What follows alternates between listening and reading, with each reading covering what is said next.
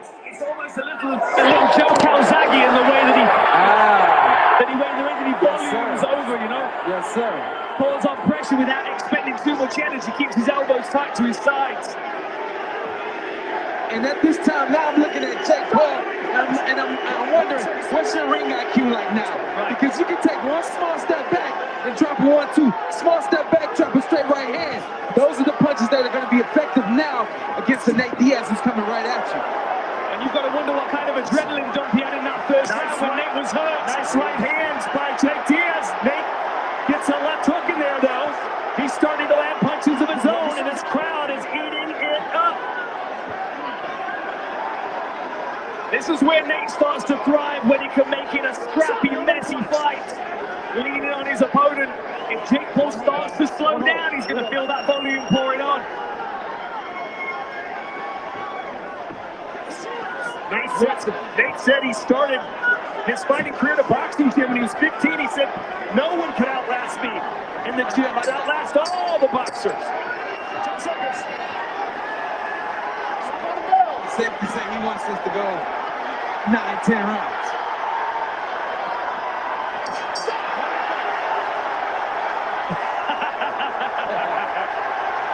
Is that a close round? I think that was a close round, you know. I think it was a close round. And I still think Jake Paul may have took it, though, with the quality shots. Breathe, good breathe. Bang. Hey. The VIP section brought to you by Celsius. Live Fit. Round 3 scheduled for 10. So kind of a wake-up round there for Diaz. But John, when you have a fighter like Diaz who puts his hands up by his ears and bull rushes you like that, what's the move for a fighter? See what he just did right there? Jake took a couple steps back. He's dropped down and threw an uppercut. Good move right there. I like to see him take steps back and throw his punches while he's stepping.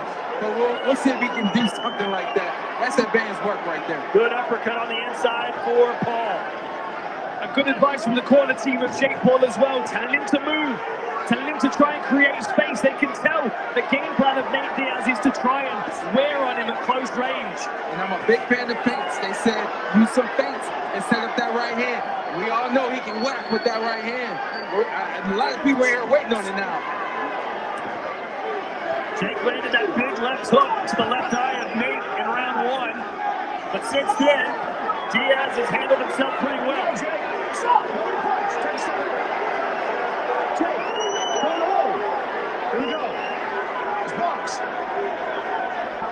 Nate Diaz. Jake, another one. That's been his money punch.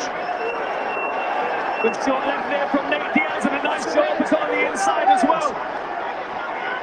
It just seems to me like Jake has got the power to hurt Nate, but Nate has not hurt Jake at all yet. Yeah. You know, it's all about your delivery. And right now we can see that Jake is delivering. Everything's coming off the shoulders. He's turning the hooks really short. While on the other side of that, Nate Diaz, a lot of his punches are coming from the elbows, and they're not turning over. There's more of a slap.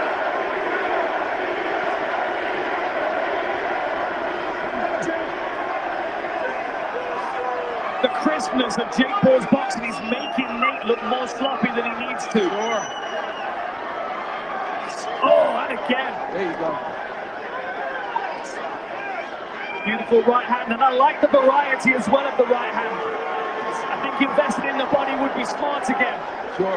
You can never tell how Diaz really feels in there because he has such awkward body language. Yeah, it's like you don't know if he's hurt, he's sliding on his feet, whatever the case may be, but then he's just standing there, he's ready to go. Big body shot right on the belt line. Oh, ran onto an uppercut again. A nice hook from Jake Paul there. Diaz is having a good time now. He likes this kind of fight.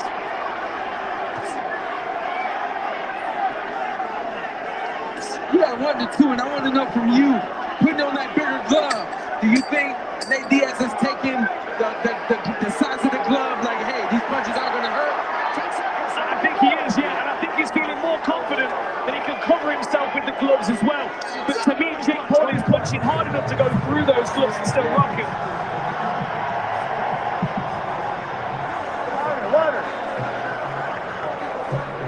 Don't throw this one so wide. He's coming back with his right hand real short. Don't throw it way out there. You gotta start throwing down the middle. Move to the right. And duck and get in and start bouncing around. You're walking like this forward, and he's throwing. Don't let him do that, Nathan. You let him walk forward. You're just walking forward, and he's throwing. The same brewing tradition. Oh my gosh. Yo, ladies and gentlemen. Yo, smash that like button and subscribe to the channel. What have I watched today? It was a bit of entertainment. You watched it. I watched it. And I'm going to say this, yeah? I can't stop laughing. You know why? I don't want to laugh. This is good entertainment. But Jake Paul will get his ass busted. Busted up. If I send a fighter against Jake Paul, mate, let me tell you something. I will send Sonny Edwards from England. Little Sonny Edwards. Oh, shit. Jake Paul was getting under pressure. And the man who's never boxed before in his life and is a retired MMA fighter, he pushed Jake Paul to the end. Bruv, I'm going to send... Hey, listen, I'm telling you now, Jake Paul would lose bad against a real boxer. They were hyping him up.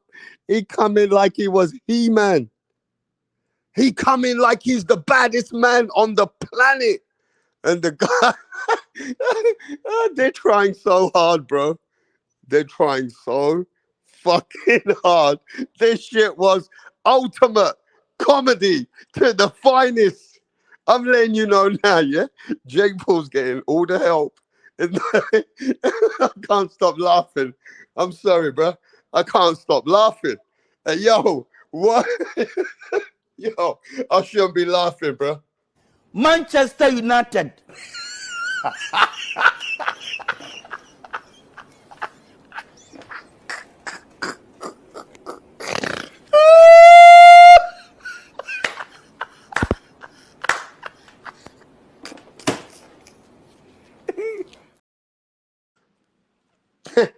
Hey, let me tell you something.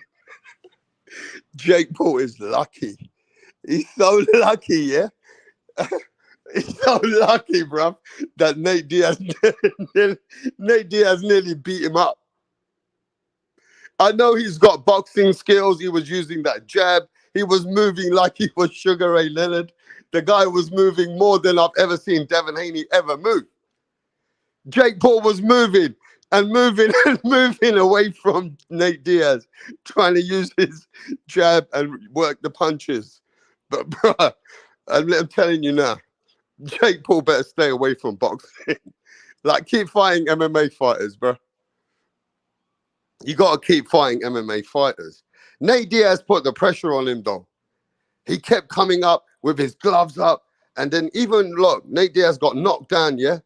But Nate Diaz was giving it to him mentally. Is that all you got? Is that all you got? That's weak. He was telling Jake Paul, is that all you got? Bruv, Nate Diaz won the moral victory. Listen to this carefully. Nate Diaz won today, has never boxed in his life. He won the moral, mental victory against Jake Paul. He kept coming. Everything Jake Paul threw, even the kitchen sink, wasn't enough. And I'm not saying that Jake Paul didn't try. I'm not saying that Jake Paul gave everything he's got. He's got Coach Wade. He's got Mayweather's boy, J. Leon Love, who's sucking up, putting his zip up and holding him and everything, his water. He got all the guys out there in boxing spending millions on nutritionists, training. Hardcore boxing people have been helping Jake Paul, from Shane Mosley and everybody else. But bruh, Nate still came in, and Nate Diaz would never be denied. He kept coming in Jake Paul's face with his little tippy-tappy punches. And then at one point, he had Jake Paul hurt. Jake Paul had to hold him. Jake Paul did all that Sugar Ray Leonard moving around, did all that boxing skills to win some rounds, and then Nate Diaz kept coming. Hey, listen, Jake Paul, I'm letting you know now that Jake Paul, he needs help. He needs some serious more help, bro. If he ever comes against a boxer now, I thought he would have improved. I thought Jake Paul's going to improve against Tommy Fury. He already knew what he needs to do. He already got outboxed by Tommy Fury. But, bruh, I'm letting you know now. Nate Diaz exposed Jake Paul even today. Nate Diaz was able to come on the inside, and Jake Paul's got no inside game. Do you guys understand this? Jake Paul doesn't even know an inside game. He can't punch on the inside, bro. I'll just send somebody like Sonny Edwards and he'll jab him up into the body, and Jake Paul can't do shit. Jake Paul cannot do anything on the inside. And Nate Diaz exposed that. That's crazy. He got no inside game. But he did try a lot of boxing skills. He tried everything he's learned, and that is running. He's good at running. I'll give him that. He's got some good legs. Jake Paul can know how to run around, and then he comes in, then he'll run around, because he was not willing to. Hey, listen, Nate Diaz was able to weather the storm and start making him tired. Bruv, the man like Nate Diaz that's going back into nearly close to his 40s. This man's a retired MMA. He was losing in MMA. This was the end of Nate Diaz. And he kept coming and making Jake Paul tired. Jake Paul can get... listen, Jake Paul was lucky in a couple of those rounds. Nate Diaz got no pop. He was landing on him and he was just tired, Jake Paul. And Jake Paul was able to get through those rounds. You know what I'm saying? He's lucky, bro. Jake Paul's lucky. That shit could have gone the other way. But he was able to weather that storm because Nate Diaz got no power. You know what I'm saying? But Nate Diaz is a dog. He keeps coming. And then once you get tired, those punches that are not that powerful, they'll start fucking you up. And that's what nearly happened to Jake Paul today. But yo, oh shit, oh fuck, I don't know, man. Jake Paul will never, ever be a world champion. Jake Paul can never, ever be a world champion, ever. I will put money on that.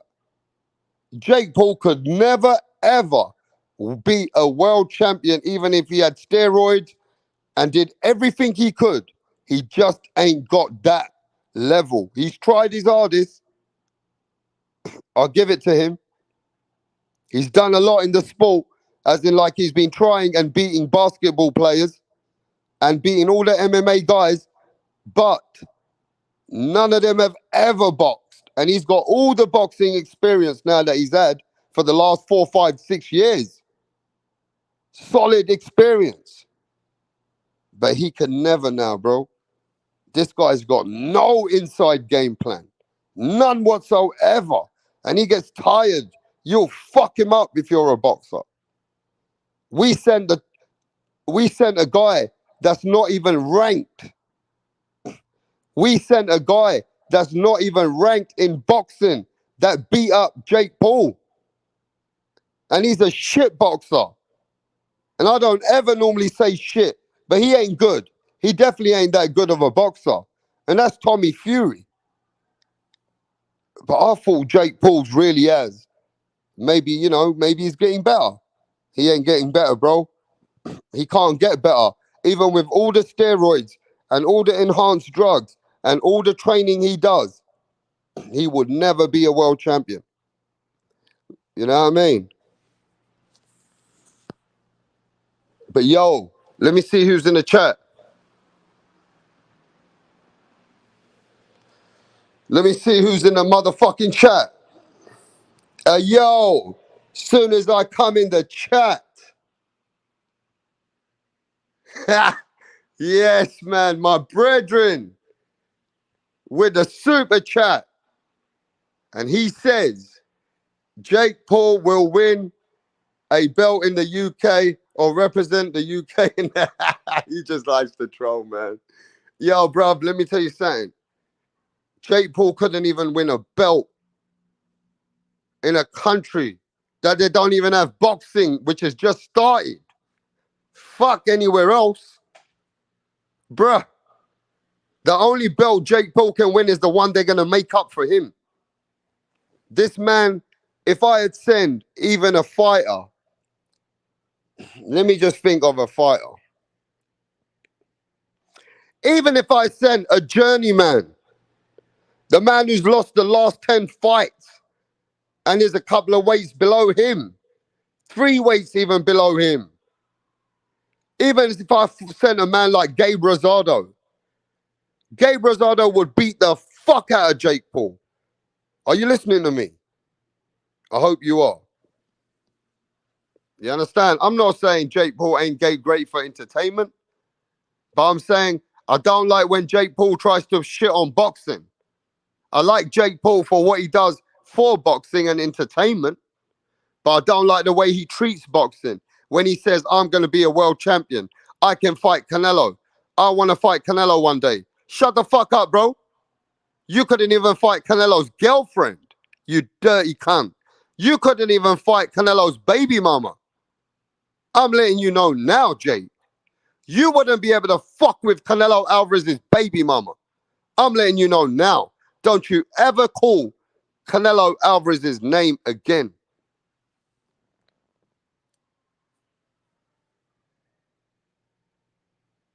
Don't you ever call Canelo Alvarez's name again. Because that's what Jake Paul said to Eddie Hearn.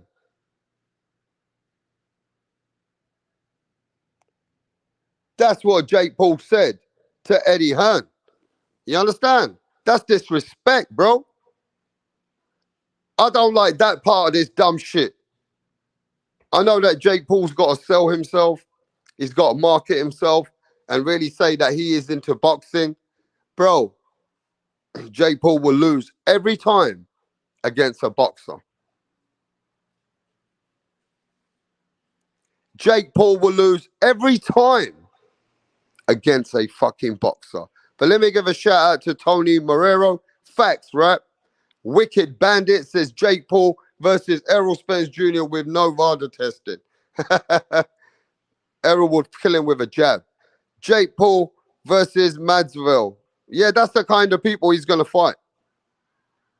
You understand? But yo, big up to Jake Paul for what he's doing.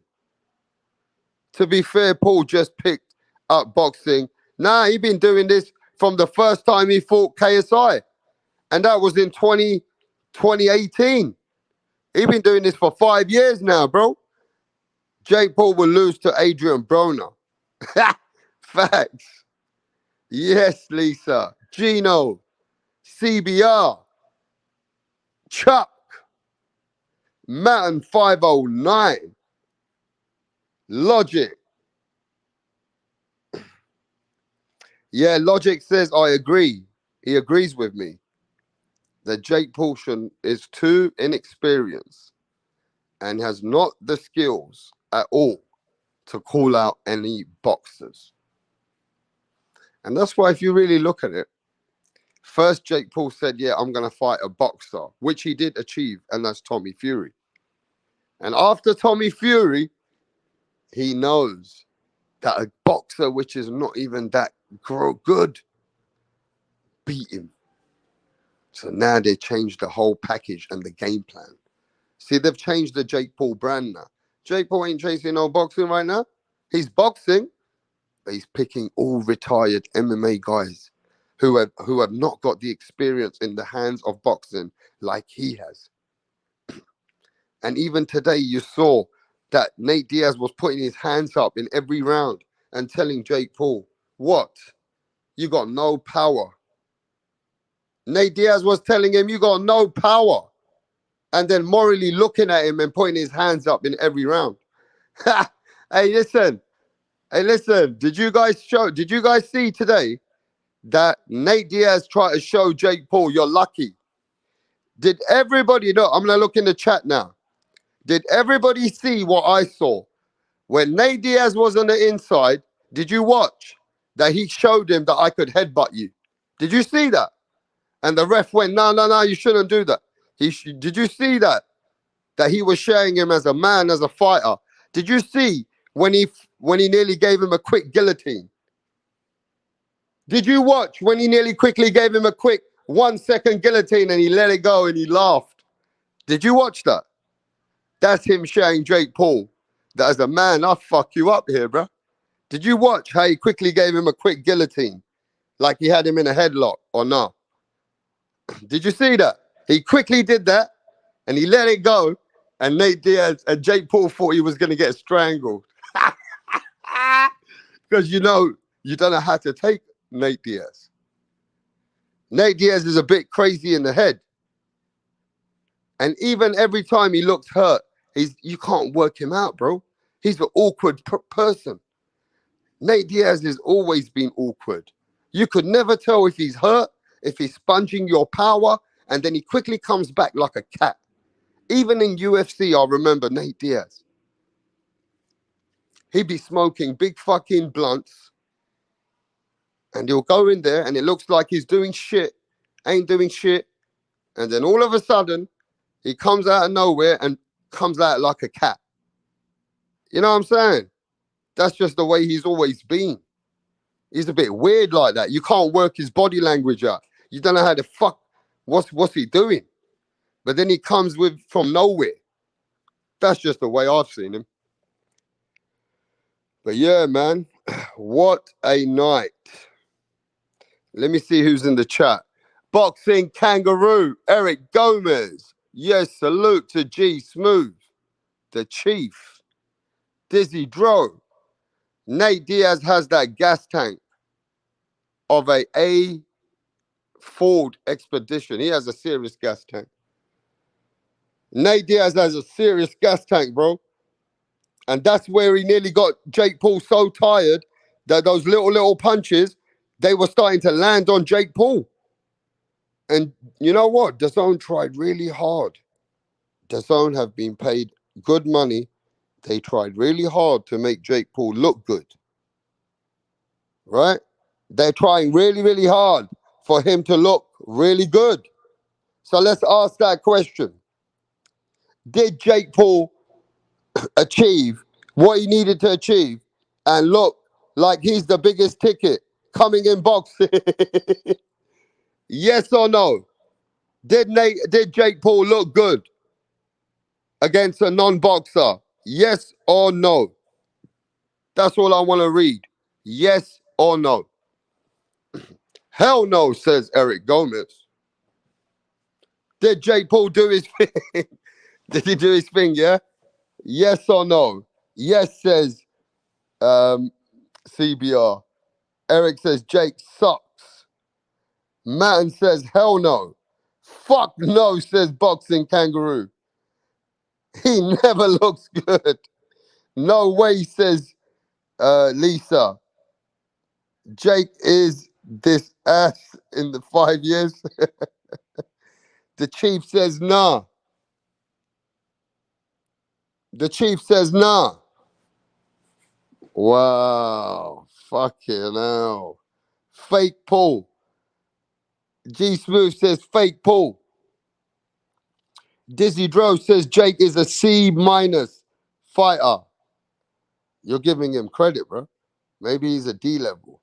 Jake couldn't hit water if it fell out of a fucking boat.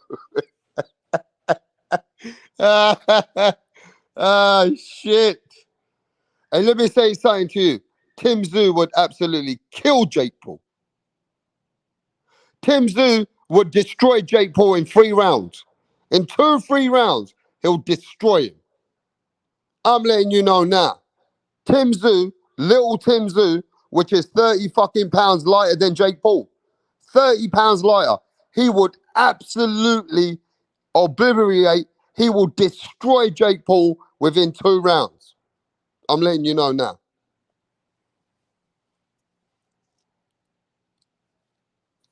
I'm letting you know now. And give me a second, I'll be back. Anybody want to speak about what they saw? Because we're going to be talking about some boxing in a minute. This wasn't boxing. This was pure entertainment. What up? How are you? I'm great. Can we meet you? My name is Tunde Tupac, aka the Rap Killer. Tunde Tupac. The Rap Flexer. Kill them all. Your name is Tunde Tupac. Tunde Tupac. You can write the Rap Killer there. But Tunde is your name. Okay. Yes. Okay. Thank you. Tunde, with your dressing, I know the kind of song that you're about to present. Yes. So you want to tell us about it? Just rap game. I kill the rap game because the haters want us down, but they're not going to get us. You don't need to tell us about the haters now. Rappers, right? You're a rapper. Rapper. Good. Let's hear you. Check it. Ha ha. Check it. Ha ha. Check it. Check it. Check it. I rule everywhere. I rule. They want to take me down, but they cannot take me down. Yeah. I rule New York. I rule Lagos to Atlanta. We go to Chicago. Check me out. Check my game. My game is tight. All the haters, I shoot them in the brain. Boom, boom, boom. I've been around with my guys, 50 Cent, Tupac, Biggie, Snoop Dogg. We're all in this game together because I kill them all. I kill Tupac and I kill Biggie. I kill them all because they can't contain my rap game. Hey! It's off the hook because I kill you all now. No, calm down. You killed who? It's just a lyric. Don't fear. Lyric. Yeah. Your lyric will put you in trouble. You have to be very careful. You don't just go about saying things that you don't know. It's a rap game. That's how you know. Oh, okay. How old are you? I've been in this game for more than 20 years. How old are you? I'm 15 years old. What? Just forget my age. Just focus on how long I've been in the game. And you know Tupac. You know Snoop Dogg. You know 50 Cent. Of God, we met in the States. Oh. Which state? Akwa Ibom. This guy. You're just a joker. You know what? Just go. We'll get back to you. Move. 1, 2. That's it. That's it.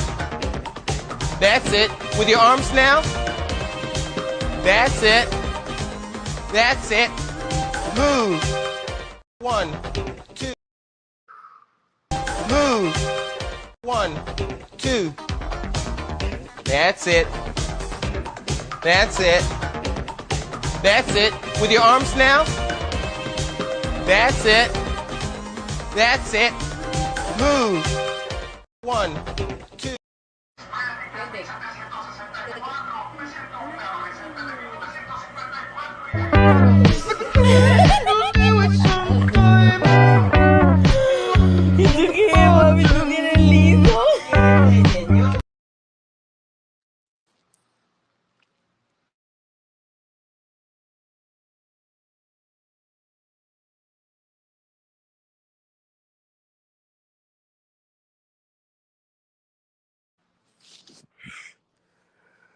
Yo, so let's see the chat.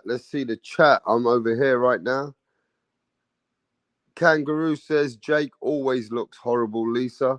I'll jump on in a bit later, bro. Yes, Carl. But let me say this. Jake looked best against Woodley. Because Woodley can't box at all. You understand? Woodley can't. These guys are getting millions just to get in the ring and they don't even have a clue. They're getting one camp, learning how to fight off a jab, doing their punches, what they've done in MMA, and expecting it to take them through boxing. But Jake Paul's had 5 years experience. And that 5 years experience at his best, you saw what you saw today. So if you saw what you saw today, what do you expect this man to do in boxing is the question. And my question is this. I don't want to sound harsh, but Jake Paul has took over our boxing industry.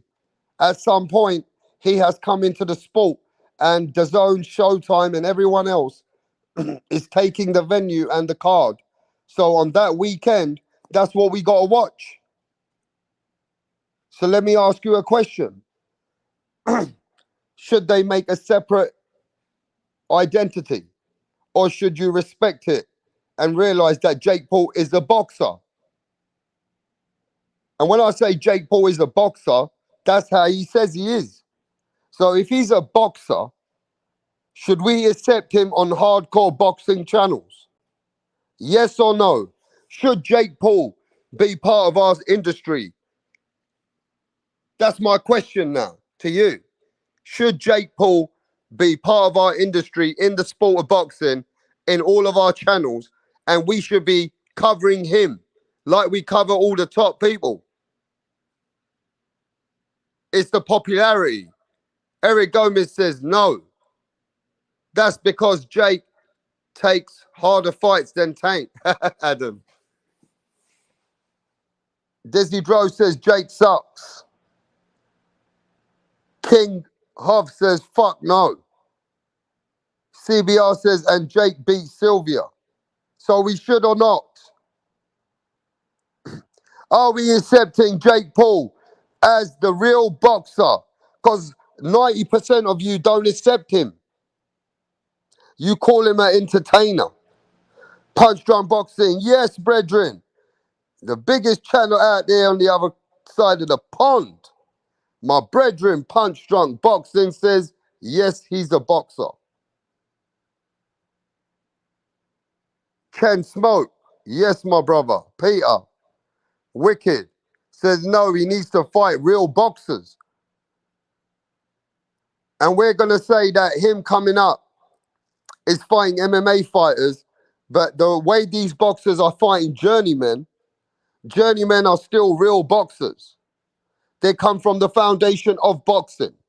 That when you're raised in the game of boxing, you fight these guys who've lost 20 times, but they still are boxers.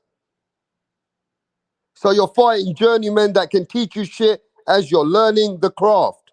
When you're fighting from, I don't know, that guy, what's his name? Nate Robinson, down to Ben Askren, down to Tyron Woodley, down to a boxer that's not that good and beats him, Tommy Fury, who beats him. Then we see that is he improved. But Nate Diaz won the moral victory.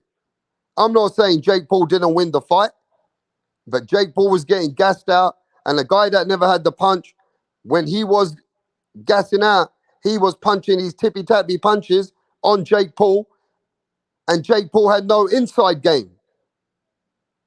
Jake Paul could not fight on the fucking inside, so he couldn't work that out. But we know that he has good boxing skills for the 5 years that he's learned. And a man that's never boxed in his life kept coming forward, took some punches, took a lot of punches. Then he did get dropped, but he kept coming forward, and he knew that this Jake Paul will get tired like he did. And that Nate Diaz was able to land a lot of punches on him too. Right? But Nate Diaz got no pop. Nate Diaz got no pop. That's all it is. Nate Diaz got no boxing understanding, the IQ of the sport like that. He just went in a pure like a brawler, like an OG gangster that he is. Nate Diaz has always been that kind of guy. From when I was a kid, when I watched that Nate Diaz and Nick Diaz, those motherfuckers are tough as fuck. That's all it is. And just Nate Diaz's stamina, you know what I mean, took him through the fight. So it is what it is. I mean, do you class? Again, is Jake Paul a boxer or an entertainer? In your eyes, have you accepted him as one of these boxers?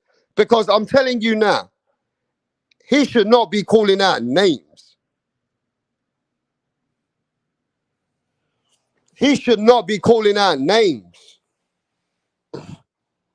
And we saw it. Nate Diaz was just there at the end of his career, you know, at the end of his career when he was losing in UFC and he's retired UFC fighter, is the man that really did show holes, a lot of holes in Jake Paul.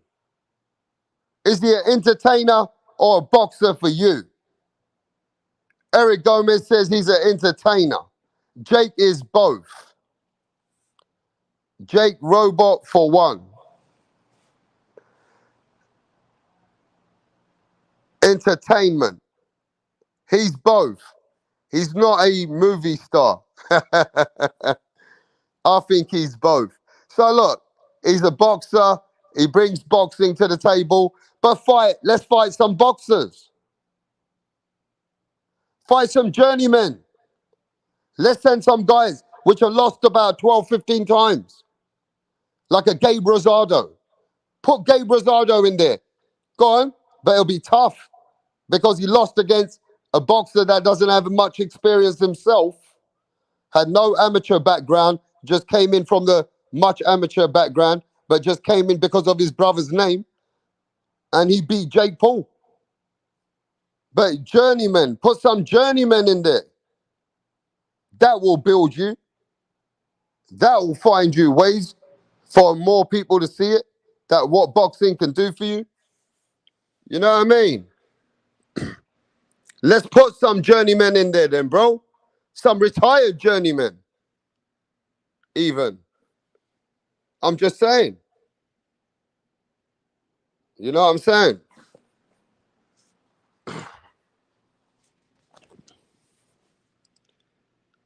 But yo, you guys have got to give me a minute. Smash that like button.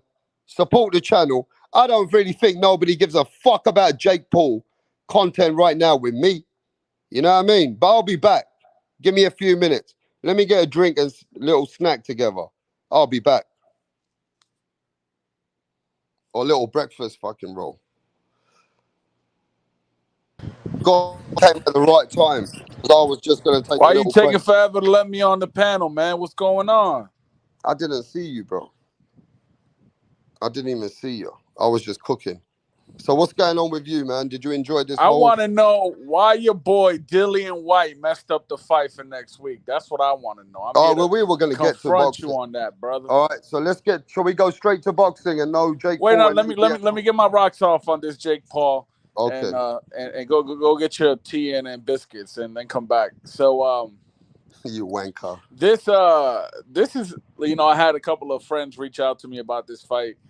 Guys, I don't look at this fight as actual boxing. This is entertainment. This is like exhibition stuff. This is like what the YouTubers are doing, like that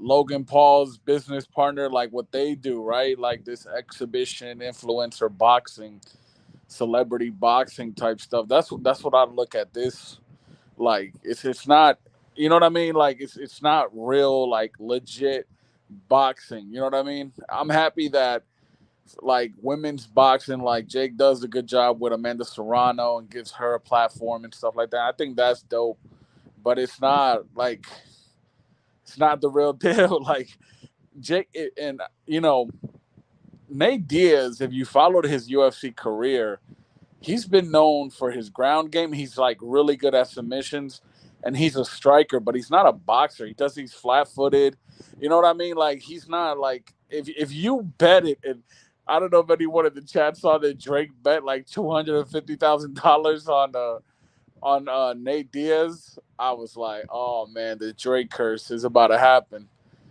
If you bet it on Nate Diaz to win this fight, you don't know nothing about boxing, man. You absolutely know nothing about boxing. You know, but I ended up making some money tonight. I'm happy about that. I've a couple parlays, you know. So came out pretty good tonight, couple hundred. So but yeah, man, shout out to Nate Diaz. Look, and if you know about Nate Diaz, I had this fight going to decision because let me tell you something about Nate Diaz. When has Nate Diaz in the last 5 or 10 years ever been knocked out in the UFC? Has anyone ever seen him get knocked out completely? No, right? The dude has a granite chin, bro. He has a granite chin. It's hard to knock that dude out, bro. He's resilient, man. So I had this going by decision. I had one of my straight bets was Jake Paul by unanimous. That was plus 500. So you do the math on that right there. Yeah, man, it was just an entertaining fight. I mean, it was. I literally looked at the fight like, oh wow, this is like entertainment. You know, this is not really boxing or the fundamentals of boxing and so forth. So, you know, let me look at the chat, see what the chat is saying down there. All right, I'm back. Let's talk about the big news. All right, let's talk about some real boxing talk. Are you ready? Anthony Joshua, Dillian White, cancelled. Adverse findings have been found again, like they always do in boxers. Hey, listen to this. Is it true, Max? And I want to know, is this the truth? Was it VAR testing for Crawford and Errol Spence? I wouldn't have that information. I'm not sure. Does anybody know? Was it VAR testing for Errol Spence and Terence Crawford? Yes or no? Let me see. Does anybody know? Let me see what you know, because I know. Do you know? Exactly, bruh. Hey, Max, fights are nowadays getting made for money. Fuck the testing. Fuck the testing now. Yo, dude, isn't this like his third time testing positive? Bruv, all I'm saying is Dillian White, whatever he'd done it before. And all we know is that this fight is fucked up. And people are vexed because we still were getting a fight. Now, Andy Ruiz trilogy versus Anthony Joshua. Yeah, I heard they might cancel the whole event because think about it.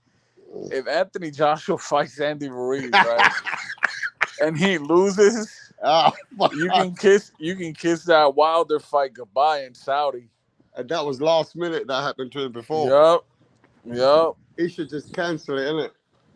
They should just cancel it at this point, bro. Just go into the Wilder fight. Let the Saudis pay you, 10, 20 million, 30 million, whatever they paying out there, and get your money. Why risk it? And Derek James is coming off interesting loss last weekend. You know what I mean? So I don't know. But man, Rapstar, I think your boy done, man. Dillian White done in the sport, bro. It's his third time. What's going on over there, mate? Huh? I don't know, bro. You tell me what's going on with Dillian White. All I'm saying is, I believe what certain people have been coming on my channel telling me. Now, I'm going to say this. I don't want to say no names, right, Max? But I tried to get this man on the channel, okay? Mm-hmm. This man is a doctor in England, right? He's a guy that's worked with athletes, and guess what he told me behind the scenes? What? He goes, man, there's everything and anything for money for the right person who can take different kinds of enhanced drugs. There's different methods and different ways to give them stuff and to get them stuff that will basically not detect. But certain things like this, when they get caught, is because they haven't done their program correctly. Right? I don't know, man, but that stuff's dangerous, man. So whatever's going on is going on. But what I'm saying is, you even look at Terence Crawford and Errol Spence's fight. There was no VAR testing. You don't know that, Rap. Go find out. I'm not a boxing content creator. Go find out. Even D Calico in the chat. D Calico been saying this for a long time. I come here. I hit the like. Why don't you go find out before you say? I send super chats now. Try to support. What's that got to do with anything? You got to understand on a broad mind that most of these athletes are taking something, but they use the masking agent. Max, they use the masking agent weeks in time, and that's how they don't get detected. Are you understanding this or not? I hear you. Yeah, so don't think that other fighters don't take shit. I wouldn't be surprised. I wouldn't be surprised that Virgil Ortiz's health is fucked because he's took stuff. I don't agree with that. Yeah, you wouldn't want to agree with that. Do you think I ever wanted to agree when Roy Jones took something? One of the best ever middleweights who ever did it in the world. When Roy Jones, they caught him with taking shit. So Yeah, anybody and everybody doesn't know. We don't know. nah. But anyway, going forward, who is Anthony Joshua fighting? I don't know, man. I mean, the one that would probably make the most money right now would be an Andy Ruiz trilogy. That would make a lot of money. You know, you got the UK fan base, you got the Mexican fan base. It'll be a really good, and you got here in the States too. Nationals and people and stuff like that. I think it'd be a great fight as far as pay-per-views and all that on the zone, but I wouldn't risk it if I was Anthony Joshua, man. Just wait to go into the Wilder Only fight. because of what happened with the last minute opponent last Yeah, time. correct. But last yeah. time he had belts. This time he And don't have belts. remember, Derek James, this is only his second fight with Derek James. You know what I mean? Do you want to go into a tough fight?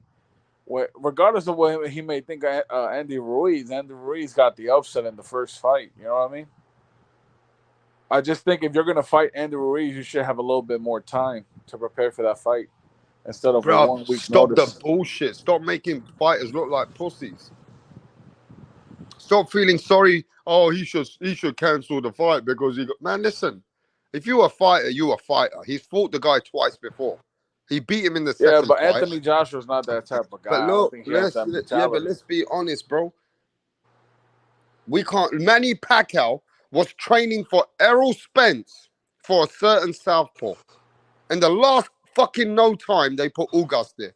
Manny Pacquiao said, bring him. And he's never trained for Ugas. Yeah, but he never trained for Ugas. That's a warrior, though. But that's a warrior. Some people have done that last minute and won. It might not come at the tip of my tongue, but I guarantee if I think about it, I'll give you some names. It's not like if you're a fighter, you're a warrior. Now, look at this.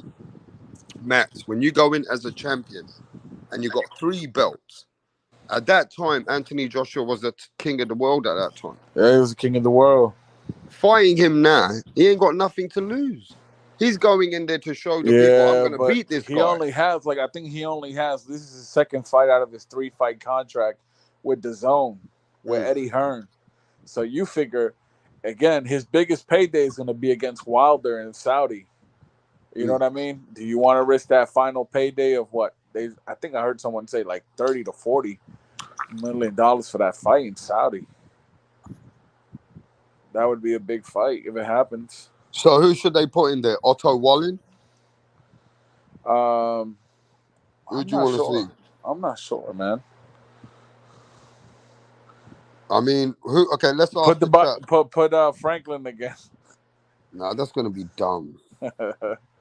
Who do you guys think that? I mean, I'm hearing it's Andy Ruiz, but you're saying you're hearing it's cancelled show. Put what's this dude's name? Hellenius. Who do you want to see? Who do you guys want to watch? Otto Wallin deserves his shot, says Logic. We got to look at logic as well. That are they gonna do Andy Ruiz? Are they gonna? It was meant to be next. When was it meant to be, Max? 2 weeks from next week. And in that quick, they got to change the opponent. Well, it's Eddie Hearn. They got to see what they're gonna do.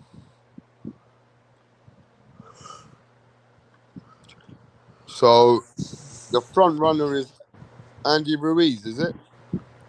Well, Andy Ruiz made a video to put himself into the discussion. All right, so let's talk to D. Calico. D. Calico.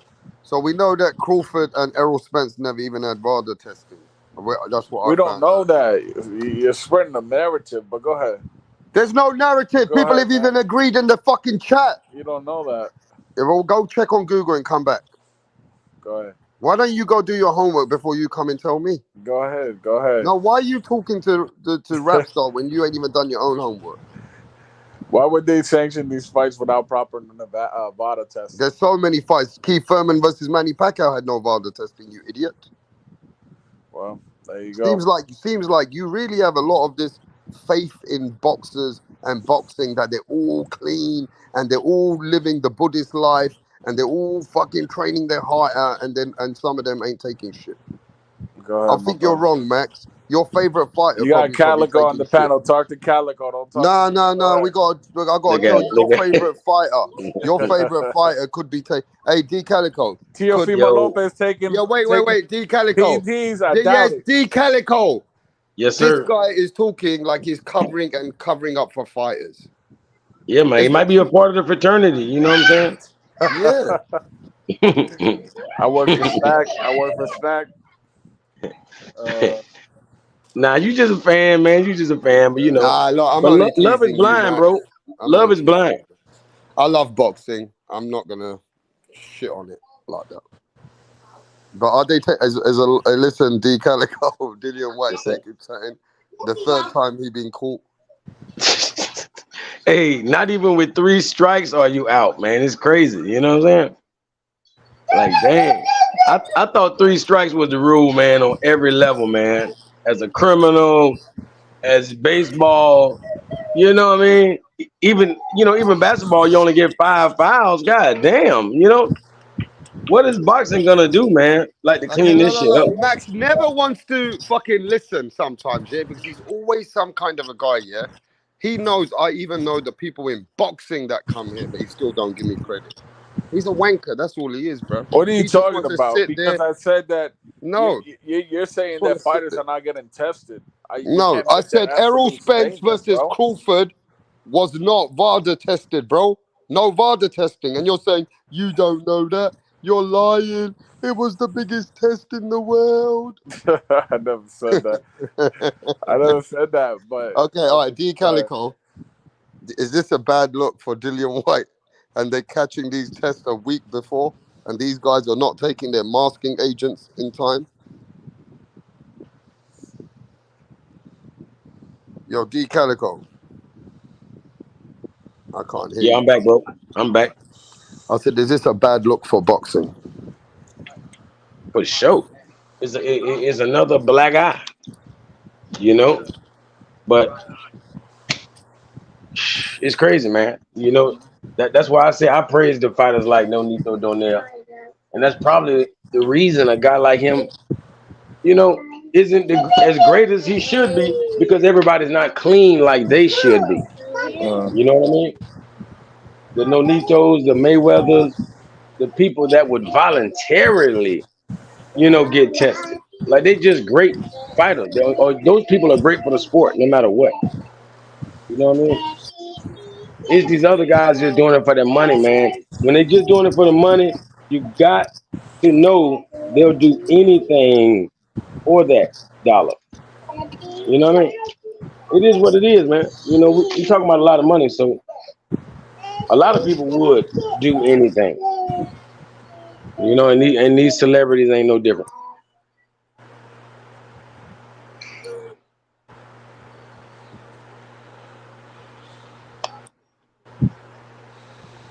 Yeah.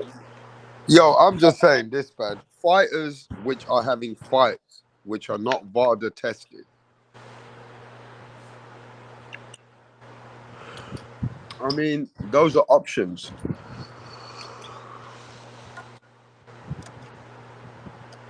Not everybody takes these options.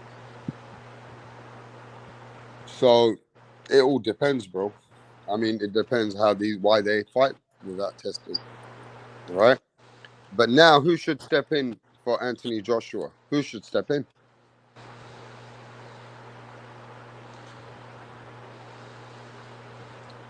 I have no idea. I think they should just cancel it. Fuck that. I want to watch fights. Anthony Joshua needs to fight. He needs to stay busy if he wants to fight Deontay Wilder. Yeah, because he's going to, he definitely need to get some work in before he fighting Wilder. He need to be more fresher than Wilder. You know what I mean? Or he's gonna die in the ring. The problem they got is they got to still sell it. They were just about selling it with Dillian White to make it a big fight. But the problem now Anthony Joshua's got, he's got to get an opponent that everybody's still interested in. Say, oh yeah, they're going to, you know, they got to still sell the fucking event, bro. So they got to bring an opponent in that's worth watching. You can't just throw Chris Arreola in there, can you? You ain't gonna just throw Chris Arreola in there, are you?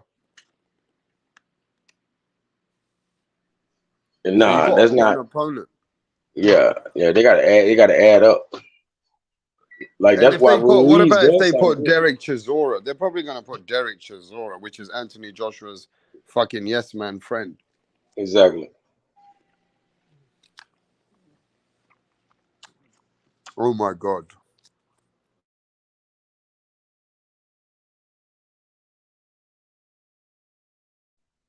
I mean, it's almost like anybody else might be dangerous. You feel me? Like we running out of opponents that aren't just on the verge of being too dangerous for Anthony Joshua at this point. Like, what's that young fighter just fought? Jared Anderson. Like, he got another fight already lined up.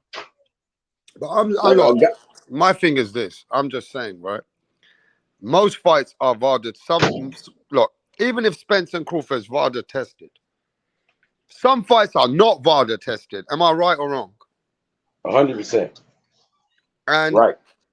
And whatever's not, they don't want to use in USADA is legal in UCAD. And whatever they use in UCAD, or whatever they use in what's illegal in UCAD, they use in USADA. So every agency even has their own fucking rules, bro. That's a weird kind of a fucking. That's why, that's where home field advantage comes into play. You come to my land, it's my rules, man. And I'm gonna use every one of them to whoop your ass.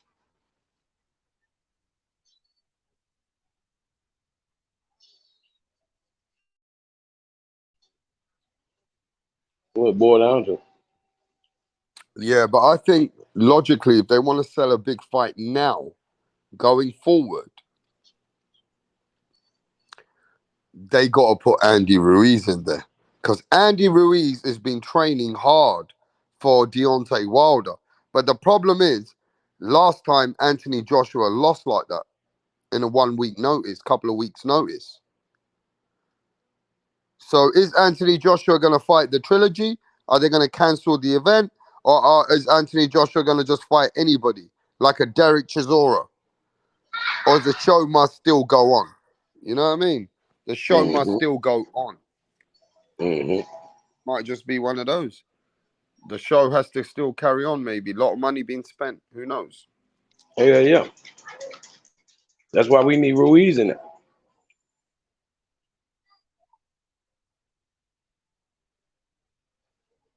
Yep.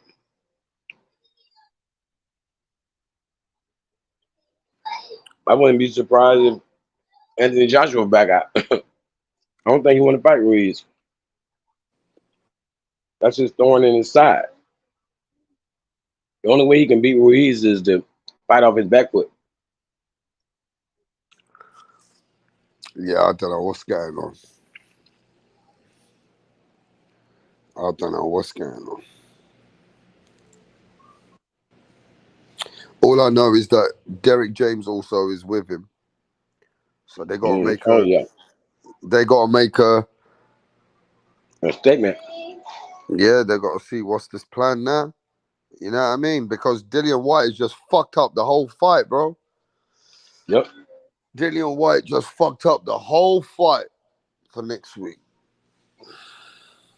Well, now the test is going to get a little tougher for Anthony Joshua. Because Ruiz is tougher, a tougher opponent than Dillian White. Mm-hmm. So what do you think about the Nate Diaz and Jake Paul fight today? It's a typical, I guess it showed us what Ngannou was going to look like versus Fury. And this is going to be worse because we're talking about a professional boxer versus a guy who has never done anything like this. Tyson Fury should really clown Ngannou. He's supposed to clown him from the get-go. From If the it's close, that's a victory, a moral victory if for Ngannou. it's close, that's because Tyson Fury's letting it be close for a reason. Maybe to make it look good. If you can see that for yourselves, it cannot be close. That's real. No, watch this. Watch this. In this day and age, if a guy like Fury got washed, it makes sense to these guys. They're like, hey, yeah, Fury just got washed by Ngannou. It makes sense. No. That would make no sense. You know what I'm saying? Something got to be up.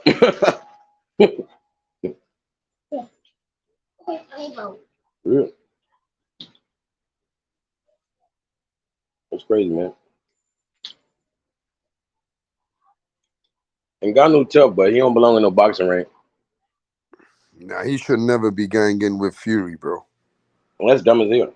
That is the dumbest thing I've ever heard. Now, him versus Dillian White, maybe. You know? Nah, they should have done Ngannou versus Derek Chisora. Maybe. You know? I know what you mean. Something like a journeyman. Not no goddamn elite boxer. It's stupid. And that's why, for real, they could never put Jake Paul in with an okay boxer right now. Because they know that they got to protect his health. He get probably totally exposed and be really bad for his health. And he's worth too much right now. Like, imagine losing his availability. All of the money he's making. Yeah. This guy is making phenomenal dollar signs. I did it for my money.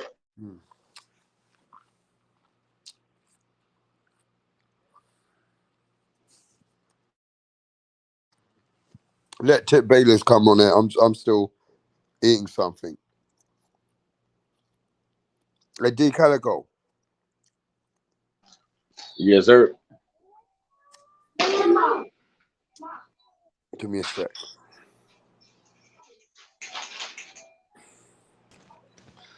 Yo, Keith Furman, one time. Furman people are here. Yo. I see my boy Jake, man. Look like a Jake. Yeah, he was killing it today.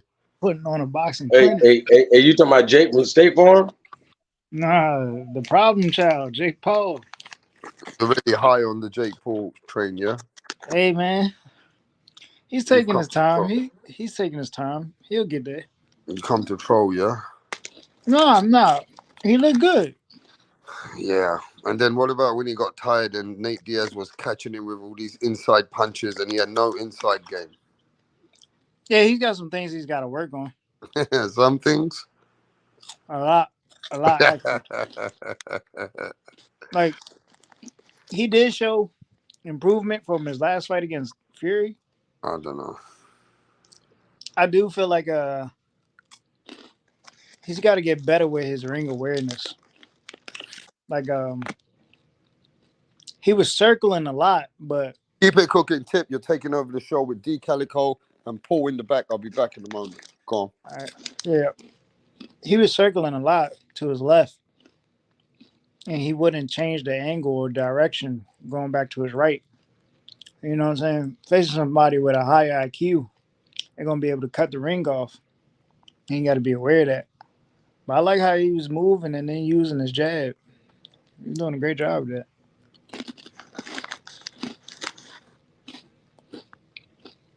But he's coming along just right.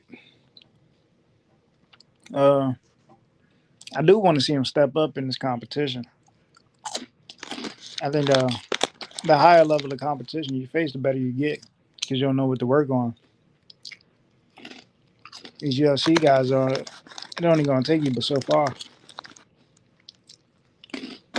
I don't know. What you think, D. Calico? I might be about myself. Goddamn.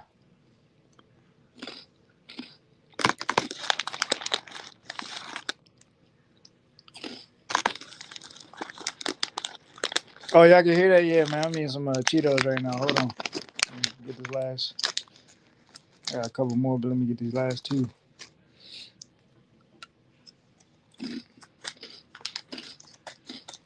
I see your logic, but I really like Nate since MMA.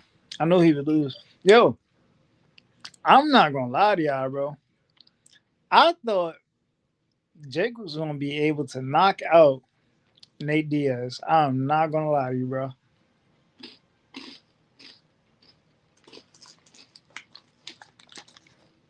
Because Nate gives me the impression, bro, that he's just fucking punch drunk 24/7. So it's like he takes a big shot, he's gonna go.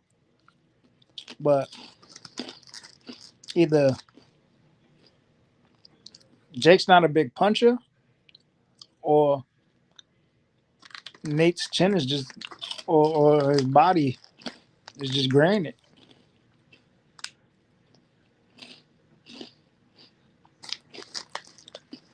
Jake did catch him with a good shot though, with that knockdown. No, I think hasn't Nate been knocked out like twice in his career? Only twice. Yo, back tip. Some people in the chat saying you don't know boxing. Talk to these people. I don't know who. I don't think he's talking to me. I think he's talking to Eric.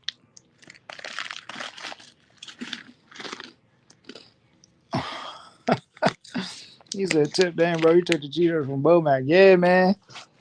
Bomac inspired me, bro. After that undisputed bout last week, it's only right. You know what I'm saying? Got to carry the tradition.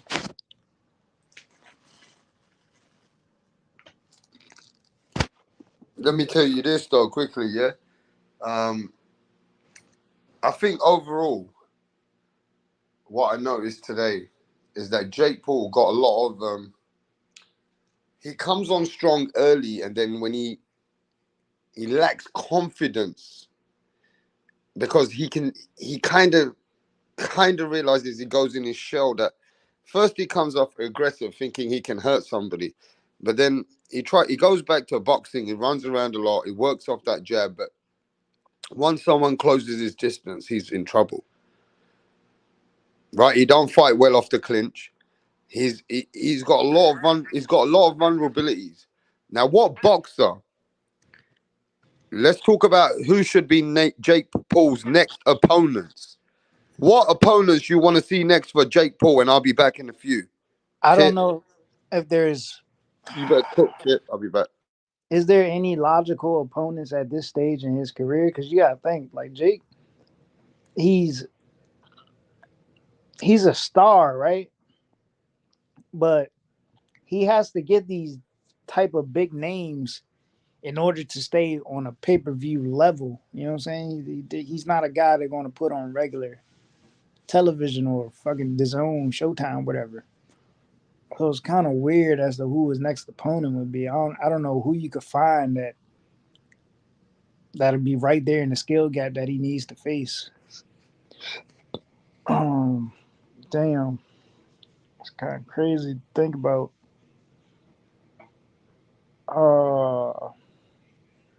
It says Jake loses to a real boxer. What is a real boxer, bro? I mean, well, what do we mean by that? Because there's people out there, right, who are just as good as the guys Jake is fighting right now. That are professionals, career professionals. Jake couldn't even KO an old piehead. Damn, bro. Jake Paul hate is crazy, bro. Y'all should be thankful for Jake Paul, bro, that he's bringing some light to the sport of boxing. You know what I'm saying, man? Just had a beast-ass undercard, bro. Fucking Amanda Serrano, Shadeja Green, fucking, what's my guy? Silv? Ashton Silv? Yeah, bro. That's wow. The Jake Paul hate is crazy. He said Jake Paul has peaked as a pro, but I don't think he's peaked, bro. I think he's getting better. I think there's just some things he needs to work on, and that's one is sitting on his punches, bro. You know what I'm saying? Like, I like how he stays on his toes when he's jabbing, but when you putting them like them big shots together, like sit on them bitches. Especially in the later half of the fight, like he could have, if he was conditioned, like I don't want to say if he was conditioned because he was conditioned for the fight, but if he had his legs under him more, he could have landed more big shots on Nate Diaz for sure. And DAZN didn't even show anything from those undercards. What are you talking about? What do you mean they didn't show anything? Yeah, the undercard fights were fire. He says it's funny because people still hate on Jake and watch his fights. Hypocritical. Listen, bro, Jake is what American fight fans need right now, bro. Think about it. They just had a UFC card today free on TV, and we're talking about Jake Paul in a boxing match. We should be thankful for that. That like there's eyes on boxing. Fuck everything else. There's eyes on boxing. And then at that, the WWE has SummerSlam tonight. And think about it. The eyes on Jake Paul in a boxing match. Like, bro, we should be appreciative of this man right now, bro. Saying a lot.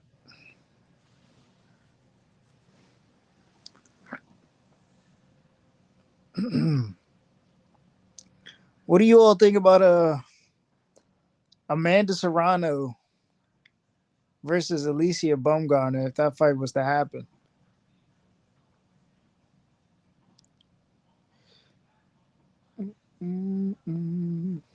He said, whatever, watch Jake, I feel bad for you. That's crazy. I'm ready for Shadeja and old girl Clarissa Shields to hop in the ring, man.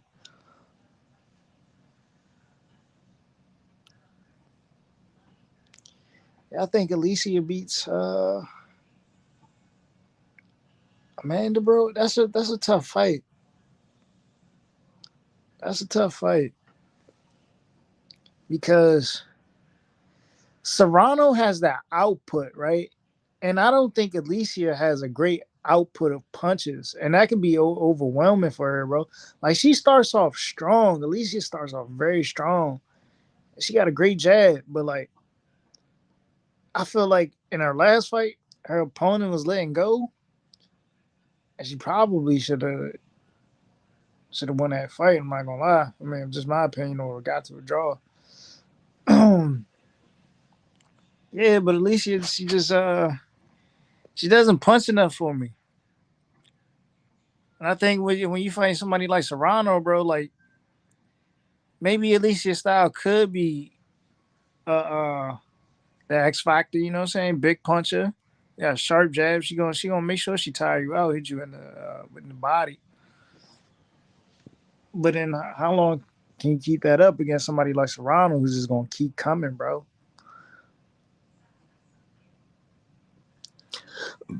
Like, you really gotta slow her down and give back. Ted, will you be in Keith Thurman's camp? Hell, bro, we not entertaining that, bro. Y'all too busy entertaining Clarissa Shields talking about Keith Thurman, bro. What you should be doing is entertaining Shadeja Green fighting Clarissa Shields. Why are we talking about some bullshit instead of Clarissa and Shadeja? When Shadeja's been calling out Clarissa for about like 3 years now, bro. That's what we should be talking about. See, Clarissa got y'all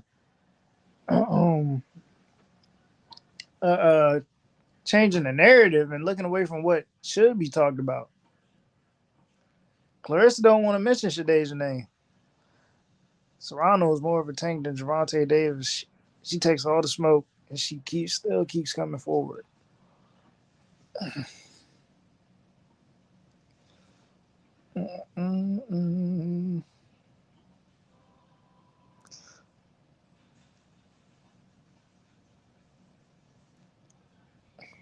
Oh, what do you say? Not even Thurman could beat Shields. Oh, Jesus Christ. I ain't gonna say at least she was getting beat on her last fight. That was beat on. It's kind of crazy.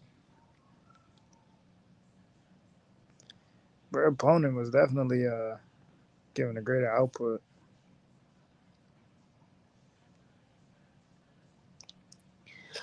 That's because boxers marinate so regulars are sick of it. Why Shields never called out? Man,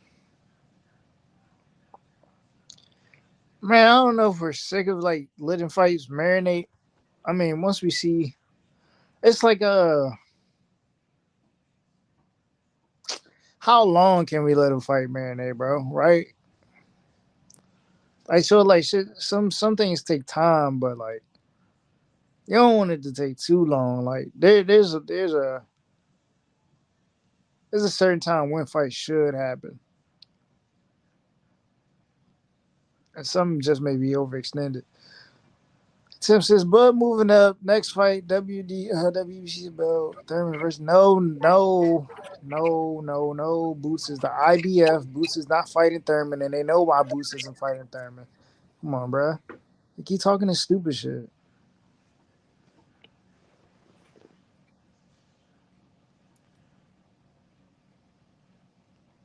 That's the reason why Boots and Thurman ain't gonna get made, bro.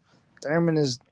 Yo, Tip, I'm back. I'm just still eating though, bro. But we got the man, the myth, the legend.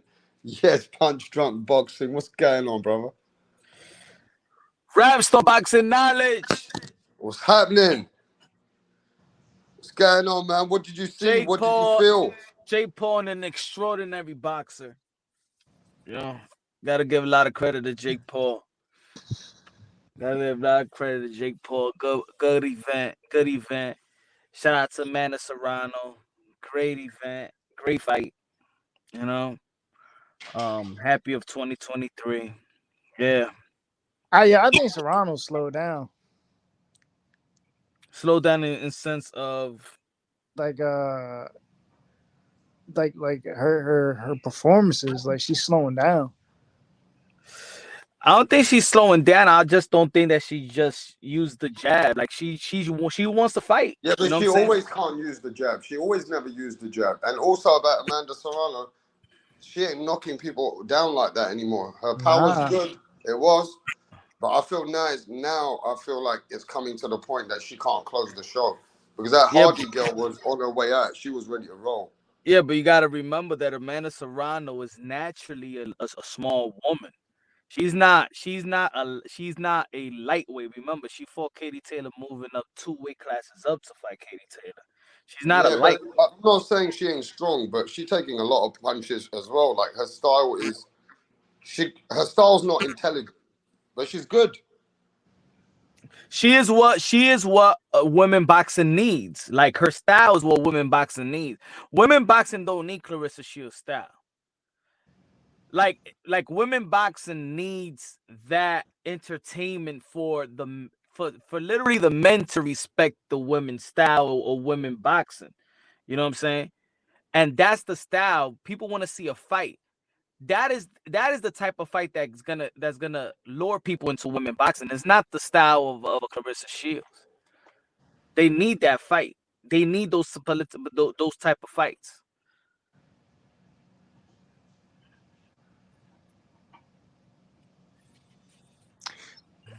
That's why people are gearing towards a Amanda Serrano and Alicia Baumgartner, because Alicia Baumgartner is entertaining. She's pretty as well, man. The Serrano's entertaining. She's pretty. You gotta. I think for women, you gotta give the men the entertainment and the looks. But the other girl was just a punching bag, man. Heather Hardy, she's 41 years old. That girl should have been stopped a long time ago. Yeah, man. Listen. A punching bag, and to be fair, Amanda Serrano, they were hoping that she could stop a girl like that, but she couldn't. I was so scared for my parlay. Bro. She almost folded on me. But she pulled through for 10 rounds, man. That's Heather Hardy. Heather Hardy don't go out like that. Women's boxing is so limited. Women's boxing is so limited anyway. I do try to say that, yeah, I really enjoy it, but it's all right. It's all right. I'm not in women's boxing apart from some events have enlightened me. Yeah, good fight, Katie Taylor in that one. But I'm I don't not think. too fussed about it. I'll be honest. I think if we know combats, if we know boxing, if you didn't like Katie Taylor versus Amanda Serrano, then I think a person is just more of a sexist. They just don't want to appreciate. I just boxing. said there was one. I just said those 1-2 fights were good and enlightening. Apart Well, from that, I watched it. I don't think there's a need for a second fight. But even the Amanda Serrano and the last fight when she became undisputed, that was a good war right there too. Yeah, I think you get excited about it, but I keep it honest that I'm like some of the other fans who don't know why it don't appeal to me that way. But I just like to be honest. I want to cap about it. That's all. You know. No, I'm just saying. I mean, there's some fights that is boring, but I could say the same shit for the men. Yeah. There's some fights that are boring that are on the men's side. If you notice, I rarely talk about heavyweights because the heavyweight division is boring to me. Heavyweights are boring. These heavyweights. But everybody's got their own things. What they like, what they feels boring, what's not. So everybody feels a certain way. Like let's be real. Or Anthony Johnson versus Alexander Usyk. That shit was boring to me. I mean, we know the names, but that was not like an exciting fight. I think that was. I'd rather watch Amanda Serrano and Katie Taylor all day than watch. Yeah, Alexander but I think that Usyk was more appealing. I think that was more appealing to the people that if the smaller guy can deal with the bigger guy, that's what it was more than anything. And people see a skill set through Usyk that a lot of people thought, wow, he can deal with a bigger man. That was more what that was about. But yeah, I don't blame you. I mean, look, some people like women's boxing like that. Some people, I don't feel like they feel like the divisions are stacked like that. But yeah, maybe like Tip Bayless said that, I don't know, Tip Bayless thinks that Amanda Serrano's losing a touch now. But like you said, she's a smaller girl, so she was knocking people out before, but she felt like she could never stop a girl. Like, she can't stop women anymore, no matter what she does. She's much, much stronger, much, much more talented. But, she's doing good. She's a good fighter. There's also wear and tear. Remember, Amanda Serrano is got already 40 plus fights in her. That's another thing. You know what I'm saying? She's not that young either. All these girls are like late bloomers. I think these girls are really on their way out. The issue is that these girls are now all of a sudden getting paid well. You know what I'm saying? Amanda Serrano was already talking about retiring after leading up to a Katie Taylor fight. She was already saying that could be her last fight. So that's Tip's right then, isn't it? Tip's correct that she's losing her touch. A lot of these girls look at Katie Taylor. Katie Taylor is 37 years old. What? You know what I'm saying? Yeah, these girls are, because now people are paying attention to them and now they're getting the checks. Natasha Jonas is up there in 36. Jessica McCaskill is going to be 40 years old. But that's like all the men boxers, though. They stay a little bit longer for the same reason, because the money comes out. But I think with the women it's kind of different. It's like now the women, the pound for pound women, like look, even Cecilia Breakers, she's old. All these girls that we know are really old. The young one is actually Clarissa Shields. I probably would say Estrada. These girls now they O'Shea are Jones. Younger, but the other girls that are like the forefront of women boxing, they're really on their way out. But now the checks are coming.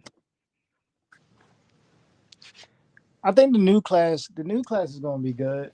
The upcoming class. They got to fight like, but they got to fight like Alicia Baumgartner, Amanda Serrano.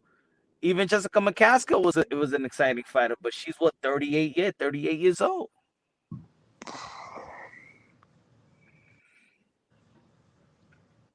But anyway, yeah. Keep it women's boxing then. I'm not saying I can really talk about women boxing all day, but it's not. It's not what people want to hear about though on the channels. Yeah. But what people saying about Jake Paul, that he's an entertainer and not a boxer. I could say that about almost every other. If I look at, like I said, put it on your chat. If I will show y'all a bunch of the resumes of our favorite fighter, they will look like a Jake Paul resume. The first 7 fight would look like a Jake Paul resume. I'll forward you a picture, Rapstar. Did you get it? No, Hey, look at I'm Punch eating right Trunks. now. Look at Punch Trunks simping, I'm eating it right now. simping for I'll get women's it. boxing like a little simp bitch. All right, I'm out of here. Peace Nobody out. gives a fuck about women's boxing. No real man cares about that, Punch. You're a fucking sellout. That's what you are, man. You sold out. Now what? Because he likes women's boxing. Women's boxing is not even a thing, man. Why isn't it a thing? And it's a thing. Because it's Hey, why garbage. did you run Punch off, bro? What, did he go away? It's garbage. Punch left. Oh, It's a bunch of soccer mums. Punch don't pretending. like the Raj. Oh, I've destroyed Punch already. So How it's long a did that take? it's a bunch of Keep it up the subject. Why It's don't a you like joke. keep it up the subject? Why don't you like women boxing? Because it's fucking, they got zero skill, and there's about 30 women in the whole fucking in the world who in the sport. About 30 women. that you know of. No, the rank literally in the division. Who's that Alicia? Who's that pound for pound bitch? What's her name? That's what I'm saying. That you know of. The 4 division champ. Yeah, but it's that you know of. No, literally rankings in the world. There's literally like 30 women in the middleweight division registered in the world. That's it. That's cool. In the rankings there's 30. You gotta think about it. We got another little simp, Tony More women Marina. participate in MMA than they do in boxing. It's garbage. There's zero skills. It's like MMA. They're like the Ronda Rouseys. They're dominating like there's like a bunch of soccer mums, and they think they're the real boxers. It's a joke. And Punch, I ran him out of town. He's got no balls. Well, can't you say the same for How many cruiser? seconds did it take for Punch well, to you run? can say the same thing for cruiserweight. Anybody keep count? You can say the same thing for cruiserweight. There's only like 30 cruiserweights in the men's division. Well, yeah, that's a trash division. Yeah, cruiserweight's trash. That's why Usyk's overrated as well. Oh, he's undisputed cruiserweight. Who cares? Barely anybody fights cruiserweight, and it's all garbage level skill. Damn, how many light heavyweights do we know? See, Punch knows I'm speaking facts. That's why he ran off.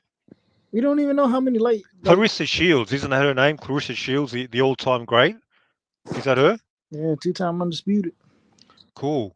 Do you know how many pro fights she's had? It's like 13, I think. Something like that. 14 pro fights. What does that tell you? I guess, man. Yeah. I mean, you can say the same thing about She's the Ronda Rousey. She's the Ronda Rousey of boxing. You could have said Lomachenko. Lomachenko could have been undisputed twice. If honestly. Yeah, but he's fighting guys at least that experience. They got like heaps of fights. So it's different. She's fighting women with 5 fights. Or like they're like got 50-50 losses and wins. Hey, I still know enough to smack you out, Tony. I'd smack you down. Easy. So, Rap, don't go wasting our time talking about that women's boxing.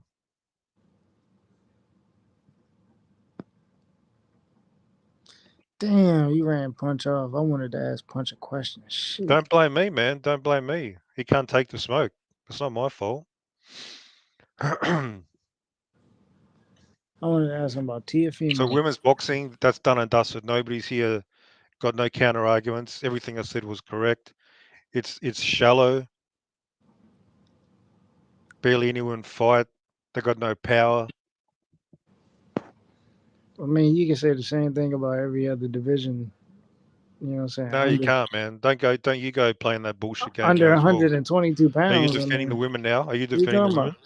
You got men's flyweights who go 12 rounds and damn near all. Yeah, well, those divisions are trash as well. Oh, Jesus Christ.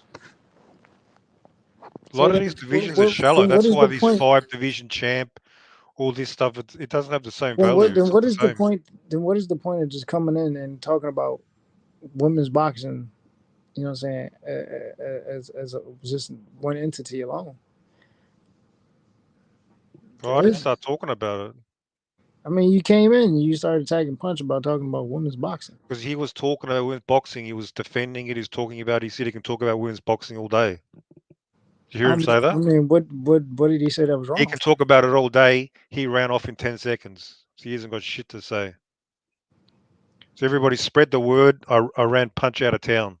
He got out of Dodge City, spread it everywhere. And Punch is still probably listening in the corner. You're still lurking in the corner listening. You got nothing, man. You got nothing to say. He said, Mirage, you're not saying anything. No, these guys were defending it, Madsen. Punch was defending it like legit, like they're legit or something.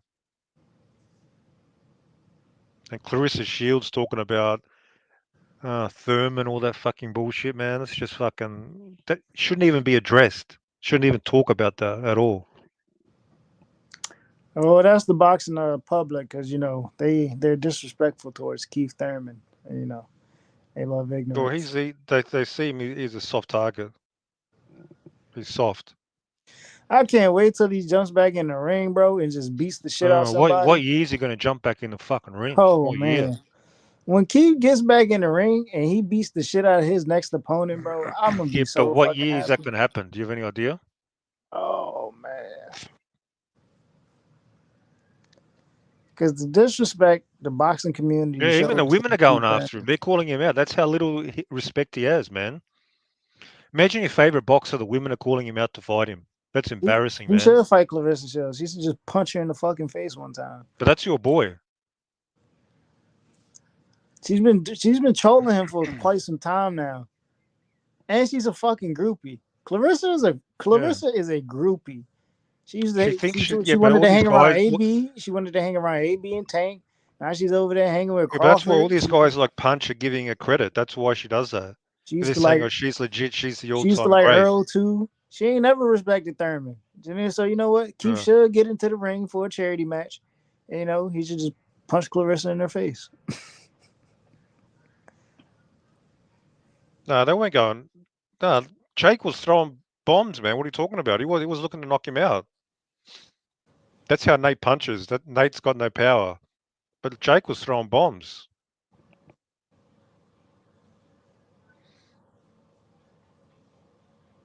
He's a punch talking about Serrano versus Tate. Yeah, that fight was exciting. That fight was a banger. That fight needed power. a 3-minute round. Shields has got 2 KOs. Oh. 2 KOs. Who's got 2 KOs? Clarissa Shields, 2 KOs. Yeah, she ain't got no power. She's telling my man, yeah, I spar men every day. They're being nice to her, man. This is why you let women get out of line. This is what happens. Now they think they can beat you up.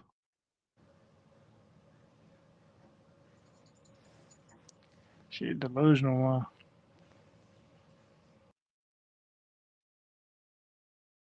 Talk like when there's a big fight on and she's scoring the fight, she doesn't know how to score a fight with shit. Like her, I don't get it, bro. For somebody to be as good as she is, she doesn't understand anything, bro. Or she just has a bias. She'd be a terrible coach.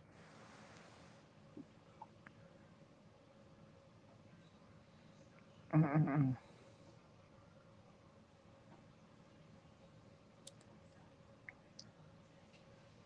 Nah, I ain't gonna say all that, Chuck. Did you see what he hit Woodley with? He hit Woodley with a vicious shot. That's what I'm saying. Like, I don't think Jake is throwing punches with the same authority anymore.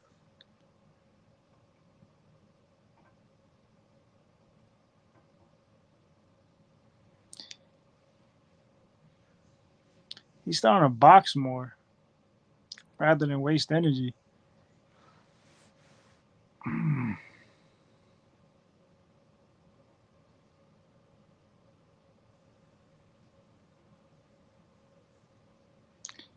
Says the man that thought Kambosos won. What do you mean? Kambosos did win. Come on, bro. Y'all not about to disrespect the former undisputed champ that's currently the IBO champ. Like, bro, we not about to do that, bro. Y'all know how George Kambosos get down. Kambosos takes on the toughest fights, the biggest fights, you know. Always stepping up to the table.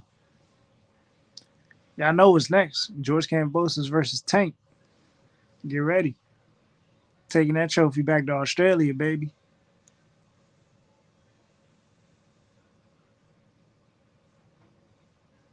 He said he wants Thurman to Ike Turner her. Oh, shit. Hit her with one of them Chris Browns. Nah, that's wild.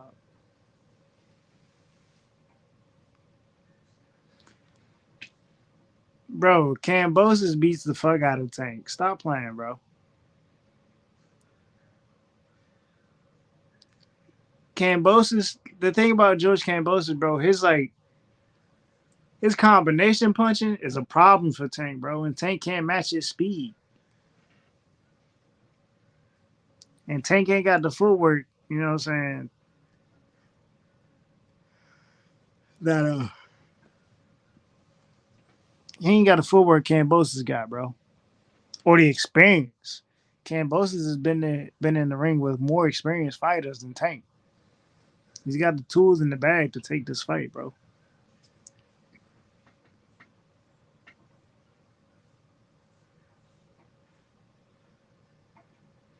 Damn, they are disrespecting George Kambosos. He got a gift? What?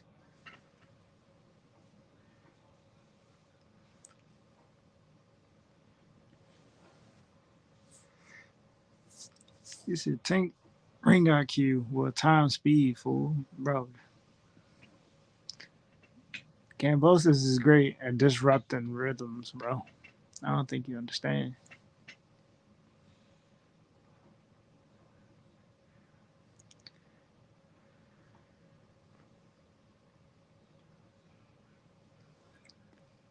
I don't know what makes y'all think Tank runs over Kambosos, bro. You're like, bro, Tank ain't fought nobody on Kambosos' level.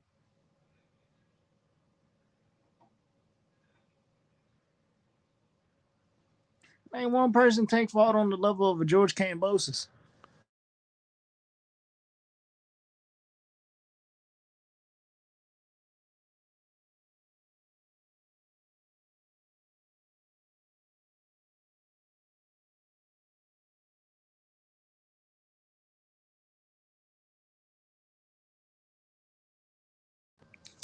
What? I bet on this fucking baseball game, and these motherfuckers still ain't score a run.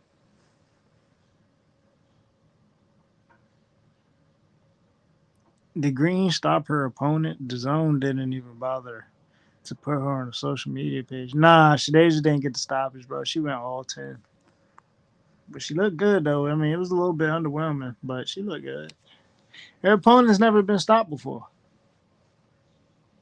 So I wasn't surprised. I won a $240 parlay on 4 bets. I think I placed 8. It's kind of blown, though, bro.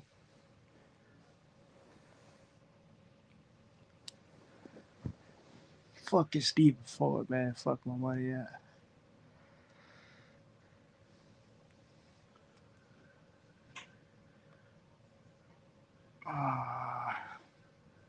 I could have won big with that parlay I placed too, bro. $5 won me 246, bro.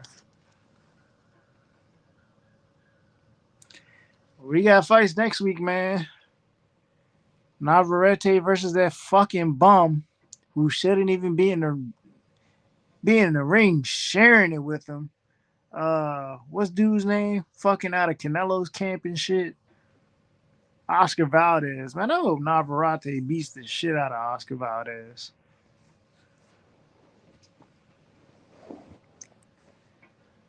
Gotta disgust me. Got that gift. That's a fucking gift. That's who got a gift decision.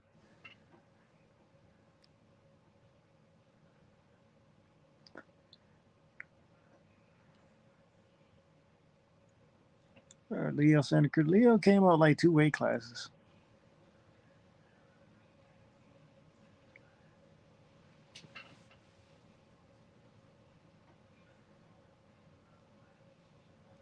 Just think about it, bro.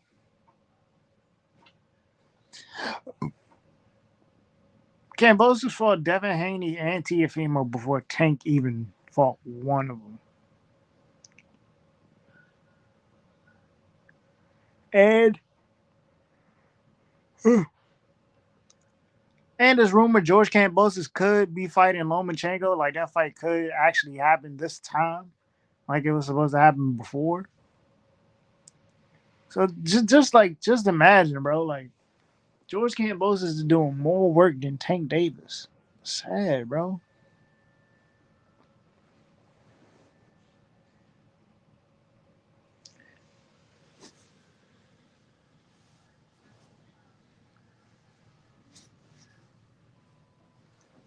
That's a pound for pound fighter right there, man.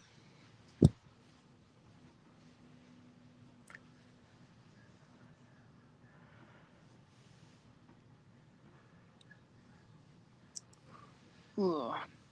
Who else? Who else he fought? He fought Mike. He fought Mickey Bay. He fought somebody else. It was another guy. I think like 130 or 135 he fought. It's a white guy. I can't think of that fucker's name. He said Michelle. Will have a big star if Oscar wouldn't let him. Michelle.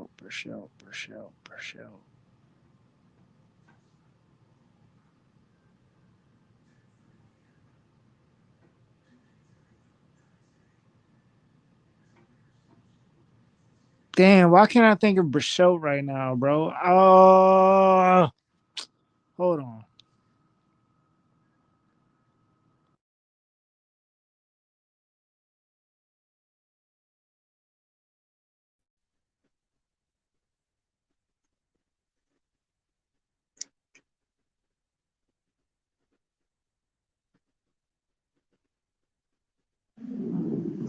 I don't remember that fight, bro. I don't remember that fight.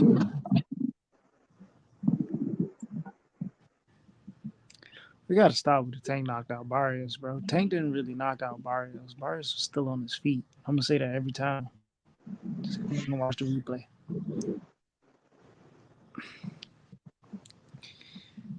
Hey, John, what's going on? John McSmith, what's happening, bro? What's going on, bro? How you feeling today, bro? The biggest virgin in the building.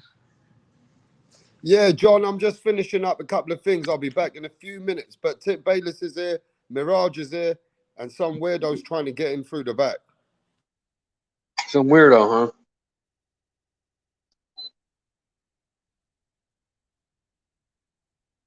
Chip Bayless.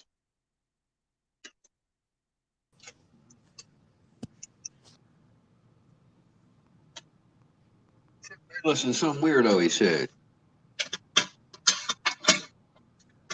Yo, Tip Bayless, you back? Chip Bayless and a weirdo. I wasn't talking about Tip. Oh. What do you think of tonight, John? Not a lot.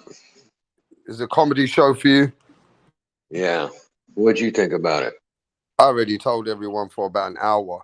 I'm just finishing up breakfast and a couple of things, John. Oh, I'm just getting up over here, bro. Yeah, can y'all hear me? Yeah. Tip Bayless is here. Hello? Hello? What the fuck was that? Yeah, hello. God damn it. Yeah, hello. Tip, can you hear us or what? Tip's fucking all out of his mind right now. What a fucking retard. Yeah, just get with the chat before, and I'll come back in a minute. The chat's in there. Yeah, all right. Like I said, I'm just getting set up over here, man. I just getting up out of bed here. Trying to get my fan going, trying to get my air going. It's pretty fucking hot. Tip is coming back. Tip is coming back. Yeah, I don't know. My phone fucked up by that accident. You had an accident in your britches. Yo, John, did you see your king get beat down the other week? Who? Your king. My king. Yeah. Who's my king? Earl Spence. What are you talking about? Your king got the beating of a lifetime. That's what I'm talking about, man. How was that my king? I mean, that's who you praise. No, you got me confused with somebody else. I'm pretty sure it's you, man. No, somebody else said that same shit. So your name on the panel wasn't John the Truth McSmith? I ain't never picked Earl Spence to win anything. I don't know where people got that. Smart man, bro. I What's good, wouldn't pick Crypto?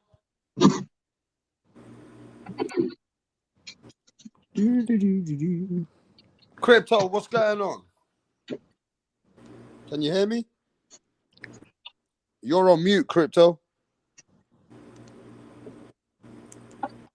Anyway. Come on. Don't let me down, fam. So what do you think about this, though, Tip? Dillian White's negative test. The fight's cancelled.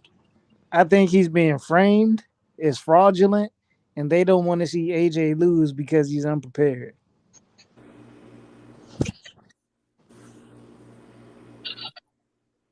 Yep. They're trying to get AJ an easy win, man. They know Frank Martin looked bad. They know Earl Spence just got the beating of a lifetime. AJ can't go in there and get knocked out. Or even dropped. And you know, this can't happen. So they're stalling AJ out.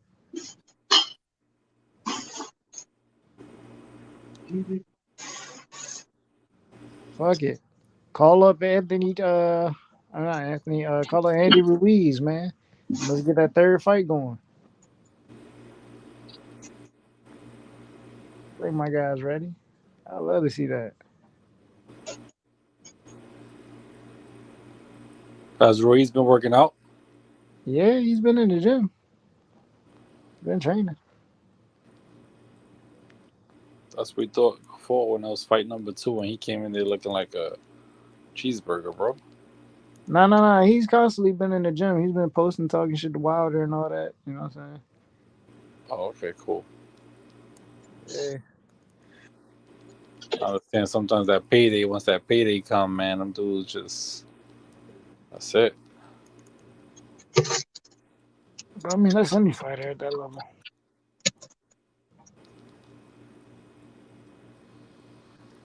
All right, you better see what Terrence Crawford. Better be more relaxed. Got that big money, that big check. That's true.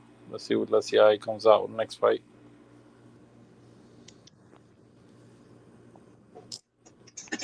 Bro. Ah, shit. John, did you watch the Jake Paul fight?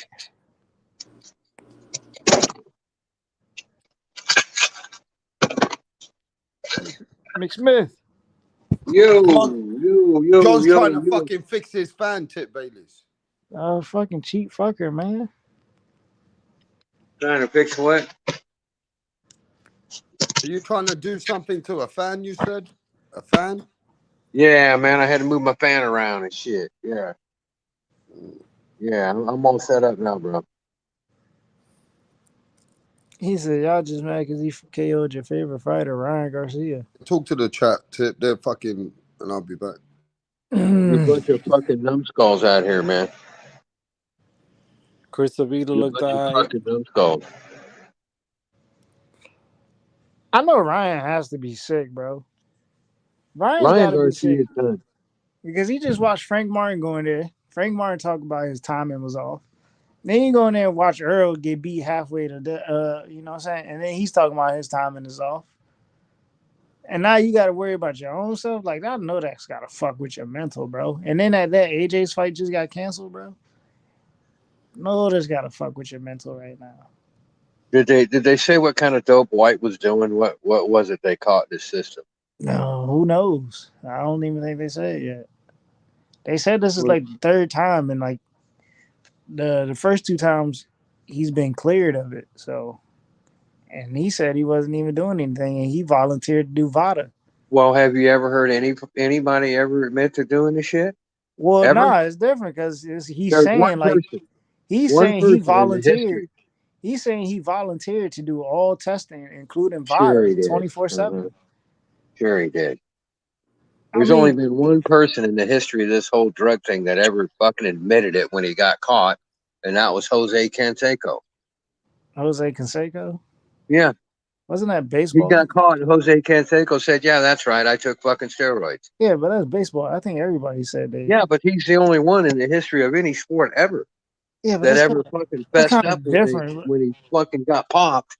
He's the only one ever that said, "Yeah, I fucking took roids."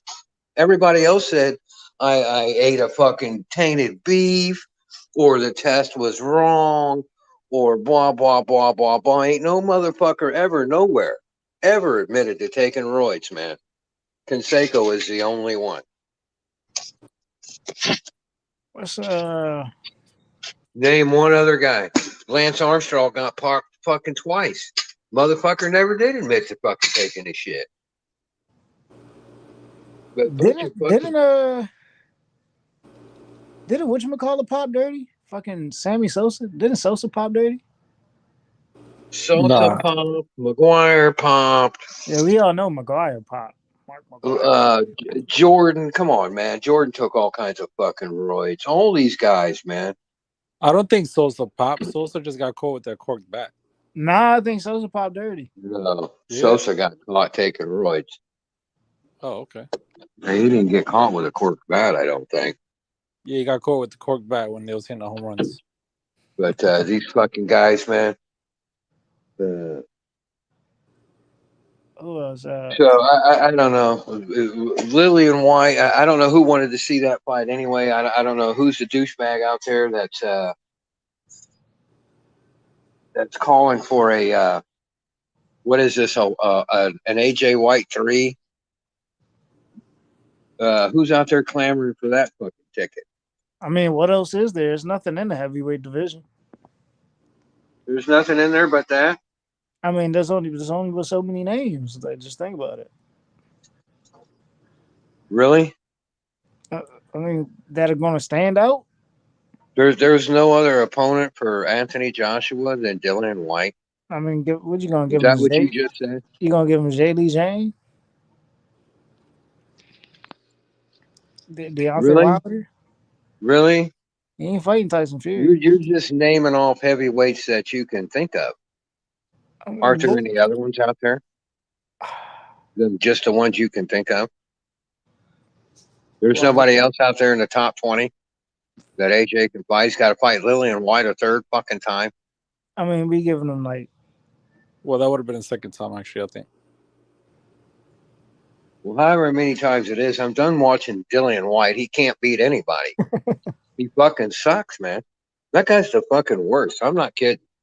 There's very few fucking guys I've seen that are worse than Dillian White. He fucking sucks, man. He does. He's one of the shittiest boxers I've fucking ever seen, man. He comes to fight. Oh, he does not. Comes to fucking get a paycheck. He comes to fucking try to kickbox or do some other shit. No, I can't stand that guy. I never have liked that fucking guy. I think he's a fucking bum. And the reason I think that's because he is. No, I don't like he's got no business fighting AJ anyway. AJ needs to be fighting a real opponent, not somebody that he's already fought. You know, like Deontay Wilder. Maybe you ought to fight him. But you don't want to do that, right? Fuck that. That's Eddie Hearn, man. You know, AJ say, "Fuck that! I don't want to. Why fight Deontay Wilder when I can fight Dillian White again?" Yeah, that's what he's thinking. See, None of these boxers want to fight no more, man. They just want to protect themselves. If they actually fight, they would get paid because people pay for damn fights. People want to see people fight.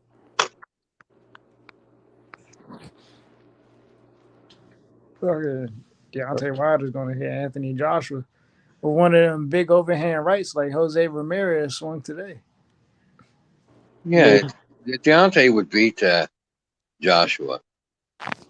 Joshua just doesn't have the defense to stay away from that guy. He knows it. That's why he don't fight the fucking guy. He get fucking clocked. He doesn't want to get knocked out. I don't blame him. I really don't blame him. But you got to be a nut to fucking fight Deontay Wilder, man. Fuck that. The You better know Serrano how to fight was box. pretty decent too. You better know how to box if you're going to fight Deontay Wilder. Yeah. As long as you can box, you can beat that guy. But if you can't box, you're in big trouble. I still want to see him fight Andy. I think Andy's too short, man, to be honest with you. Yeah, but Andy's speed is a problem for Wilder. Yeah, but once he keeps him at bay. But Wilder don't got no jab, so I don't know how he's gonna keep him at bay too long. I think Andy could walk through some of Wilder's biggest shots, bro. I don't know. Who? Andy Ruiz. He's going to walk through Wilder's shots? Yeah. Nah, Put the crack pipe down, bro. He's not Put the walking crack through his pipe shot. down. Call AA. Get off the booze. I'm serious. Listen. Sometimes we gotta pre-visualize a fight. Like, what shot do you really see Wilder putting Andy down with? Like Any shot that he lands with. Nah, bro. Like, you really have to right take it hand. into perspective. Like, what is the shot Wilder can really put Andy down with? He lands a right hand anywhere on Andy Ruiz. I don't think so, bro. I don't think so. Well, yo, bro, if he hits him with the same shot that he almost had Fury with, anybody's going down, bro. Yeah, but you're not looking at the same Wilder anymore, bro. What you mean? Yeah, It's you the same are. power. Nah, still got his it's a power. different Wilder, bro. No, it isn't. It's the same old Wilder. There's nothing different about Wilder. That's the thing about him. He doesn't change. It's not like he's going to get better or something. Man, I just think Andy's in a spot, bro, where Andy's fat and lazy, bro. I'm gonna be honest with you. Andy Ruiz is not lazy. Is that what you just said? Andy's gonna show up. Andy Ruiz is one of the laziest bums I've ever seen in boxing. I think when Andy gets complacent, that's when he loses, bro. Andy shows up, bro. Look how fat he is. What does that got to do with anything? He's How a can fucking you be heavyweight. fat like that guy and not be lazy? He's a heavyweight. What are you talking about? No, but he's lazy, he's fat though. He's a fat ass though. I mean, is a heavyweight supposed I've to never be seen a fucking, heavyweight as fat as that guy. Is a heavyweight supposed to be muscular? This ain't the fucking 80s where everybody was on steroids. Are you out of your mind? So everybody's supposed to look You like tell Hulk me Hogan. that's what he's supposed to look like? So everybody's supposed you to look like cannot Hulk fucking Hogan be and fucking serious. what's my guy? How are you going to have any cardio when you look like Andy Ruiz? How are you going to go 12 rounds? You ain't going to go 12 rounds. Right? Yeah, that's right. So knock it off with this 80s and all this shit. You ain't got no cardio when you're a fat ass like that. That motherfucker can't go lace up his shoes and go run for an hour. There ain't no fucking way. That motherfucker's got a lot of miles to run before he Yo, gets in. Wilder doesn't even run. Yeah, I know. He's a disgrace. How can you be a boxer and running's not the basic part of your training? I don't know, but apparently, in 2023 you can, right?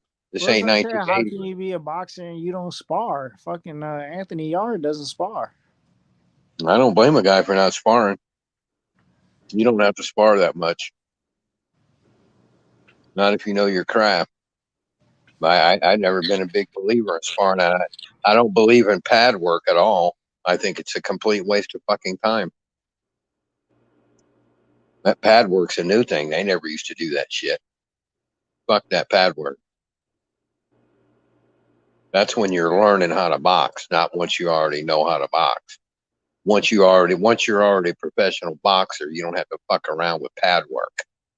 That's shit you do when you're learning how to throw punches with accuracy. Once you know how, you don't have to fuck with that anymore. But you'll see pros doing it, right? And they'll be showing off with their trainer, like Canelo, and they'll do their little choreographed routine with the pads, and everybody oohs and ahs and gets all impressed and shit. When that ain't nothing but some amateur fucking shit that they're doing. We can't tell you guys that. Oh, you're impressed. Wow, look at that pad work from Canelo. Yeah, it's amateur shit. I can't believe you said everybody has to look like Ultimate Warrior or Hulk Hogan, fucking Hacksaw Jim Duggan. That's I never wild. said that. I never said that. But you can't look like Andy Ruiz and be a professional fighter. It's not going to work. This ain't wrestling. You can't look like that, man. Andy Ruiz got to look like Sid Vicious. You know what is Andy Ruiz, bro? After that first fight, he was just straight, came in extra fat. I was like, bro, you was already fat. You came in fatter. Yeah. I was like, bro, what's right. that, bro? You got to win the complacent, bro. cardio He battle. got complacent where he didn't want to train, bro. So he should just retire and it's over. Nah, bro. There's some motivation here now, bro. Yeah, he's lazy. That's why he's fat to begin with, because he's lazy in the kitchen and don't give a fuck. Don't you know that? That's how you get fat, is in the kitchen. So Andy Ruiz loves to eat, and he doesn't have any self-discipline with what he shoves in his face hole. And that's why he's a fat fuck, and he's never going to be any good. Quit dreaming, man.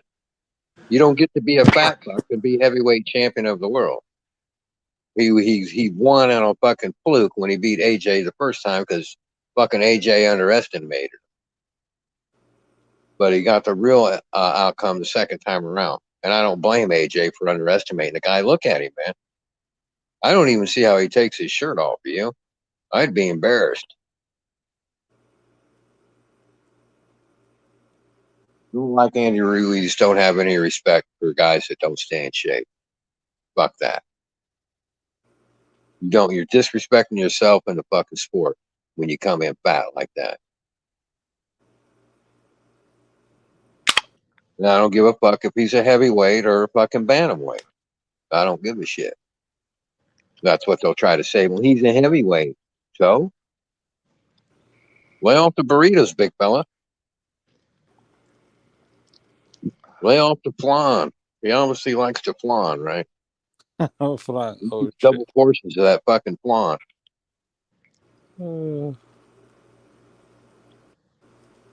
I like Andy Ruiz. I actually like Andy Ruiz. He could box though. He could box. That's the sad part. He can actually box if he actually stayed in shape, man. Yeah, man. If he was in shape, if he fucking lose 70 pounds, that's what he needs to lose, about 70 fucking pounds. If he lost about 70 pounds, guy fucking be good, man. That's the frustrating part about it. It ain't like he fucking sucks. If he lost 70 pounds, he wouldn't be able to take a punch. Oh, baloney. Your weight doesn't have anything to do with your fucking chin. Yes, it does.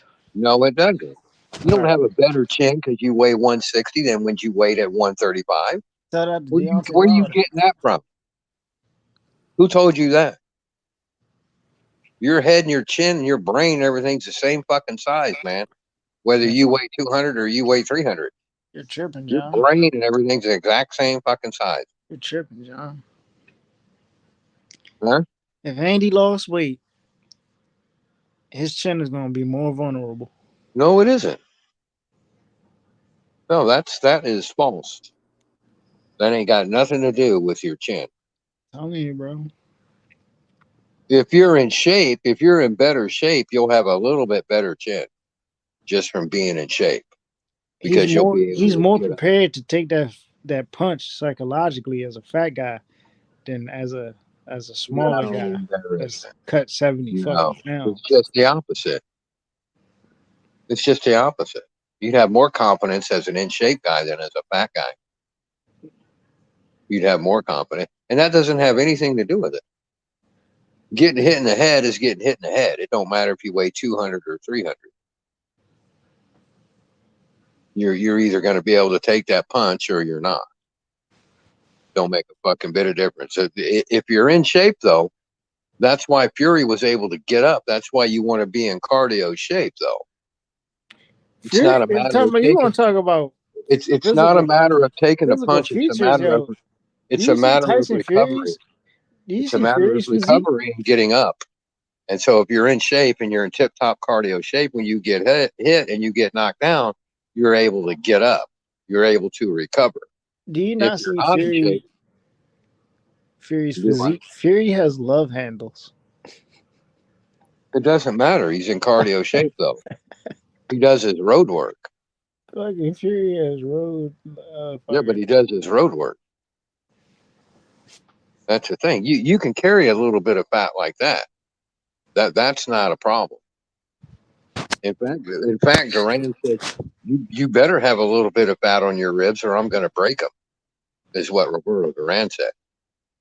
And so Duran said you ought to be like a side of beef with all that muscle, and then you ought to have some fat on the outside layer of fat on there, is what Duran said. Because he said, if I can see your ribs, I'm going to break them every time. So you don't want to be on that other end either. Like the way Spence looked the other night. You don't want to look like that either. Spence looked like a legend the other night, bro. He outperformed himself. Spence came in the fight. You know what I'm saying? He came in the ring a warrior and left the ring a warrior. What are you even talking about? No, I'm just saying I was just giving credit to Earl Spence. You know what I'm saying? For what? What do you mean for what? He didn't win one round in that fight. He didn't even win. He maybe won 1 or 2 minutes of that whole fight. Yeah, but he showed up to the fight, so you know. He won 1 or 2 minutes of the whole fight that he was in. And that was probably the first minute of the fight. After that, he didn't win a minute of that whole fight. Now chill, John. You can't say all that, bro. I sure can. I thought Spence looked great. I thought he came in well prepared. And, you know, Crawford was just a better man that night. You know what happens.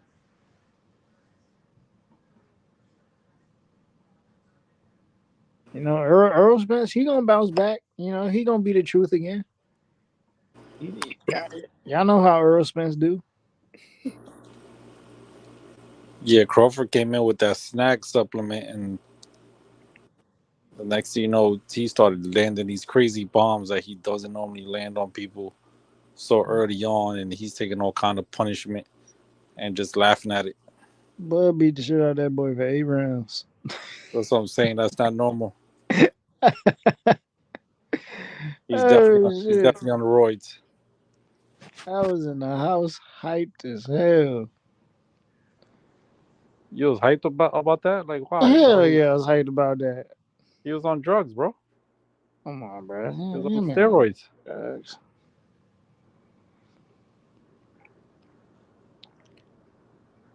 I don't think people realize the dude Crawford. He came up wrestling. So we talking about boxing, bro. Yeah, but you're not you're not gonna understand how I'm saying his power is gonna translate. The way he trains, like physically for his body, his raw strength is gonna be much stronger than what you think. In his methods of training, right? He's gonna be able to generate more power in the workouts he does. That's because of the steroids. And then that doesn't increase your power. Steroids, it gives you more ability to have more reps. Yeah, but that's why he was doing a lot of weight room right before the fight, bro. Month before they said it. He was doing what? He was in the weight room heavy. They said it. Why wouldn't he be in the weight room heavy? But that's what I'm trying to tell you. You said weight's don't got nothing to do with it. It absolutely does. Yeah, but why wouldn't he be in the weight room heavy if he's fighting a guy who's naturally bigger? And you saw that he came in there bigger, right? He didn't come in that big. He came into that ring bigger than Errol Spence, I'll tell you that much. That's because Earl didn't rehydrate. What do you mean? Everybody can see that. Okay. That shit ain't hard. That shit ain't hard to tell.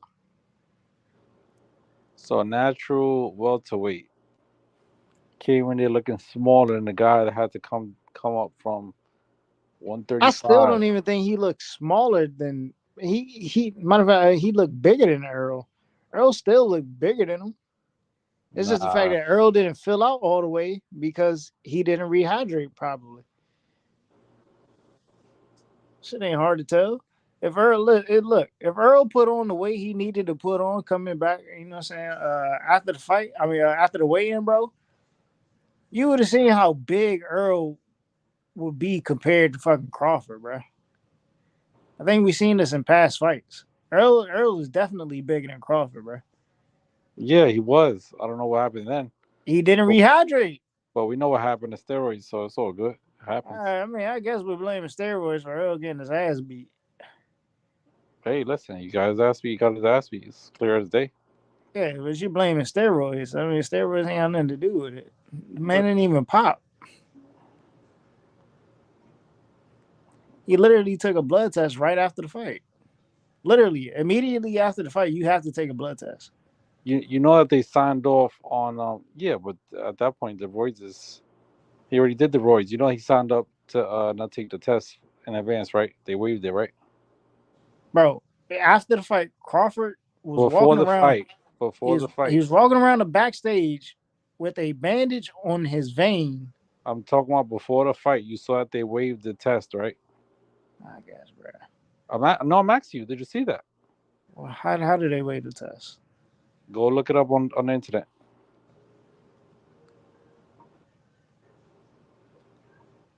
How do you waive a test before? Like, bro, what? Go look it up on the internet, bro. Why would you cut weight and then take a blood test before a fight? I didn't say before a fight. I'm just saying, they run through random testing. Right, that's what I'm saying. They just drew blood at the end of the fight. Bro, the damage was already done. What? Like, you're not making sense. Okay, I mean, because you don't think a possibility that he took steroids, because in your world, I guess he can't do that. I'm not saying he couldn't have took steroids. What I'm saying is he didn't. Oh, so you could guarantee he didn't? You can, bro. The man had bro. The man had bro. The man had a whole. Let's see. Motherfucker fought in December. December.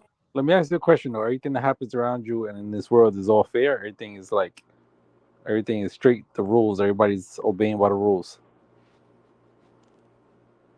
In December, he had a whole 6 months to put on weight.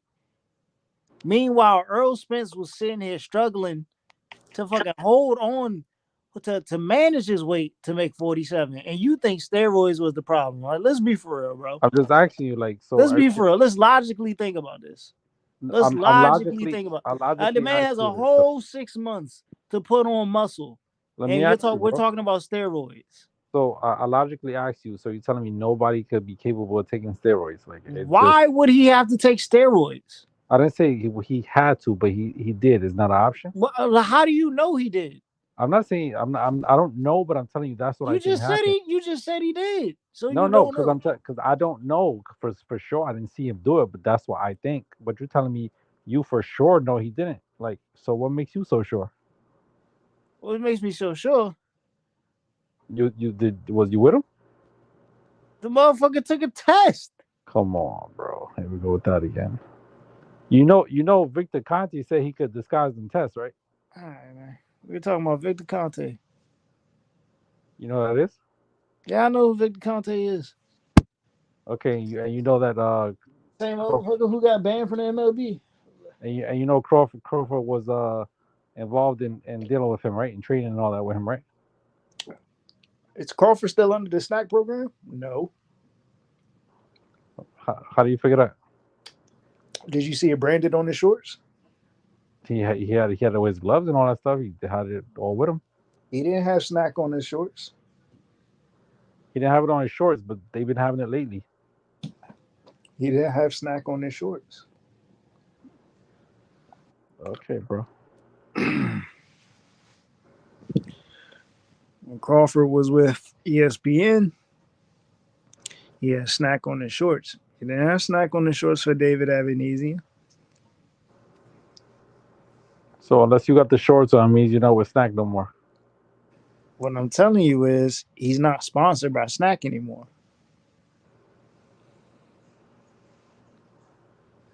Okay, brother. If he was sponsored, he would have been advertising. He didn't advertise them. What he advertised was Billionaire Boys Club.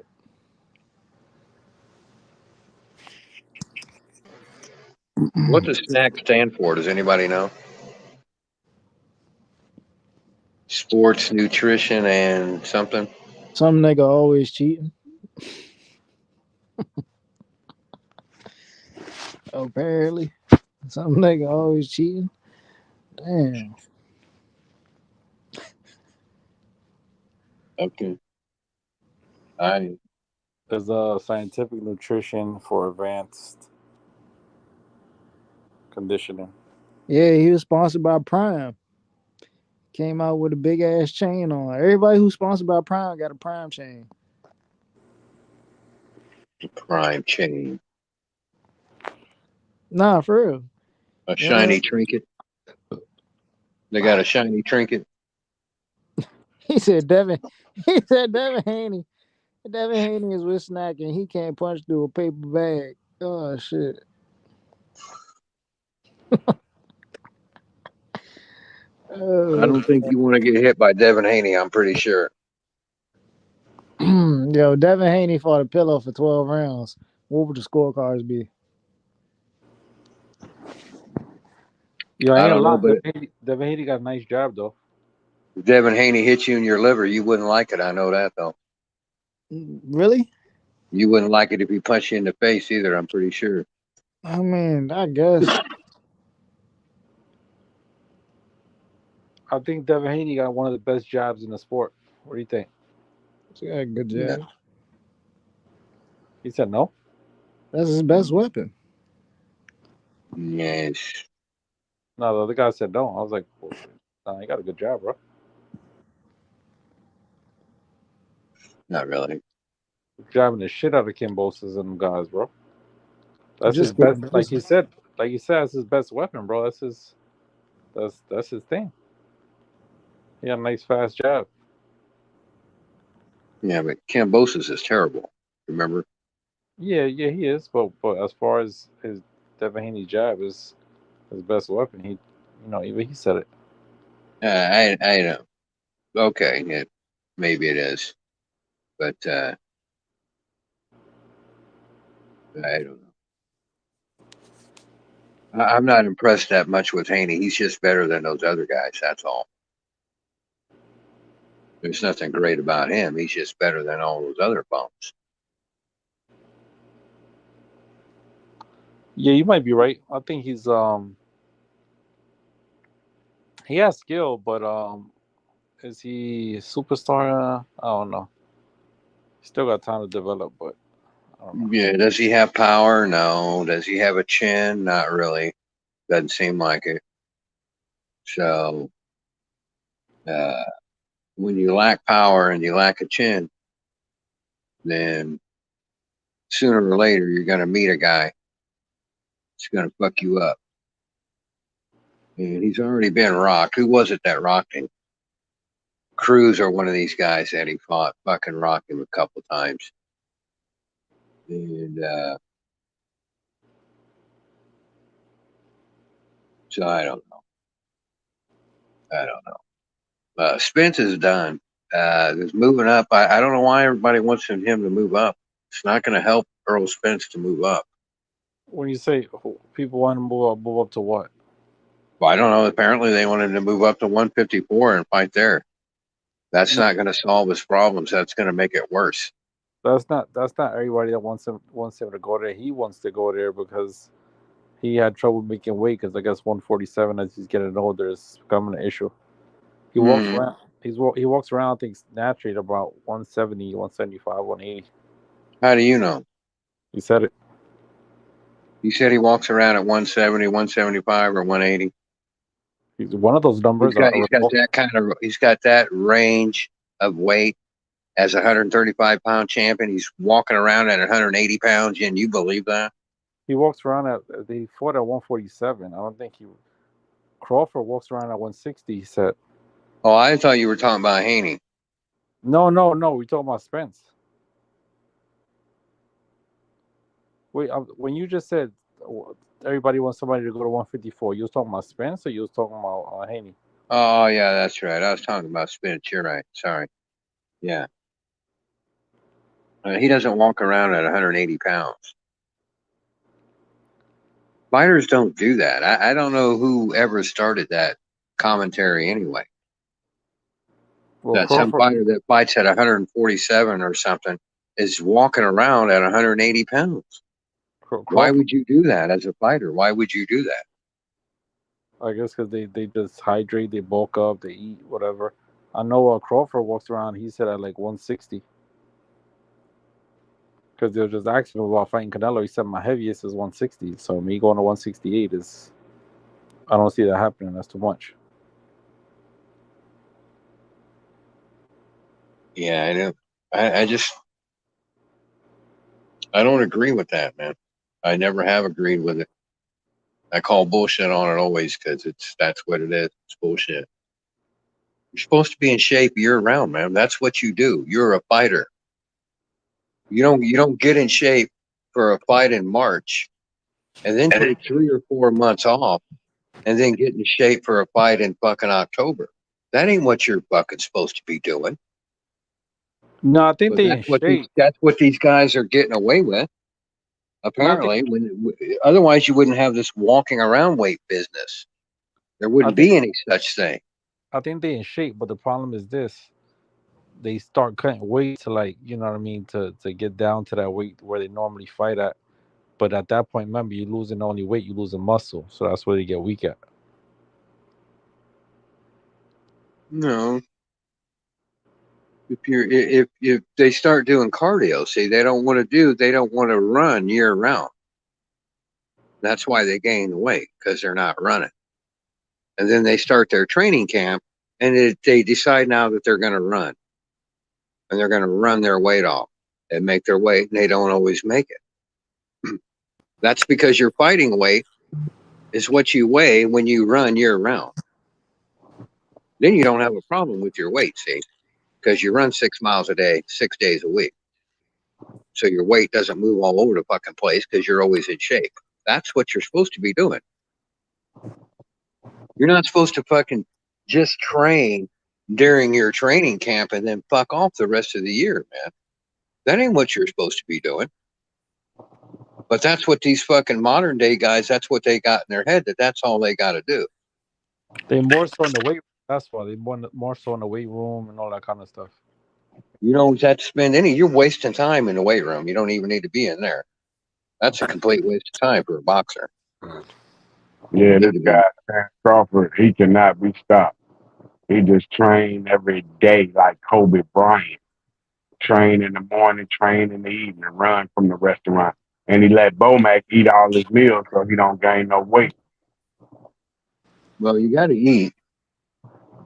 Bomac eat all I guarantee you, Crawford eats like a pig, or he wouldn't eat the way he wouldn't look the way he does. Mm-hmm. He eats a lot, man.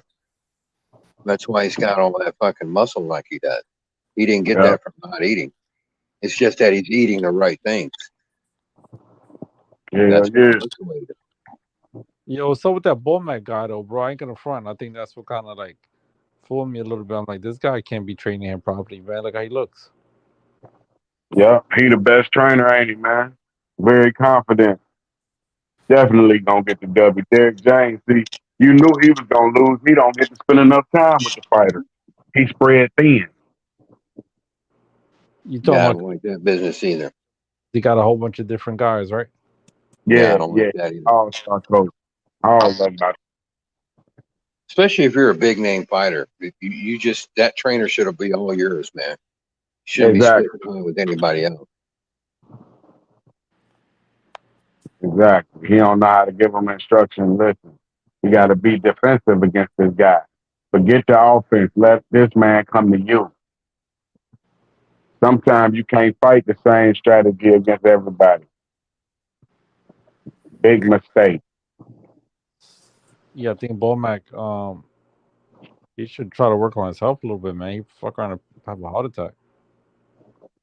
No, he good. He good. He one of them fat motherfuckers that don't get sick. He was always big like that? Yeah, but he get bigger every year. Shit. Yeah, he been gaining for the last 13. 100 a year. 100? Yep. 100 pounds a year he put on. Yep. It don't matter. You see what I'm saying? He's still in shape though. Remember Crawford say everybody work out at his camp. But he just eat Cheetos while he working out, Bomac. Hey, Bomac training Chris Eubanks for his fight with Liam Smith, mastermind. You know he about to win that. Liam Smith about to lose messing with Bomac. Yeah. You know that's the best trainer, rap star. Liam Smith, ain't that the guy who say his foot was broke? Yep. Oh yeah, he's gonna lose. Hell yeah. And he going up against Bomac. That show you who gonna win it. Bomac, like you said, he's so big he can't even get inside the ring. And he had Derrick James on the outside. He seen that, like, let me try it from the outside. I think it's very inspirational to Terrence Crawford to see his fat ass in there, man. Well, he got a fat ass wife and a fat ass trainer. Ain't let him down yet. I don't think his wife is that big though. No, she big for rich people status. I mean, No, she ain't bigger than Bomac. Hell no. Now he make her look small. Nah. I wouldn't even call her big. She just like thick, BBW. Or I guess if you want to push it to that limit. But I mean, maybe that's how he likes her. Hell yeah. Shit, that's why he's so good, man. My buddy, Nobody likes a fat bitch over a fine bitch, okay? yeah, now Terrence Crawford do. He got No. 6 with her. He got 6 babies with her. She not ugly in the face, though, John. Nope. He got 6 babies with some woman? Yes, he got 6 kids with her. Why you What got is- 6 kids for him? Is he fucking stupid? Hell no. That's what I'm saying. That's all he do. That's why he's so dangerous in the Marine. This motherfucker just go home, fuck his wife, go train. Everybody else want to party and shit. This motherfucker just dedicated to the family, whooping ass. Like Andre Ward. Andre Ward just come home, fuck the wife, get her pregnant, hit that training camp, unbeatable. That's how you do it. You know, it's the dedication. 6 babies with one woman. What you think? I think he's out of his fucking mind. Yeah, all right. That's nothing. That's easy work. What's He didn't wrong with learn that? after the first one. Man, He if I didn't was learn after a the first millionaire, one, I have bro. 6. If I was a millionaire like that, I have 8 to 10 kids. If I got the same woman too. Right. He don't give a fuck. Nick Cannon having them with different women. At least he having them with the same one. Oh yeah. Shit, even that, I would do that too. Nick Cannon. That's a big plus. Once you got that type of money, why not? Hell yeah. He just said fuck commit. He ain't on that committed shit no more. Yeah, Yep. that's better than his cap. But yeah, that's why Terrence Crawford, man, he can't be beat, man. They go to work with their lunch pail. Ain't no beating them. Bernard Hopkins, you couldn't beat his ass. Go to work with his lunch pail. Beat the shit out your ass in that boxing ring. Tim Bradley beat your ass too. All the family men win. Yep. No. All of them. Yeah, you seen it.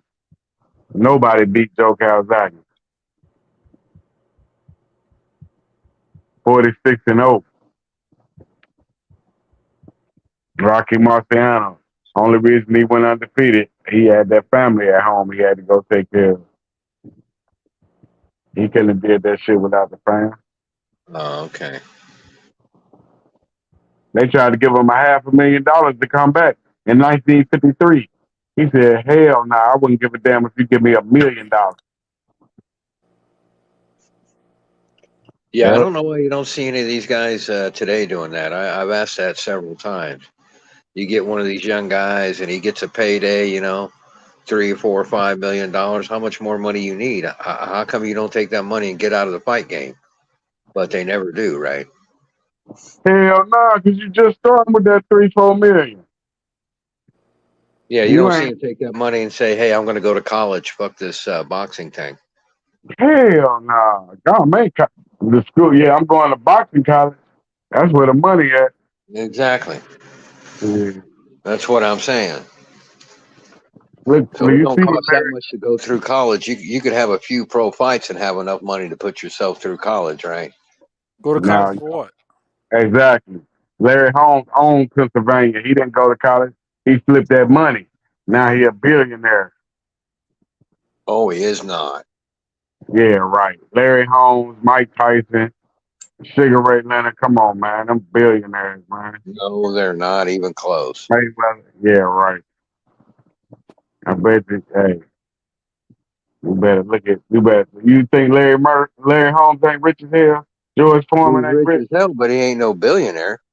Shit, same thing. If No. you got 100 Mick Jagger ain't even a billionaire, man. million, yeah, make Jackman, shit. Hey, if you got 100 million, that's a billion. You think Bob Arum ain't got no $1 billion? No. Yeah, right. Man, there ain't a lot of billionaires on this planet, bro. Bob Arum got $1 billion, brother. No, we fucking don't. Yeah, he does. Hey, you better tell him Bob got a couple billion. No, All he the don't. money. Listen, if Shit. you see the boxers getting paid what they getting paid, what you think the owners get, bro, and the promoters get? Yep. They got so much money, they gotta hide what they got. They can't really let you know how much they got. If you look up Bob Arum, it's gonna be like a couple 100 million, but you know he worth $1 billion. He done made too much money over here. Him and Don King.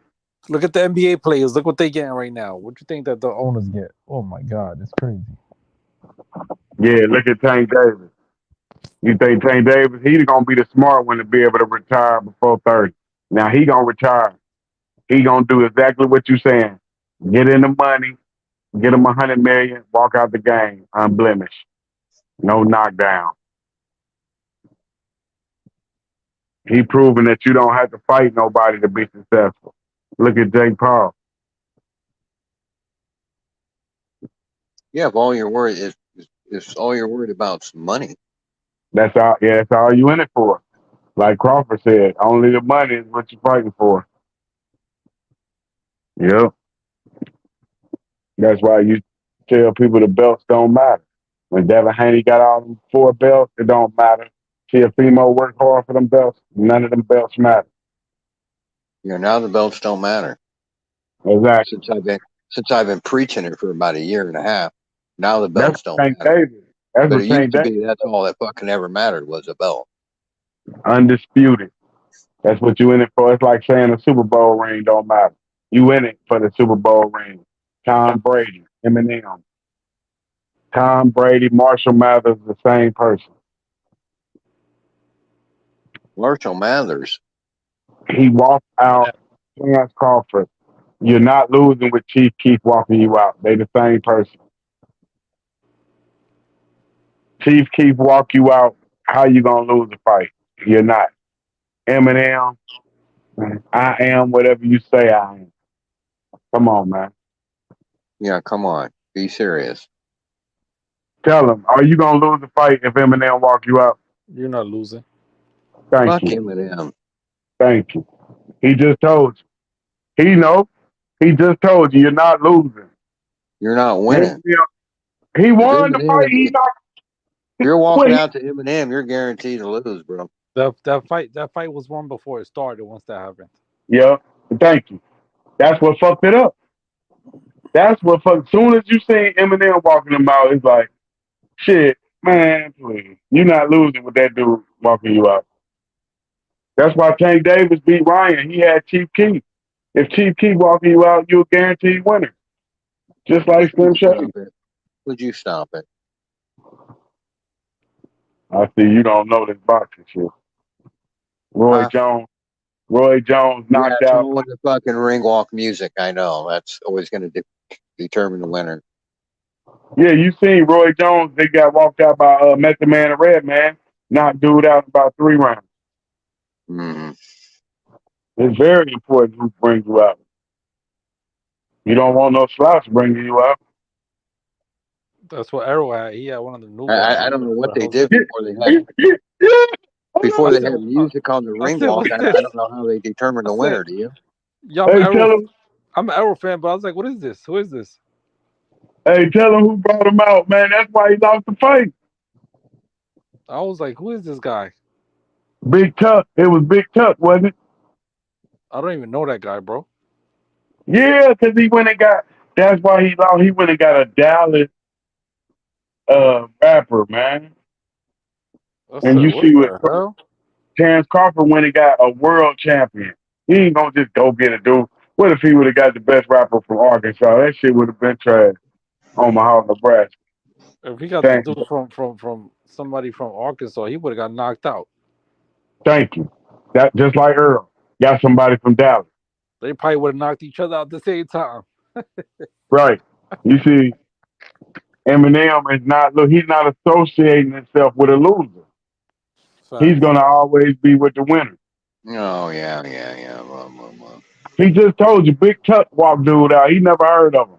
And now shit, Earl going down to What his did they level. do before they had music on ring walks? How they determine the winner then? Yeah, how far are you Man, I talking? don't believe none of that bullshit. Because Yep. when Errol Spence was walking in, yeah, and I saw the whole crowd, and I see Errol Spence, and he come in with some guy that you never heard of, but everybody was hyped. Errol Spence was looking like he was ready. I mean, for me, Errol Spence never looked nervous for nobody. And when Spence came in that fight, yes, Eminem came and it killed it with Crawford, but Errol Spence walked in, and he was looking all right when he walked in, and everybody was hyped. And when Rap. Errol Spence walked in, it was just that he came to a guy that nobody heard of. It was like some guy, like I watched it the other day. You better watch what that sign says. I'm from Texas. I'm from Texas. In Texas. And I said, who the fuck is this artist, bro?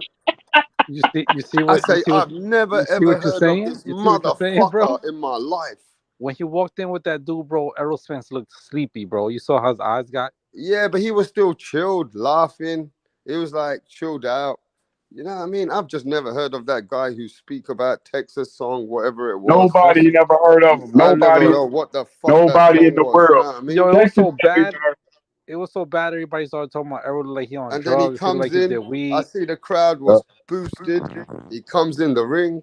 Errol Spence boosts up the crowd. And Errol Spence just looked like he's just getting into a club. He just looked like he got into a club, chilling out. He said it ain't no big deal. Now watch this. I watched the fight again. Did you know even when they stopped the fight, Errol Spence was laughing? Every time Errol Spence even went down, he was laughing. It's like, I don't know, man. Spence was like he was taking so much kush, some of the best weed he must have ever smoked, like Nate Diaz. But I'm just saying, man, he was so mellow. He was so mellow, feeling that Texas vibe. I don't know what happened to him. And then but then comes fucking Eminem and fucking Crawford. And that was it. You need somebody like Jay-Z or Lil Wayne if you're gonna try to compete. If you're gonna try to win that fight, you're gonna need Jay-Z or Lil Wayne to walk you out, man. It ain't too many people that's gonna beat Eminem on a walkout. I mean, who the hell? You gonna have to get Michael Jackson and shit, Tupac. Hell nah. If you want to beat Terrence Crawford and your ring walk got to be the starting point, you got to come out to Adele. That's how you beat Terrence Crawford. You got to come out to Adele. Shut the fuck up with this shit. You're fucking killing the whole vibe, kid. You're killing the whole vibe, man. Now, you know what? Errol Spence, it's like he came out too laid back. But I wish Errol Spence, he came out to somebody big. If this guy bring Eminem, Errol Spence should have bring somebody like Dr. Dre or Snoop motherfucking Dogg. Nobody felt that ring Say, walk. bring Like Snoop Dogg down this motherfucker. Let's get Right. Snoop in this motherfucker. there was no energy Yeah? in Earl Spence's Bring ring walk. somebody, yo, No, fuck no that. energy. You know what Errol Spence should have did? Errol Spence should have bring the Godfather. Errol Spence should have bring fucking Jay-Z. Nah, he should have at least came out to Yeah, if Slim Jay-Z, Thug. hey, listen, if Jay-Z would have come, everybody would have said Errol cannot lose. Facts. Yeah, that's But what should have happened. Jay-Z or Nas. but Or you know fucking bring Eminem. Kanye West. Bring Kanye West in the motherfucker. You want to bring Now you somebody might from win with Texas? Bring Kanye out West. no Clip or somebody. Bring out somebody. Yeah, you might win with Kanye West, but I think if it was Eminem against Jay-Z, Eminem gonna win that. Only person got a chance to win a fight against Eminem is Kanye. Jay-Z ain't big enough. I can see him losing. Kanye doesn't even have ring walk music. What do you mean Jay-Z's not big enough, brother? No, not against. I mean, just the style. You know, the common person you gonna relate more with Shady than Eminem. I mean Eminem than Jay-Z, because Jay-Z acting like he flipping bricks and shit. He talking about all too much money. Eminem just talking about regular shit. Does Jay-Z even have a ring walk song?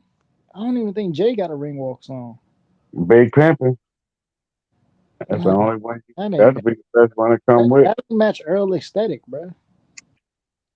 Yeah, that's that Texas shit, Pimp C and UGK. Yeah, he could have came out to watch the throne. Jay-Z, Kanye. Yeah, Yeah, you bro. got. That's the only. But Tank Davis really, you're not losing with Chief Keef though. That's a guaranteed victory. Chief Keef and Eminem about the best you can do. That's what I'm saying. Like you gotta get something that the crowd gonna get into, bro. Like the crowd, like when Earl came out, bro, nobody was feeling that ring walk. Yeah, that was trash. Hey, that was trash. hey, we never heard a dude. You got to come with. You went with the most famous dude to the least famous guy.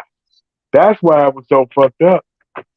You got the most famous rapper on the planet against the least famous rapper on the planet. Bring out Chameleonaire or something, like if he wants somebody from Texas or something. Yep. Slim Thug. Bro, he was just better off coming back out with old dude, bro. Yellow Bees.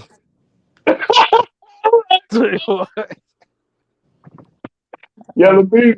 Yeah, stay with Old Faithful. You right. And that's what fucked him up too. He wanted to get away from Yellow Beezy when he know Yellow Beezy didn't want you them fights, boy. You ain't won shit with no Big Tuck. You ain't won a damn thing with Big Tuck. You done won fights with Yellow Beezy. Yo. What's people doing with the wrench? Don't be blocking people out here, bro. Never. Don't be blocking people out here. Is somebody blocking people? Because then we got to take their wrench away. The rules have changed. There ain't no friends when you're taking down the channel. Make sure, bro. Yo, Technique, are you blocking people? Let me check what these guys are doing, bro. Technique. You know what? We'll have to take this wrench away, bro. It is what it is. Sweet Tea came out tonight with Serrano. That was the best ring walk. Oof. Nobody's getting blocked. Somebody getting blocked. What's going on out here? That's Technique doing that shit, bro. I'll give it one last chance. I don't want anyone blocked. Unblock the people right now, bro. Unblock the people right now. I mean it. I'll give it fucking 10 seconds or I'm blocking. I'm going to have to take the wrench away, bro. There's no other way to make reality out of this. When you give people so much love or so much, you know what I mean, respect, or you try and be real with people or just give them, give people just some, you know what I mean, just throw them some flowers and this is what they do. You can't be doing that. Stop taking the piss, bro. I'm going to give it one last chance. Unblock the people. Yeah, go on, guys. But y'all know it. Y'all know Snoop Dogg, he run himself too thin, man. That ain't no big. He be everywhere. So Eminem gonna win that one easily. Cause Eminem don't go outside. So you weren't ready to see him. You see what I'm saying?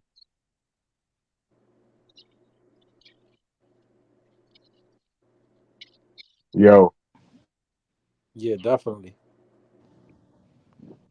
No, but I'll Yeah. tell you this right now, bro. I watched the fight again. Errol Spence definitely looked like you lost something in the marbles.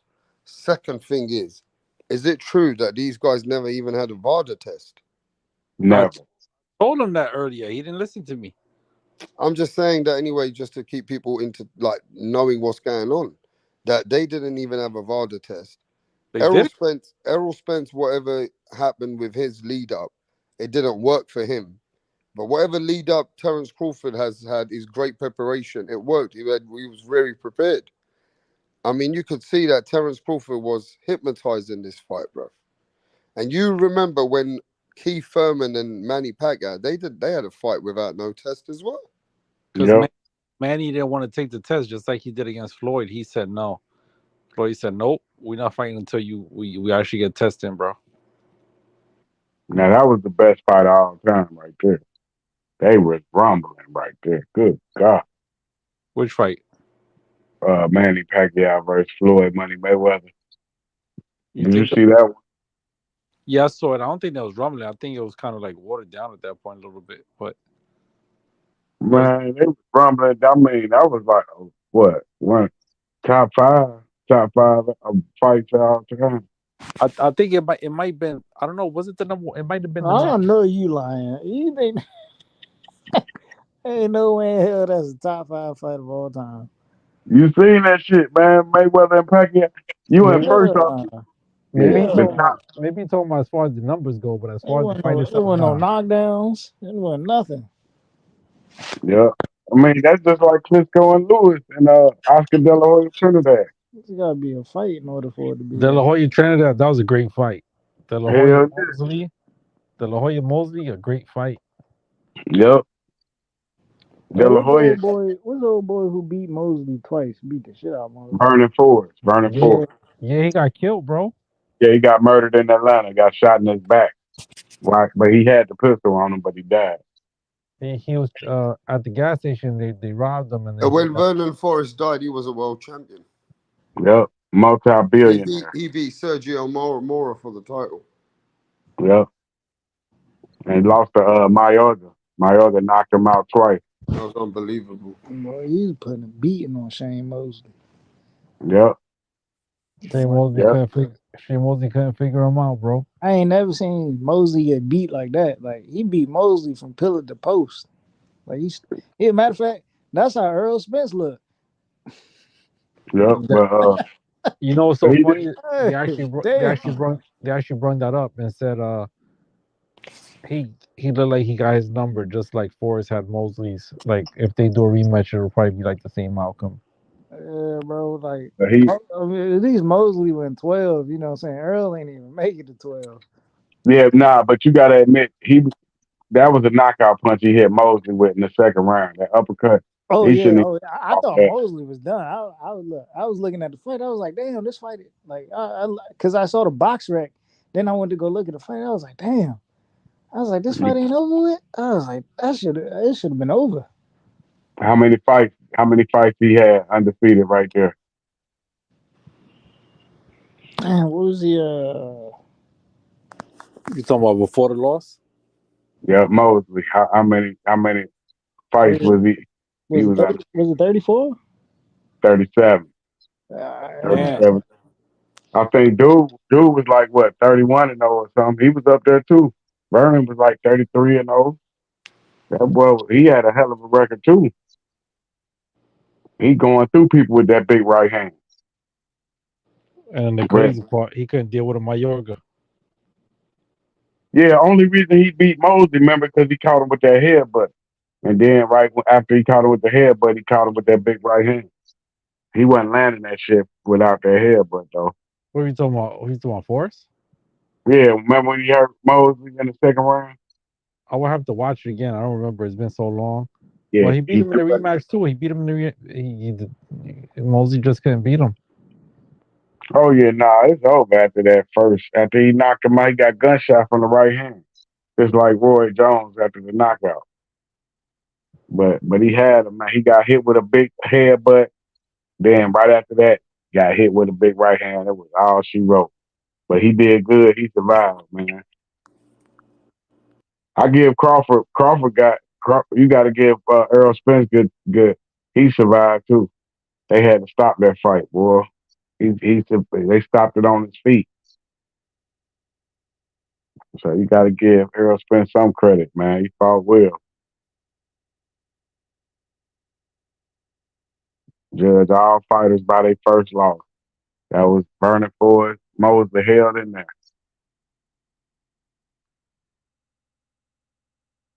That's the only way you can judge a fighter by how they lose. Tyson versus Douglas. Tyson showed you he was a champ. There was another dude. I think either Vernon Forrest fought or Shane Mosley. I'm trying to remember. Hold on. Ooh. Yeah, my other. He fought all of them, didn't he? De La Hoya, Mosley, Cotto. Miguel Cotto gave Mayweather his best fight at 154.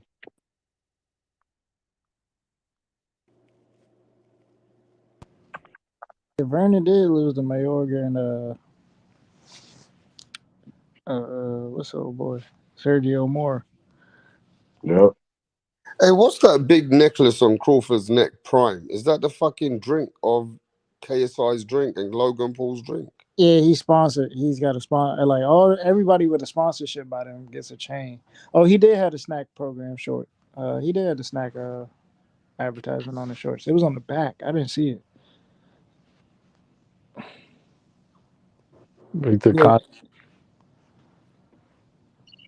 Yeah, everybody with snack gets a chain. I mean, not chain. Prime. So Prime is a liquor that's sponsored by Jake Paul and them? No, it's like it's supposed to be like an energy drink. Who makes it? Jake Paul? Yeah, you know for a fact he ain't gonna lose no fight. Oh, Ike Corte. That's who he fought. He fought Ike Corte. Yeah, that big jab. Did he win that fight? Yeah, he won tonight. Yeah, he So beat Burning Ike Corte. Forest. Oh my god. Yeah, that boy. Now he got the best jab in boxing. Ike Corte and Larry Holmes. Best jab you ever seen in your life. Ain't never seen a better jab in life. Yeah, he took a long layoff. He was out from 99 to 05. Right. Yeah, he wasted all that money. Yep. Yeah, he took that big ass layoff. It was over. You know what it was? He fought Oscar, then he fought Vargas back to back. Yeah, I don't know. Damn, from 2000 to 2005? Why would you take a 5-year layoff like that?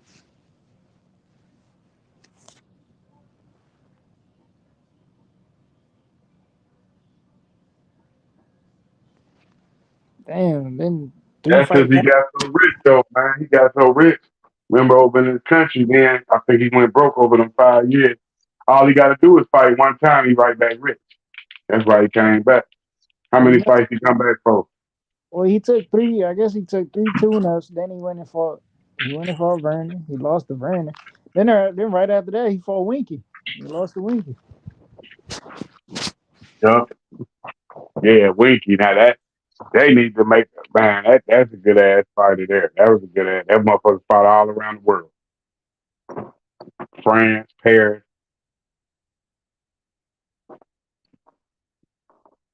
That Southpaw couldn't be beat, man. De La Hoya ducked that fight. He didn't want that smoke. De La Hoya didn't want to fight who? Winky Wright and Vernon Forrest. Yeah, Winky Wright, he was a little bit too big for him. I think it was the same thing like fighting Hopkins. Right. Yep, Paul Williams too. But De La Hoya got the best record though. De La Hoya, Ali. Yeah, De La Hoya, Ali, Money Mayweather. They got the best resume as far as people they fought.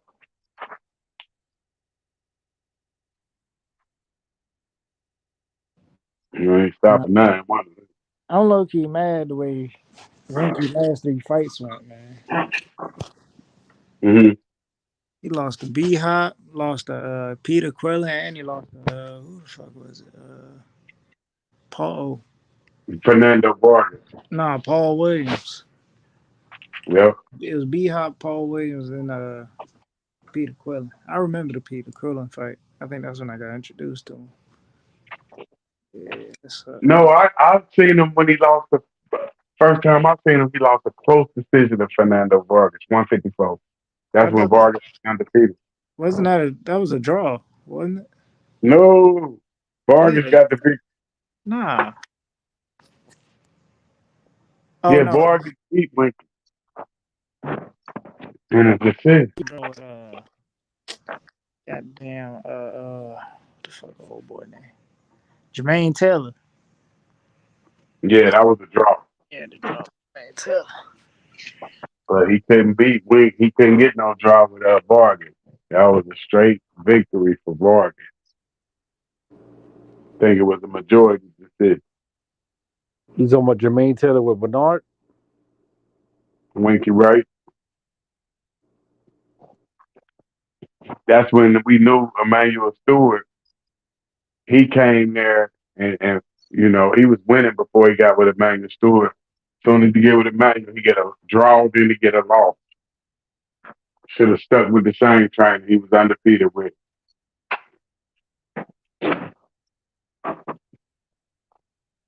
You talking about Jermaine Taylor, one of the best to ever do it. Best jab too, hard jab. Like he remind me of Teofimo Lopez.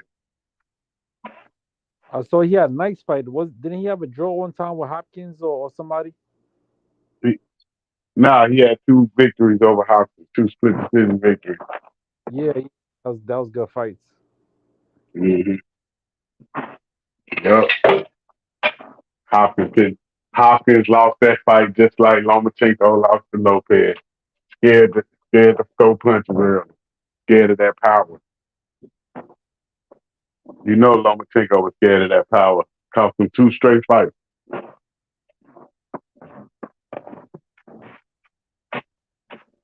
You gotta walk through them young bucks. Never respect their power. That's what Lomachenko taught you.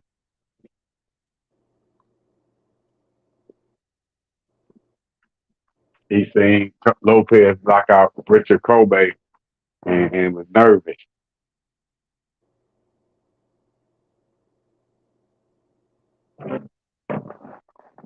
Divisions. What was this? Michael Kessler. Yeah, Mikhail Kessler, that was a bad. Oh man, that was a great. Him, Arthur Abraham.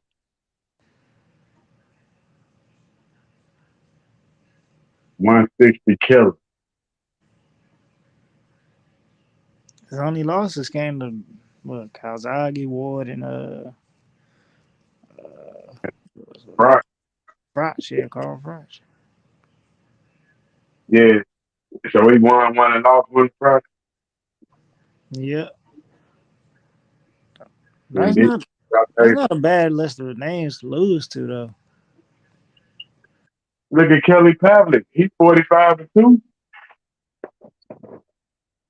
45 wins, 2 losses. Shit, you got to be the great. And your 2 losses is the 2 of the greatest fighters ever to live, Bernard Hopkins, Sergio Martinez. That's the record you want. Kelly Pavlik, 45-2. Anthony Mundane. Huh? Anthony Mundane. Who? He ain't losing no Mundane? No, he only lost 2, just like Ricky Bowe. He's 40. I think he's 44-1. Only 1 loss, Ricky Bowe. He got a better record than Lennox Lewis. 44-1, 42-1. Riddick Bowe's a problem. Riddick Bowe's a problem. He was pretty good. Yep. Gotta have his head on right. Yep. Ain't no beating him. He only got 1 loss, and he barely lost that. That was a split decision loss to Evander.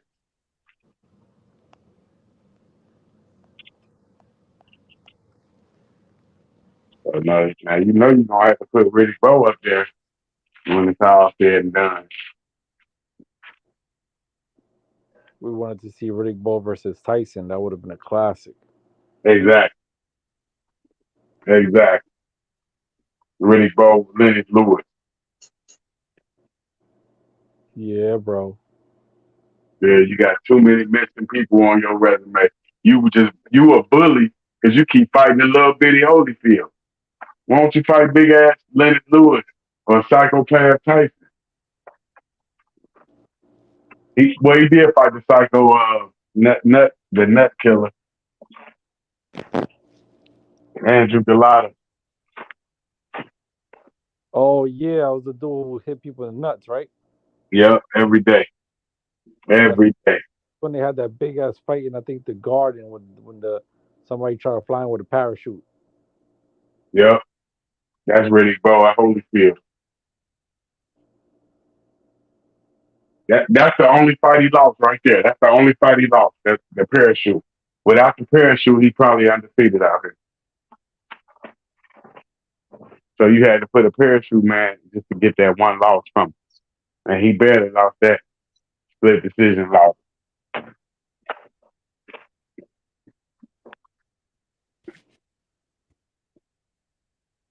Parachute.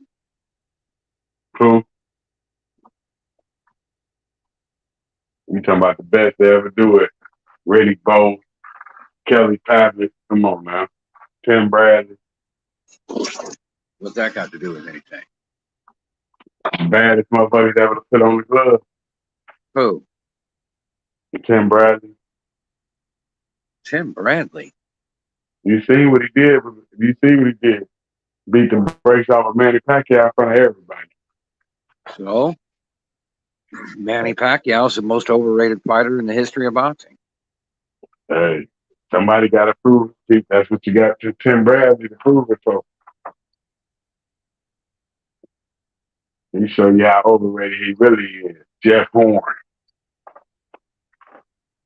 You got 3 losses going into that. And then you talking about fighting Mayweather and you coming off losses, knockout losses. He couldn't win. That's the only reason he lost those fights. Okay. If you fight Mayweather, you need to be undefeated yourself if you think you're gonna have a chance. Really? Okay. Fuck Mayweather. Yeah, you talking about the best to ever do it right there. Oh, baloney. Yeah. You guys be watching All Access? Yeah, you're looking at the best to ever manipulate the system into an undefeated record, I'll tell you that. Who's that? Floyd. Yeah, how y'all feel about Joshua Clottey? Oh yeah, he got a good defense. He fought Cotto, right? Yeah, and Pacquiao. Mm-hmm. Does he have judo too? Yeah. Yep. And beat Corrales. Yeah. Yeah, he got the long ass arm. He got that shit. I don't know how the hell to block that shit. Man, I remember that Corrales fight like it was yesterday, man, when he came back and did that stoppage, bro. Oh, Castillo? Yeah, man, that was crazy. Yeah. That's how you know they shouldn't have stopped the fight with him and Mayweather. He was going to win that one the same way. He never talked to his stepfather again.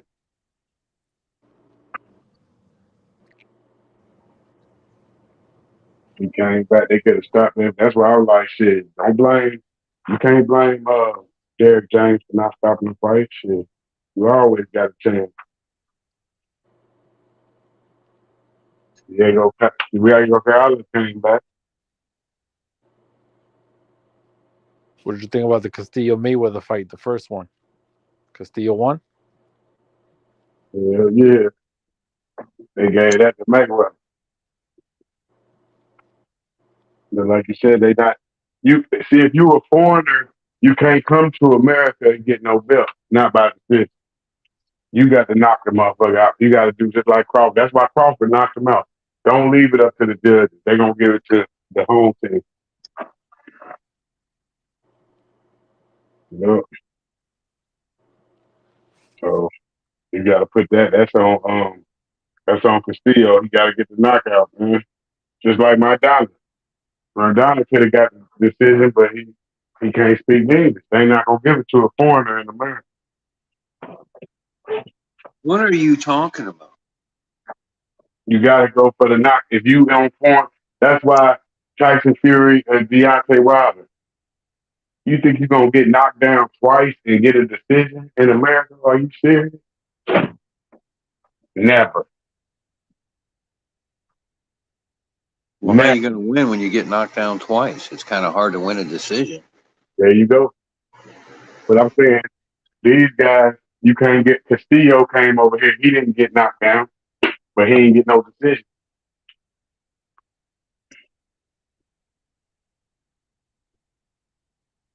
Pacquiao the same way. He came over here and took Mayweather all the way to the 12th round. Think he gonna get a decision? Hell no.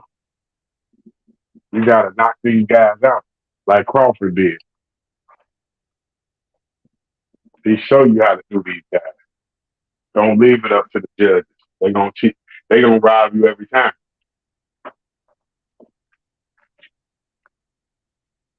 It was Crawford that did that, huh? Yeah, he knocked his ass out, put him to sleep. It was Marvin Hagler that changed all of that. No, Marvin Hagler let it go to the decision. Marvin Hagler was the one that said, "I'm never going to let it go to the cards again. My fists are the judges." Hagler's the one that said that. It wasn't no Bud Crawford. Well, if he was telling the truth, he wouldn't have to cry over the decision against Sugar Ray Leonard. Didn't nobody cry over that. He never fought again. Never fought again. Yeah, because he said, "Fuck that crooked ass boxing business." He's the only one with any balls that ever told him to go fuck themselves. Everyone else just rolled over and took another goddamn paycheck. Was Nate Campbell undisputed? No, I'm not sure. Yep, undisputed. But you got to remember, if anybody crooked, it's Marvin, because he the one said he won't leave it up to the judge. Then he left it to the judge. Of course you're going to lose. Why would they give it to you, bald head? They going to give it to the face of boxing. The face of boxing. Right.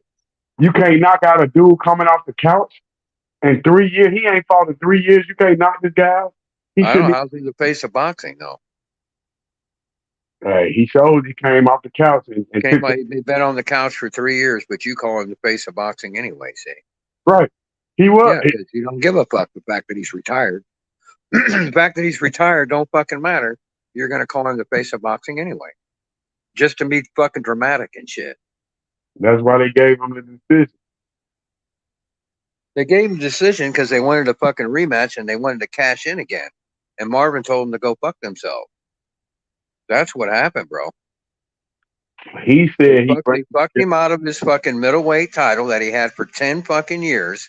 They fucked him out of it because they thought they were going to get a rematch and another payday. And Marvin said, "I don't fucking think so. Go fuck yourself." That's what happened. There wasn't no other kind of bullshit where Marvin fucking but no. Marvin told them to go fuck themselves up their own ass. Fuck you in your rematch. You're not going to fuck me again. You just fucked me really hard in this fight. Why would I fucking make another deal with you? Why, so you can fuck me again? Fuck that. No, he did. No, man. Marvin gets credit for what he did. He sure does. And he don't leave it up to the judge. He know what to do. So he left it to the judges. Of course he lost. Why would he leave it to the judges when he know he's supposed to knock this guy out? How is he not knocking out Sugar Ray? He put the motherfucker in the hospital. Apparently that wasn't enough, or was it? You got to stop him. Crawford stopped Spence. He didn't. How come Leonard don't have to stop Hagler?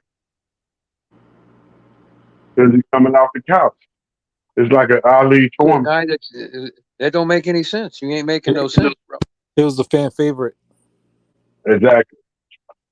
What's a fan favorite got to do with what how the judges score a fight?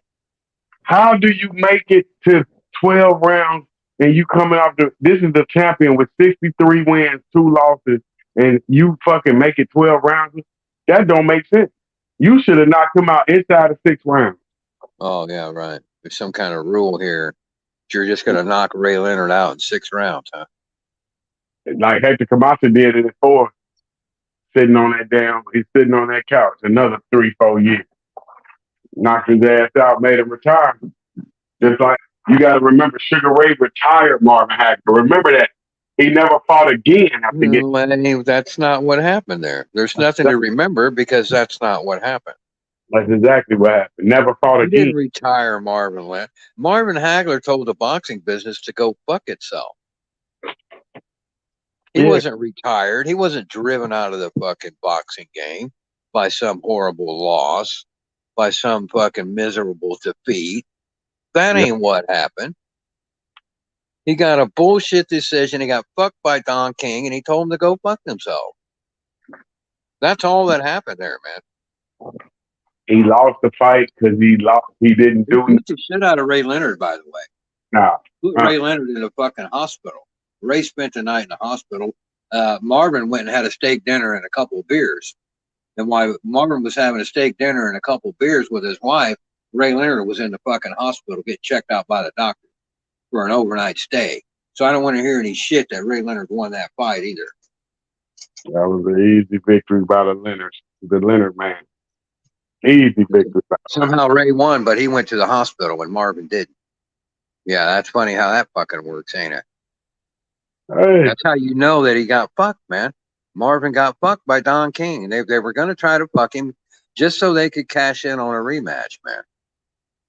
And Marvin said, no, man, you're fucking with the wrong guy. I don't play that bullshit. So you should be holding fucking Marvin Hagler up on a pedestal and saying, look, this is how you do it. But instead you're trying to say he's a punk and that Ray ran him out of the fucking business and shit, man. He ain't no. He gotta own that L. So, hey, if you lose, you must win every fight. You can't cry when the decision. He didn't cry. He told them to go fuck themselves. That ain't crying. Lomachenko's the one that cried. Marvin Hagler ain't in a fucking locker room crying like a bitch. What are you talking about? He told him to go fuck off. That ain't the same as crying. Is it? No, it ain't. Telling somebody to fuck off ain't the same as crying like a bitch. But the man never fought again. Yeah, he never fought again. And I already told you why. He'd already fought 60 fights. What was he, 62-2? Yep. 62-2 and like that. What, you want him to keep fighting when they're trying to get him fucking killed in there so Don King can make a few extra bucks? Fuck that, man. He went to Italy and made movies instead. Fuck that. Straight up movie star. It's fucking ridiculous, man. The way they fucked Hagler, man, it soured so many people my age, man, on boxing. It did.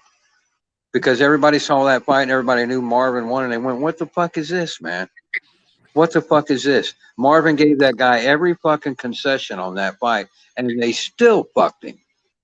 Still fucked him out of it. It was ridiculous, man. And it soured a lot of people on boxing. It was Mike Tyson that came along and saved the fucking sport. It was dying like it's dying now. It was dying a fucking slow death, boxing was. And then Mike Tyson came along and fucking saved it.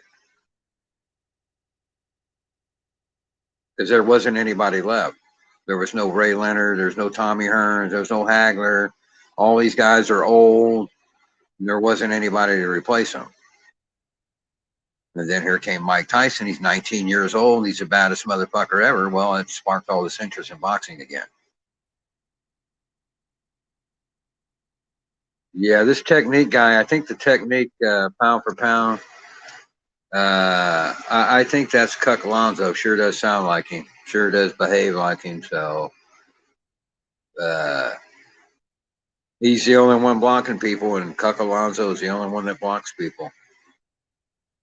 But look, I'll be the first to admit, I'm a Marvin Hagler fanboy. You talk shit about Marvin, I'm gonna stick up for him every time, man. He's the man as far as I'm concerned. Yeah, he went. He up there with James Tony and Bahar Hopkins. No, none of them guys that came later are worth a fuck.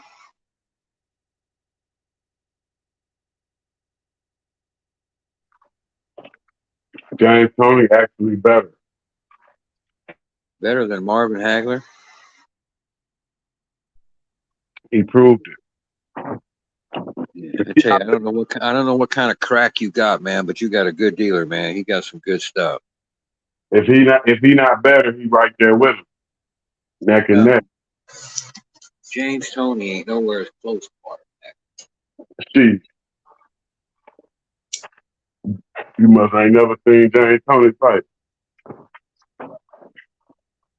And so he beat the great Michael Nunn. Legendary. Well, there's Marvin Hagler, and then there's everybody else. Is how that works. Yep, that's what I'm saying. Roy Jones Jr., James Tony.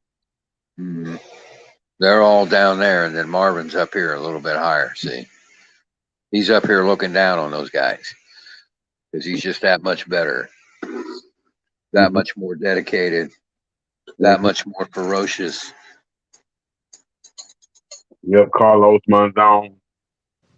Yep. Marvin Hagler never even got fucking rocked in the ring, man. He never even got shook up in the fucking ring, let alone fucking go down. He never even got hurt. He never even got shook up. The hardest he ever got hurt was by Tommy Hearns, and all that did was stun him for a second. This guy never got fucking hurt, man. And it's not like he's taking bum fights, right? So let's get real here. We talk about Marvin Hagler. He's the baddest motherfucker to ever step in the ring. He never even fucking. And they'll say the same shit about Floyd because that's what Floyd was trying to do. He wanted to be a Marvin Hagler. And they'll say the same shit about Floyd. Floyd never got hurt. Floyd never got knocked down either. Yeah, but look at the cherry picks he's got. There ain't no cherry picks on Marvin's record. That's the thing.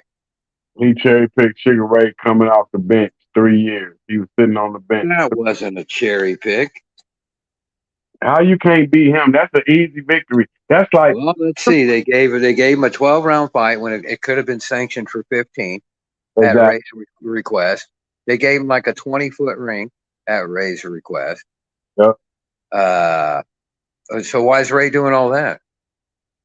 How come Ray doesn't want to fight 15? How come Ray doesn't want a big ring? Or no, he had a bigger ring. That's what it was. Maybe one or the other. I think he must have had a bigger ring. They went with a 24-foot ring, something. But the ring size was advantageous to Ray. Everything was advantageous to Ray, even though Marvin was the undisputed unified champion. And it comes down to the same old reason, money. Mm-hmm. There was all this money in fighting Ray Leonard more than there was fighting anybody else. Exactly. And plus, Marvin had a personal beef with Ray. He didn't like Ray. He wanted to beat Ray up. Now you see why he lost. He threw into it. You're supposed to knock that man out. You don't let it go to the distance. You don't have to knock your opponent out in boxing. No, you said this. He said he made that rule up. You said I'll bring my own judges with my hands in the ring. Said he changed the game. So when your hands don't become the judges, then of course you lose. You let it go to the judges once again, just like you did with Roberto Duran. He let that go to the judges' scorecards. Roberto Duran, greatest lightweight ever. Yeah, it's I don't know how Duran stood up in that fight. That's what I'm trying to do. But nonetheless, man, just because you don't knock a guy out, the judges don't get to fuck you. You said this was his. Why did he say that? If that's not true, Well, yeah, that was true then. It's true now. right? And just because he didn't knock out Vito Antuofermo, that doesn't mean he gets to get fucked. But he did. And just because he did knock out Ray Leonard, that doesn't mean Ray gets to win. And they get to fuck Marvin. But That ain't how that shit's supposed to work. That's corruption, man. no, this the boxing game. It's the game. If Crawford let 3 of his fights go to decision, he has 2 losses. He has to knock out everybody because he knows they are against him. They don't like where he's from. They don't like his kind. So he has to knock out his opponent. Marvin Hagler had the same mentality. Remember, he said, "Hey, yeah, I'm gonna finally get my credit when I knock out Spence." Spence, you got to knock out Sugar Ray. You don't leave it up to the judges. Like dude said, fans favor. They're going to give it to the other guy every time. They don't like bald head Marvin. They like the pretty boy, golden boy, Sugar Ray Leonard. Yeah, because he sold tickets. Exactly. So the fight was basically rigged. Exactly. That's why Marvin walked away. He's like, you're not going to fucking rig up another fight and use me as a fucking stooge. Right. Why do they think? And that's why Marvin should get credit for having some fucking integrity and telling these fucking crooks and cheaters to go fuck themselves. But he has to knock them out. You can't let it go to the judge's scorecard because of who you represent. Well, I don't know how anybody watches that fight and thought Ray Leonard won. Yeah, every time. What the fuck you're looking at? Andre Ward, Kovalev, same shit every time.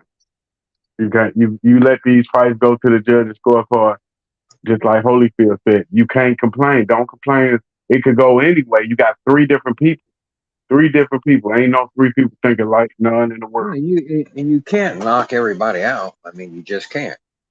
You're just not going to knock everybody out. So Terrence Crawford got 100% knockout ratio. He knocked out every weight. Terrence Crawford. Every welterweight he's faced. 100% knockout ratio. Arthur better be. Not one person has went to the judge's scorecard. Arthur better be. These are killers. He's not. He's got decisions on his record. Viterbiev does. Nah, he got all knockouts. Never, none went to the decision. You don't need decision because the only fighter with I don't think the only fighter, maybe the only fighter, but 100% knockout ratio. Terrence Crawford. Terrence Crawford doesn't have 100% knockout ratio. Welterweight he does 11 Yeah, he's only fought there for what, 2 years? 11 fights. That's a lot of fucking. He got the second longest knockout streak in boxing behind Better Be. That's a lot of freaking knockouts. Now you're denying logic. No, it doesn't matter. He went against his own rule and he lost. He the one said, "I bring my judges with my fist." Lomachenko. It's not their rule. It's the corruption of the boxing business, though. It's like you let that slide and now you're blaming the fighter. It's like Marvin lost and you're blaming him for knocking out Ray Leonard. Marvin don't get the blame. The corrupt judges get the fucking blame. Not Marvin for not knocking out Ray Leonard. You act like it's his fault. It's fucking Marvin's fault. He should have knocked Ray out. His fucking fault. Bullshit. Put that motherfucker in the hospital. Beat knots on his fucking head. Bruised him all up. Did everything but break his fucking ribs. And he still lost. Whatever, man.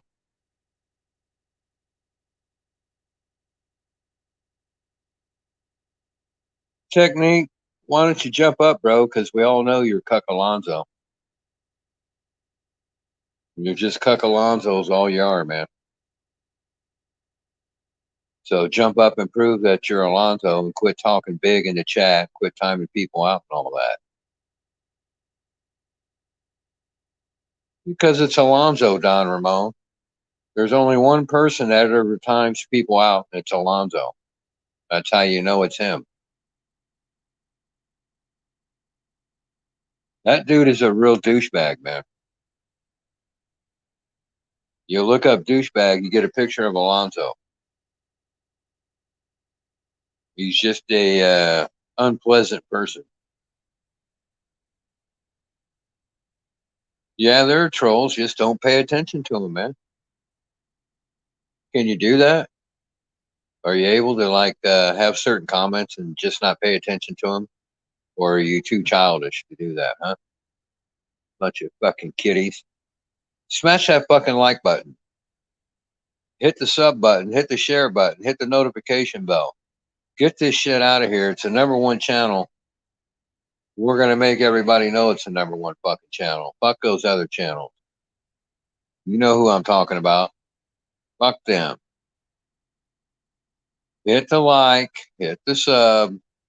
Go back. Watch the Rap Stars videos. Hit the fucking like button on those too. Yeah, technique is definitely Alonzo. There's no doubt about it, man. Don't even engage with that guy, man. He's a fucking bum. He's a bum. He sucked one of his little minions on me the other night, man. Fuck that guy. That guy got destroyed. That shadow band guy. He got fried, and then he got refritos. Is what happened to him. Frioles refritos on that beaner. That guy called me a honky, and he called me every name in the book, man. He's a name calling little faggot. That shadow band guy, that buddy of Cuck Alonzo. Yeah, he's a little name calling little faggot. What he is. Called me a China hater, whatever that is. I thought everybody hated communism, didn't you? I thought that was common knowledge, man. You're supposed to hate communism.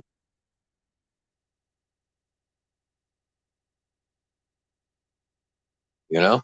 How can you love freedom and liberty and then love the communism of China? Well, he does, apparently. No, ain't going to be no, I don't know. No, he's not Mexican. He's Guatemalan or something. It's probably you, Scrappy Loco, since I never seen you before. And I wouldn't go at it with that guy again. He's too, he's a dummy, man. He's a dum-dum.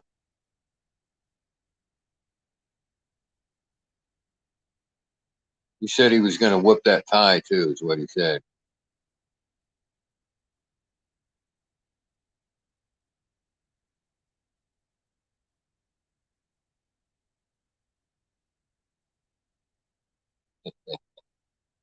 I don't know what Alonzo is. I don't know what any of these guys are. If you speak Spanish, you're fucking Mexican to me, man. Sorry. Okay.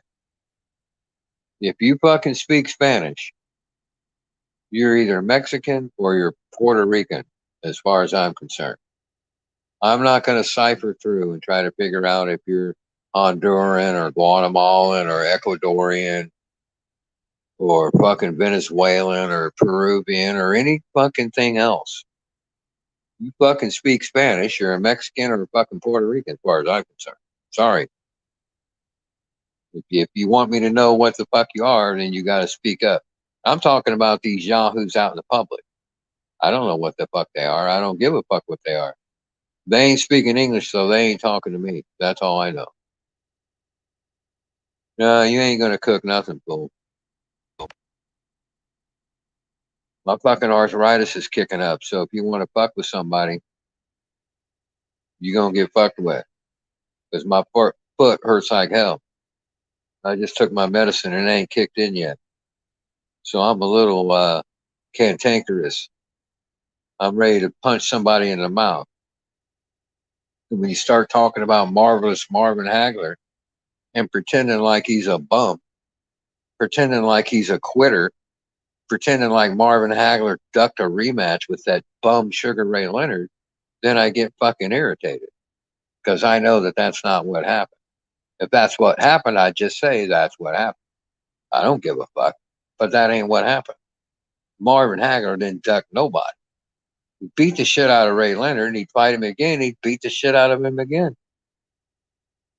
You fucking kidding, man? Go fuck out of here. Ray Leonard did not come off the fucking couch after 3 years and whoop Marvin Hagler. That never happened. That was a farce by Don King.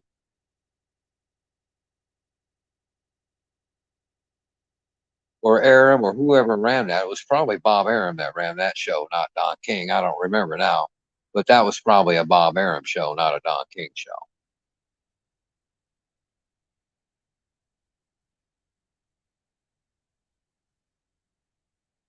No. You ain't from Texas anyway. You know it? There ain't two things for Texas but steers and queers, and you don't really look like a steer, do you, boy? That kind of narrows it down. Faggot. You ain't from Texas. So that's the thing with Marvin. Yeah, it's a touchy subject. You fuck with Marvin, you're fucking with me, man. It's the only guy I'm a fucking fanboy about. Fucking guy, for whatever reason, doesn't get any respect. Or not the respect that he should, on the level that he should. I don't know what more you want Marvin Hagler to do. He only beat the piss out of every guy they put up in front of him that was supposed to fucking take him out of there. Because they hated his ass, right? And instead, he beat them all up. What the fuck more you want the guy to do, man? Was never out of shape, ever. Didn't have some make-believe walk-around weight like these faggots have today. You know what Marvin Hagler's walk-around weight was? It was the same as his fighting weight, like it's supposed to be. It's supposed to be a year-round trainer, a year-round fighter, not part-time. Not 3 months here and 3 months there, and I'll take 6 months off. That's what these fuckers are doing, man. It's exactly what they're doing. And then when you get a guy like Bud Crawford that ain't doing that, it's like he's this super special thing. Right? It's like he's super special because he's one of the few that ain't fucking doing it.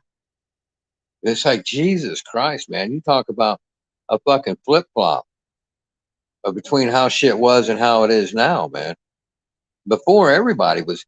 It was weird if you'd have a guy like Durant.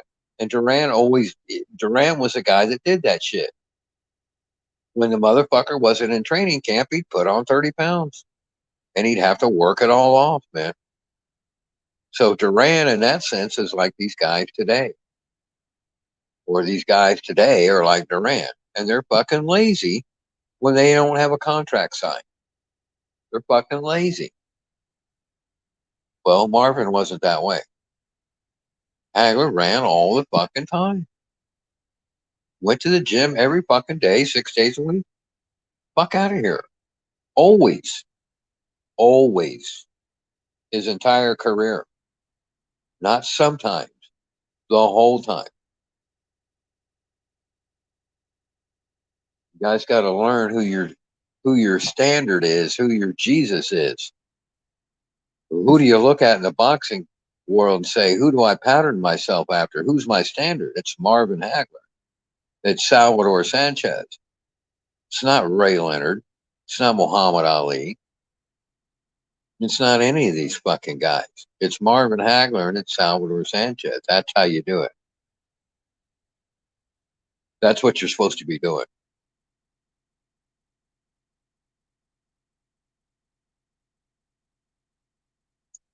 Some call it a melting pot. Another might say it's just a pot full of crap stew. It just kind of depends on how you look at it.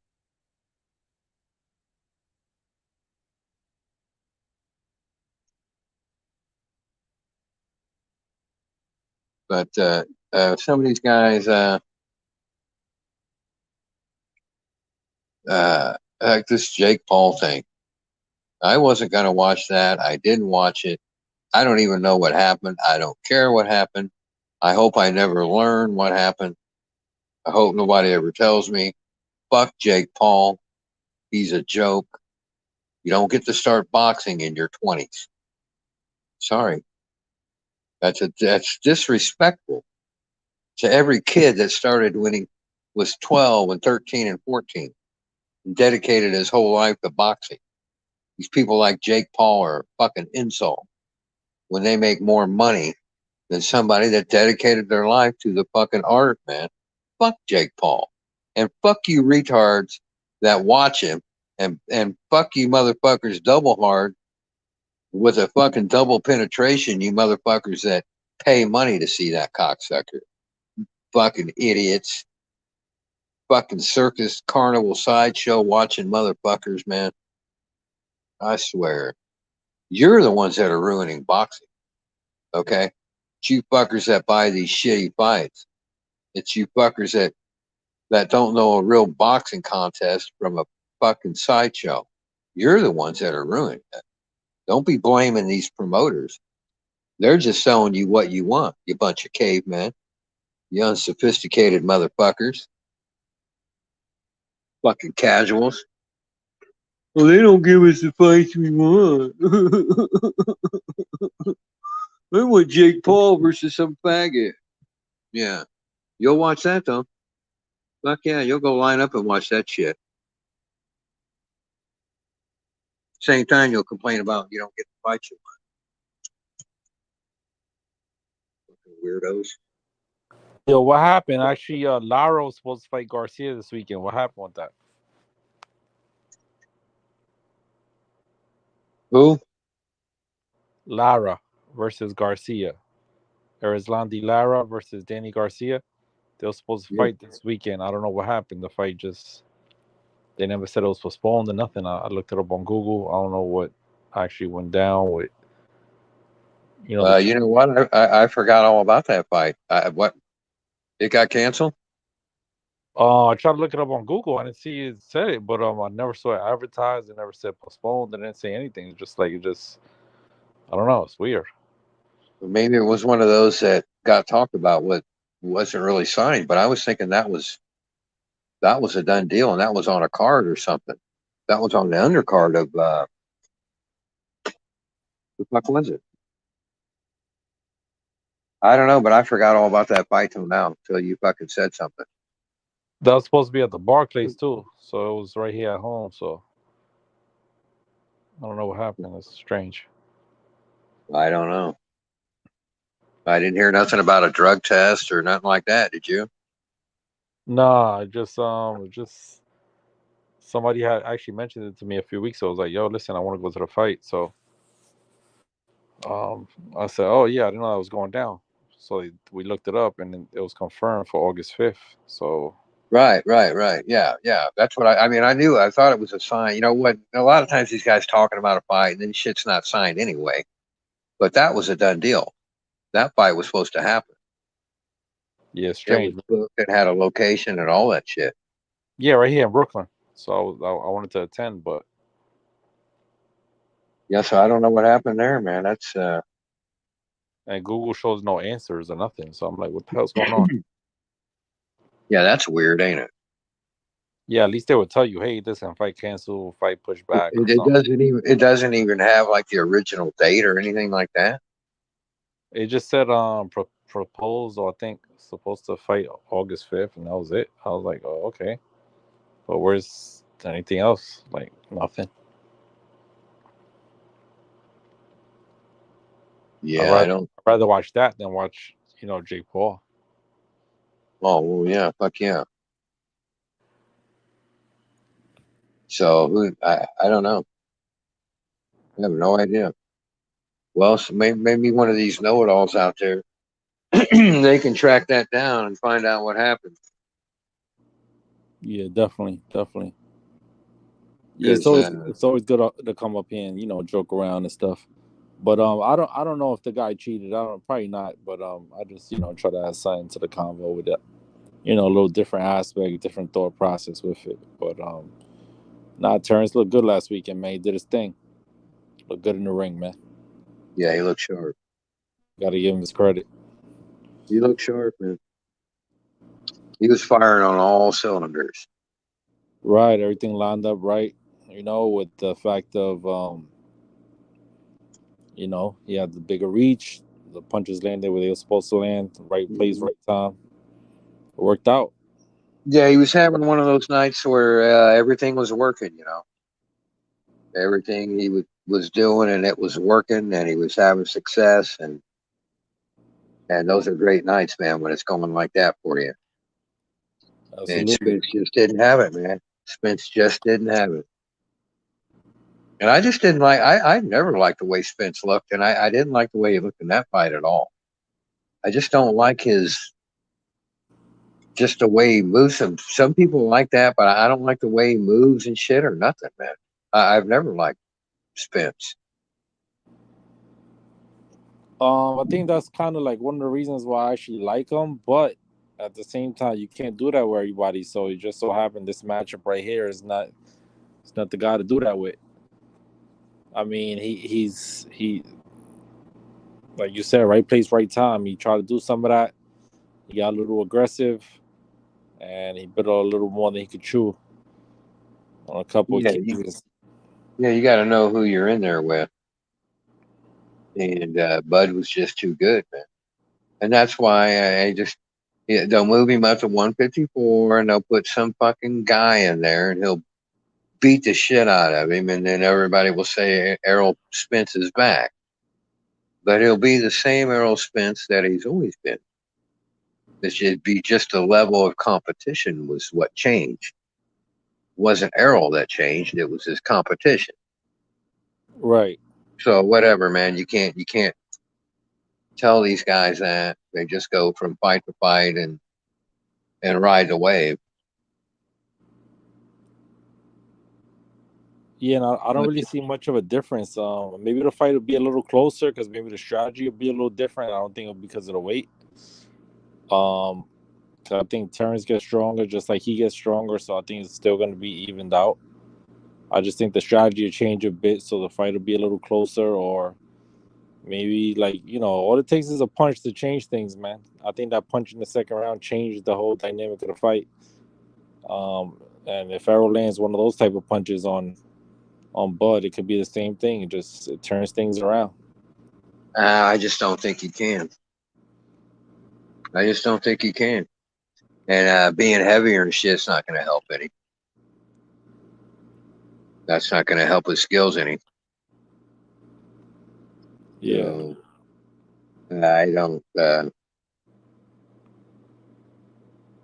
I don't see them fighting again anyway. I know there's talk about it, but I don't see them fighting again.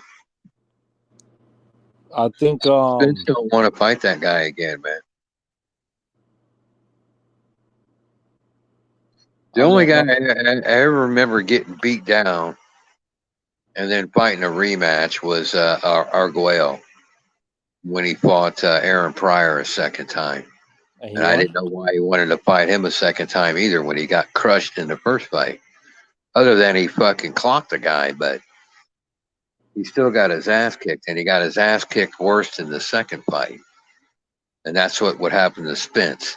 If he fights Bud again, he's going to get his ass kicked worse than he did the first time.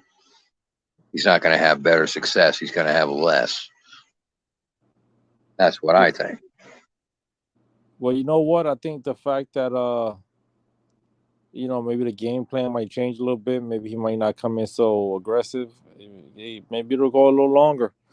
But all it takes is a punch to change a fight, so we just never know. But the odds of him winning, like if we thought about it without seeing the fight right now, yeah, Bud is definitely in the driver's seat. Absolutely. Yeah, I don't.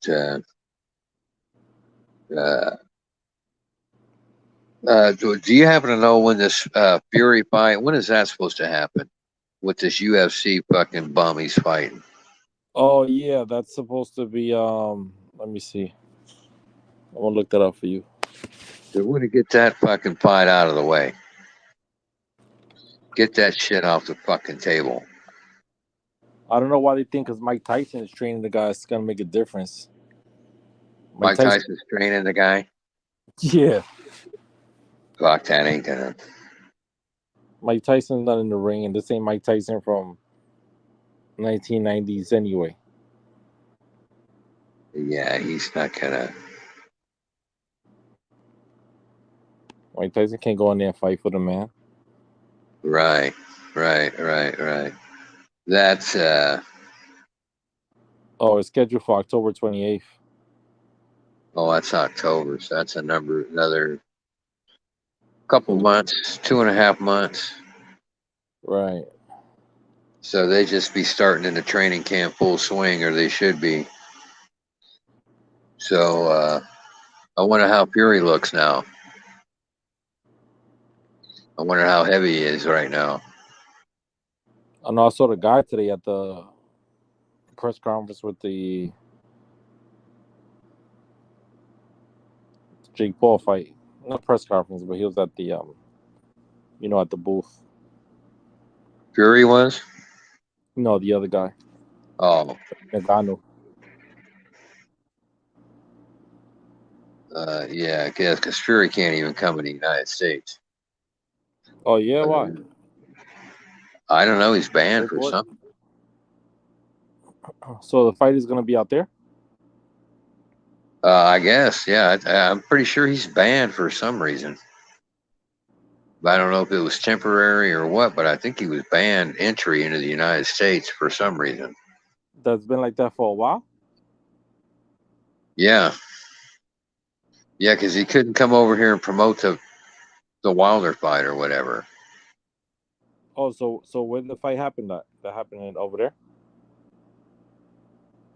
Yeah, when he fought Wilder, I thought that was over there. Oh, I didn't even pay attention, to be honest with you. I don't either, to tell you the truth, but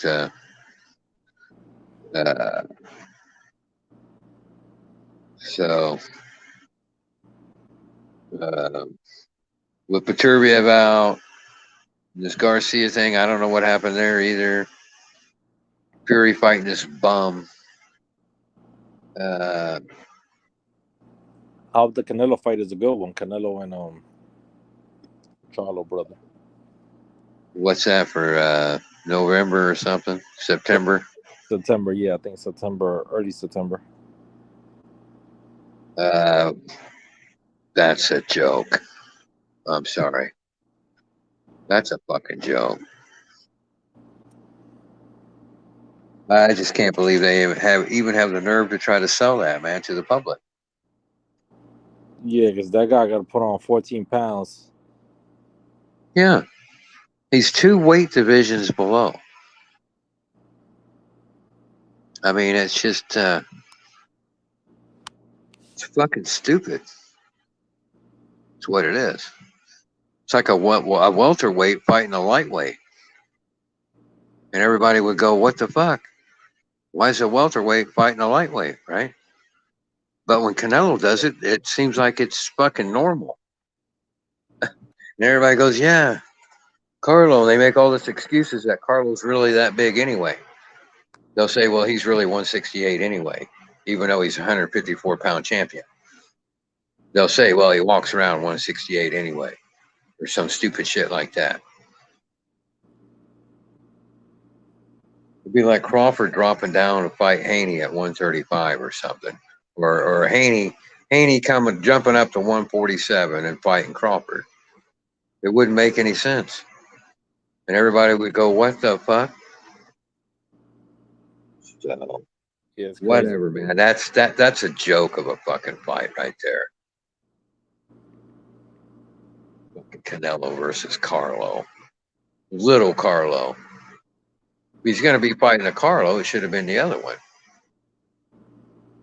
Not the 154-pound Carlo, right? Right. So I'm amazed that they got the balls to even try to sell that fight to the public. But apparently, Alvarez fans will buy anything. They don't give a shit. They'll even buy that. A shitty matchup like that. Canelo better hope he wins. He better fucking hope he wins, man. Because he's going to fuck his whole career up if he loses to Carlo. Can't be doing that. Can't be pulling a guy up from 2 weight divisions below and then lose to that guy. That's a major fuck up. What do you think is gonna happen? You know, they already made a misstep when he tried to fight Bivol. And you notice they didn't make that mistake again. There was a talk of a rematch, but they said, nah, fuck that. So,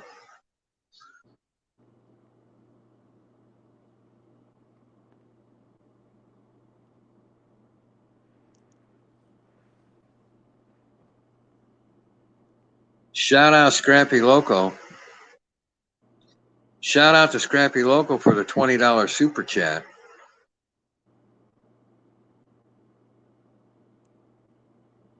Everybody shout out Scrappy Loco for the $20 super chat. He dropped on your London boy Rap Star Boxing Knowledge. $20 super chat says it's nothing, Sanchez. I don't know what he's talking about, but for a $20 super chat, he's letting everybody know it's nothing, Sanchez. Why don't the rest of y'all drop a little something on the boy. Drop a little super chat on the boy. You know what to do.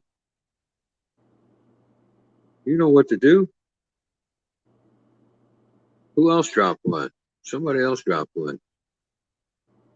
Sorry, I missed it. Montone, but I don't know when that was.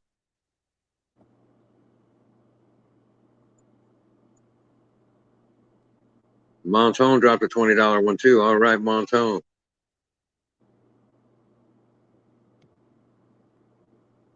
Yeah, way to go, Montone. Montone with the let me look at that again, bro. What's up, Gabriel Sanchez with Montone 509 with the $20 super chat. Dropping it on your boy in London. He's hooking the rap star up so he can get him some coffee and some tea and shit. Get him some tea and fucking scones, man. They eat them fucking scones over there. You ever seen that shit? Looks like a fucking fancy ass fruity turnover or something. Motherfuckers can't be normal, you know. They can't just eat a fucking coffee and a fucking donut. Motherfuckers gotta have a fucking tea and a fucking scone and shit. Fucking weirdo. Fuck that. Be a real man, get you a coffee and a donut in the morning. Fuck around with no tea and scone. You hear me? Bunch of fags. Bunch of queers. Bunch of homosexuals. The homosexuals. Hey, it's time for my medicine, bro. Time to spark my medicine. Hear that? Spark a vision. Oh, you got the loud on deck?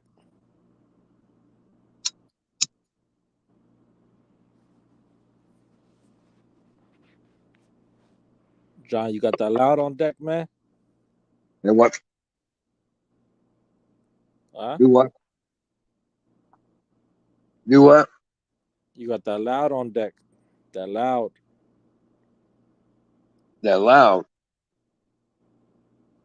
Yeah. What you talking about? Your medicine.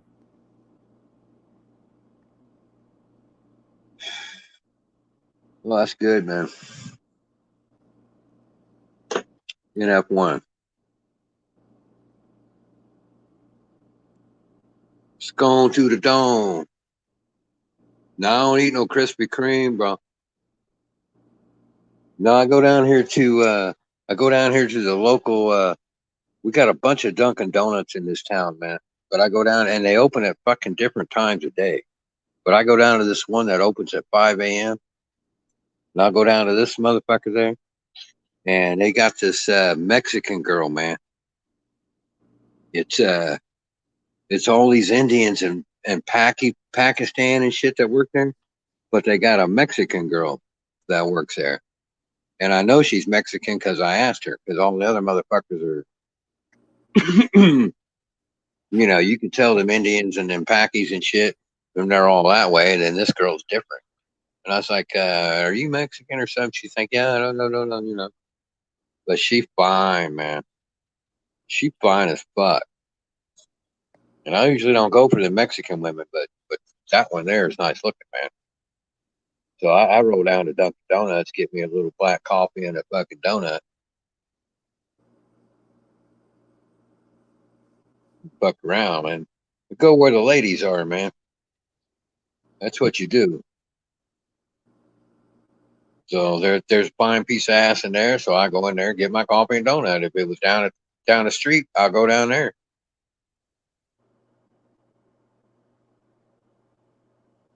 You know what I'm saying? You know what I'm saying? You know what I mean? You know what I'm saying? You guys, you don't think that way. You don't like girls for some reason. You guys don't like girls.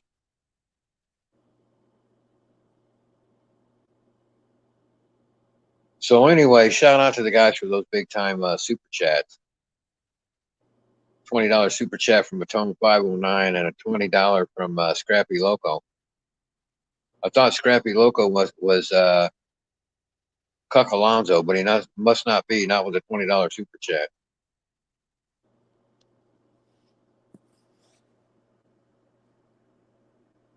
And they come in different shapes, color, and sizes. And I tell you, that one there, man. That one there I like. I sure do, man. I'd like to get a taste of her donut, you know what I'm saying? Facts, I hear you, bro. Huh? I said, yeah, I hear you. Yeah, I'd like to get a taste of her fucking donut hole. That's for sure. That's for sure, man. Hell yeah. Sanchez is Cuck Alonzo. Now I can't tell one Cuck Alonzo from another, man. God damn, my fucking feet hurt. I need Cuck Alonzo's mom over here to rub my feet, man. Fucking A, that shit hurt. God damn. Whew. Oh, I just read here, both Danny and Espinosa said the fight was never official. They're currently working on the date. Ah, see, that's what I was wondering. And I was thinking, though, that they had that all set and that was on an undercard shit, but I must have been thinking about something else. But that's what happens a lot of times, man. We'll hear all this talk about fights, but they're not fucking officially signed, and apparently that one wasn't. And so it didn't get canceled. It just never was signed. But they talking shit like they're signed, man. Well, and I'm not sure why they do that shit. I don't know. Garcia was 35, and Lara is currently 40 years old, man. That's old. Yeah, 40 years old. It's hard to even get a license.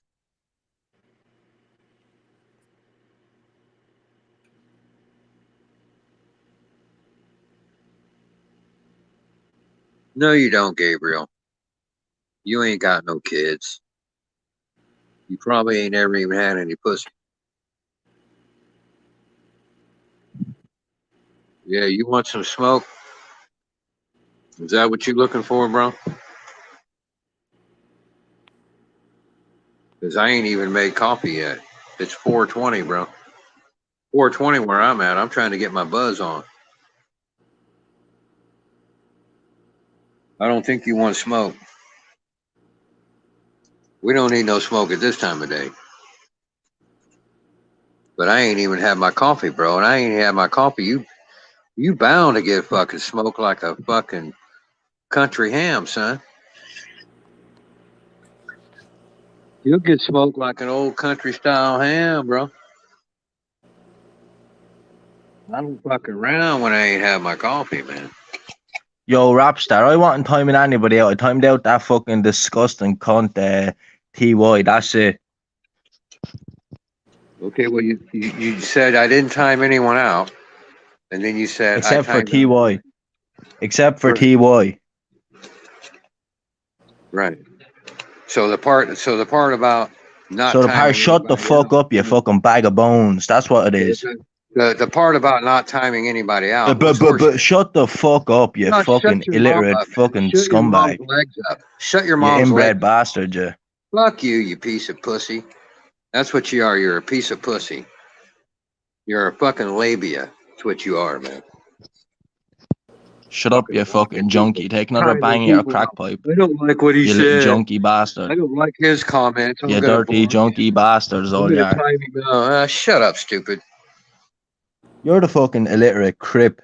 You're No. you're an illiterate crip is what you are. Yeah, I'm illiterate. I'm the one that's illiterate. Right. Dumb. Why are you timing people out, huh? I didn't time anybody out, only that TY fella. He was trying to destroy the You channel the there last police, day, are you you? fucking pussy. What? What? Why are you timing him out? Why am I timing him out? Yeah, that's the question. I just told you why. Well, nobody heard it, so tell me again. He was trying to destroy the channel, playing his gay rap music, and then fucking reporting the channel. So I said, fuck that shit. I put this little backfoot bitch in his place, I said. How was he playing gay music in the chat?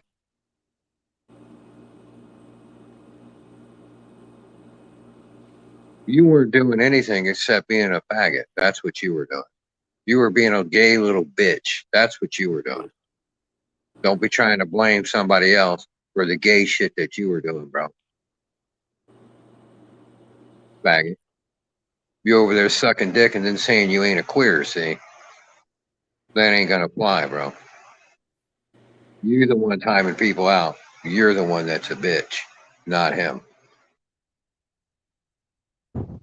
Shut the fuck up. You have AIDS. Why the fuck are you even speaking to me? If he's Why are pulling you some shit speaking like to me, you that, little AIDS-driven if he's bitch? pulling some shit like that, then you just tell Rapstar, hey, Rapstar, this Go dude take your over there- HIV vaccine, you pussy. What's the matter? It's not my fault that you got AIDS when you're trying to stick a crack fucking rock up your ass. Hey, it's your story, man. Make it up. Just make shit up, man. Yeah, sure. Did you not say that on Mad Chad's Tavern that you have AIDS, no? Because you're a timing out little bitch, and so now you're going to make up stories that I got HIV. You're the like bitch. 120 pounds is what you are. Mm-hmm. I fucking ate steaks bigger than you. Uh-huh. Sure you have. You got a gut that weighs more than 100. There's a leg of lamb in the supermarket heavier than you, pal. Mm-hmm. Go do a few push-ups for yourself, you weak bitch. The problem is you're not more athletic than Go do a few push-ups for yourself, you weak pussy. Do what? I say go do a few push-ups for yourself, you weak pussy. No, I don't do them. 120 pounds of pure dog shit. Didn't know they stack shit that high. What, you 5'2", you little fucking short ass, you. Mm-hmm. Well, you ain't gonna whip this old man's ass. Well, shut the fuck up, you old bollocks, you. Your brain is fried from all the crack. Uh-huh. You can't cook me. I'm technique, you little pussy. Who are you speaking to? You're a pussy. You are a pussy. Anybody You're that homosexual, so anybody that can't handle scrolling text, anybody that can't handle, shut the fuck up, you gray-haired cunt. Scrolling text on a screen in a virtual world is a fucking faggot, and that's you. I just timed out TY because he's a little pussy. That's it. I don't ever time anybody out. I'm high. Listen, pal, don't put my name beside that shit, you little pussy. I'm highly against timing people out and fucking banning people. I'm free smoke to the fucking last, so don't ever try put my name beside that shit, you fucking pussy. You're the cunt that time. I see you time people out in loads of channels. I never time anybody out. So shut the fuck up, you pussy. You out your goddamn mind. Shut the fuck up. I own you, and you know I do. Anytime I jump on any panel, I cook the shit out of you every time. So why'd you even try it, John? Shit in your adult diaper. Why'd you even try it, John? You know you get cooked every time by me. I'm your superior. Yeah, right. Everybody. Yeah, knows. right. So stop it. Stop it, because you're only going to get cooked worse. No, scratch and my balls. You know I didn't even start yet, John. You know I didn't even start yet. Scratch my balls, bro. You know I didn't even start yet, John. So just stay in your place so you don't get cooked to death like a crispy fucking chip. You ain't gonna cook nobody because you don't know So I anything. already cooked you. I already You cooked gotta you. know something to be able to cook somebody. See, that's the whole thing. You can't cook somebody when you don't know anything, and you I don't know. cooked you about 10 times on 10 different panels That's throughout the why fucking you last few time months. that So dude what are you even out. on about? That's You were why you crying time there the dude last out day. because you don't know anything. Crying there, please don't cook me anymore, free smoke. You were like, oh, please. Now you got me confused with somebody else, Chief. Because you ain't fooling nobody with this shit, man. People know better than that. You don't nobody fucking cook me on here, man. You playing pretend. You trying Yeah, to so tell all these fucking guys on here that you Rapstar took cook my them. wrench away on the back of some little back foot cook trying to tell him this, that, and the other. And you're backing him up because what are you, the king of cooks? Anytime you see a cook in the chat, you rally behind them. You rally behind the cooks is You what you trying to do. tell all these fellas that You you're try to cooking put the me, man, cooks and these up because guys you're know the that. biggest cook in the town. Yeah, that's it. Everybody knows I don't cook for nobody. Now hit that like button, that sub button. Drop the kid a super chat. Hurry up, too, fucker.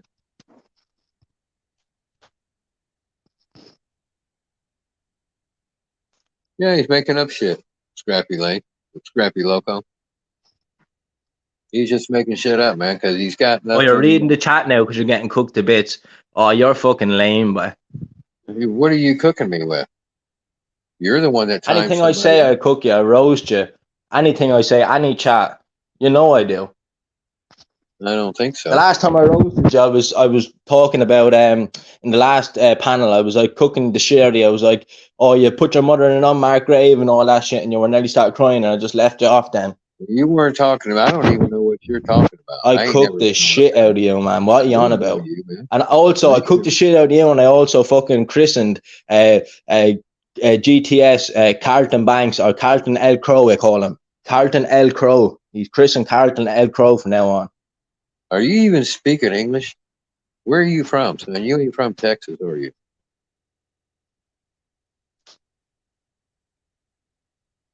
You got some kind of funny accent, boy. I can't understand a fucking word you're saying. Must be from one of them fag countries. Nah, I only popped on look rap. You can give me back me wrench ASAP there. And fuck you, John, you back foot fucking bitch. Junkie. Go back down to the little shithole down Detroit there, the little alleyway where you stick that needle up your ass, yeah? Yeah, bitch. Detroit? I live in Oklahoma, stupid. You got me confused with somebody else, homo.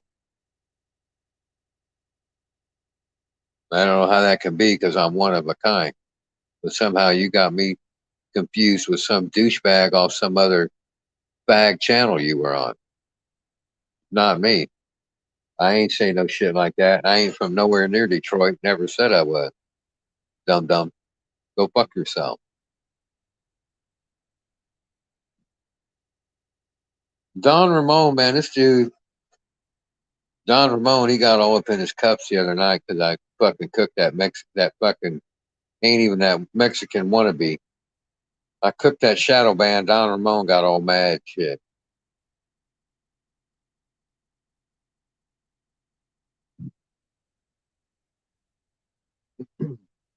Is he gone?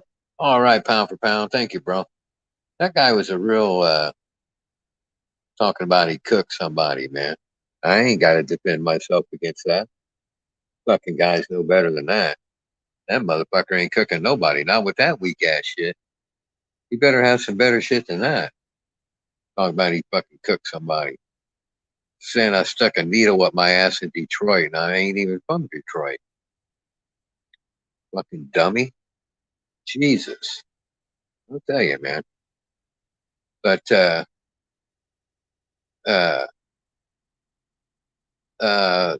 Spence is done, okay?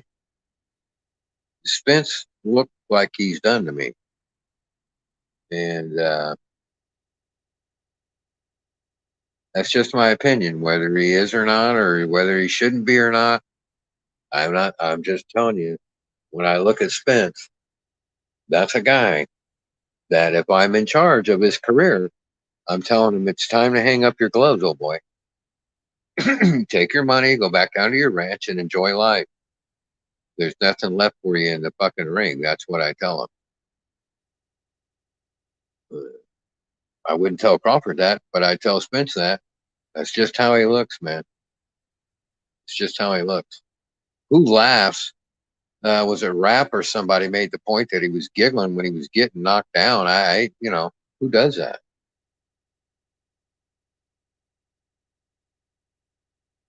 Who was Joshua's next to point?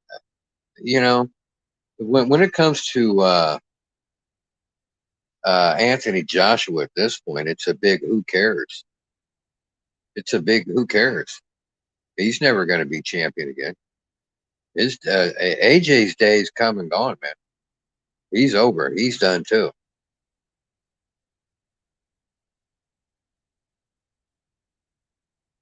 No, Don Ramon. I didn't get cooked by that fucking bonehead that was on here. He only had 3 things to say: China hater and 2 other things, and that's all he had to say over and over again. You can cook anybody with that. Cooked up a fucking flat tortilla that didn't have nothing on it. That's all that motherfucker cooked.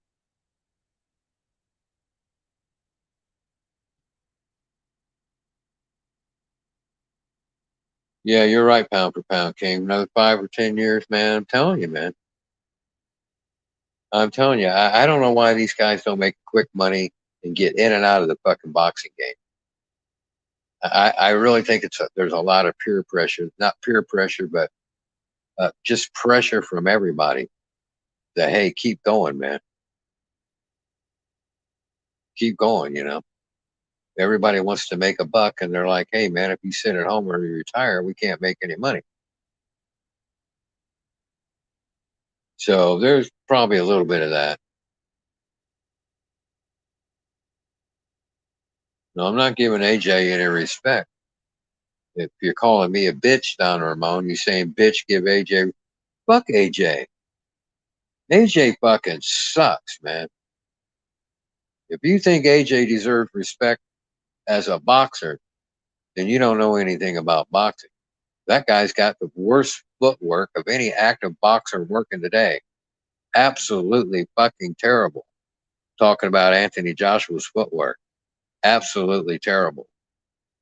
He couldn't beat fucking Usyk. If they fought 100 rounds, he'd never fucking beat that guy, man. Doesn't have the footwork to fight a southpaw. Fucking clueless, man. You didn't cook anybody, dum-dum. Ain't nobody capping. You're just making shit up. That's all you're doing. You do all that you want to, bro. You can do that all you want to, bro.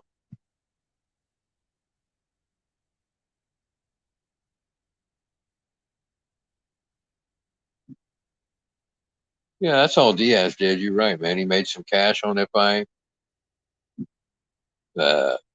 You casuals watched it. And blah, blah, blah, blah, blah. Right.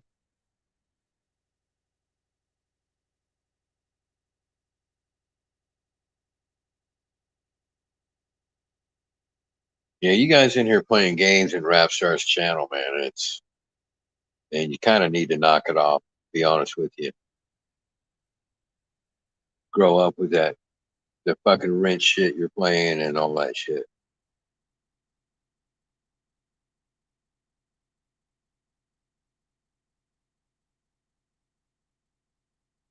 Yeah, I don't know why everyone thinks that, but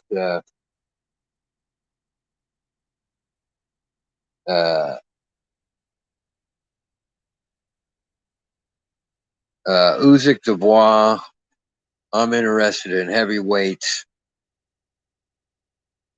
I was interested in light heavyweight until Bitterbiev, or however you say his name. I call him Beterbiev.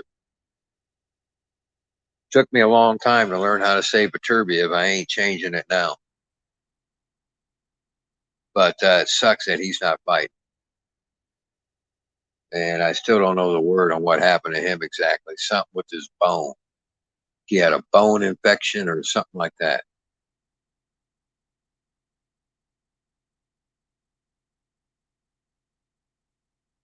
Johnny don't mind me on my Johnny who?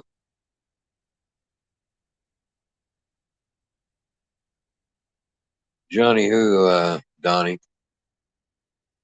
And you lost me pound for pound. How you first said, John, I don't know what that means.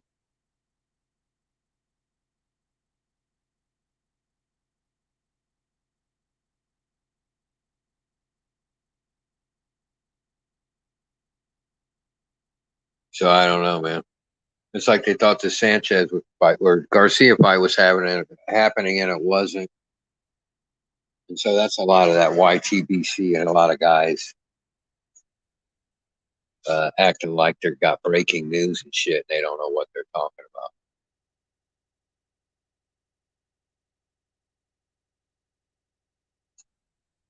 about. Damn, man. 449. Y'all gonna go to church today? Y'all gonna get up and go to church? Oh, how you first said it. So it's like better Biev. There's better Biev. Some people say better Biev, and other people say better Biev. And I used to say better Biev, and then it was Young Billy. You remember Young Billy boxing? It was Young Billy boxing, man, and he kept calling him Baturbiev. And then that's when I started calling him Baturbiev. But I used to call him Biev or whatever before that. But Young Billy boxing, YBB, used to call him Baturbiev. And it took me a while just to be able to fucking pronounce that.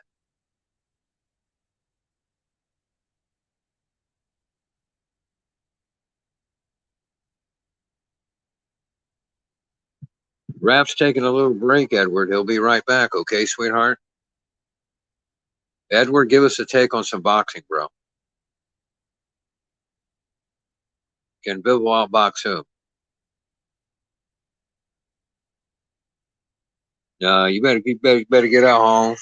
Holmes better go to church, bro. Can't be sleeping through church, bro. Can't be sleeping through church. Hell, I'm an atheist and I go to church. I'm an atheist and I go to church. What about that? That blow your fucking mind, don't it? Say, how the fuck that work?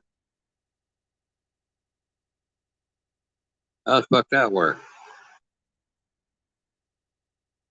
Yeah, that's right, Don Ramon. You're at the #1 channel. Hit that like button. Hit that sub button. Hit that like button. Hit that sub button. Drop the kid a super chat. Drop him a Cash App. Drop him a PayPal, Patreon. You know what to do. Help the brother out. John Star Boxing Knowledge sitting in for Rap Star. We're just sitting in holding down the fort till the old boy comes back.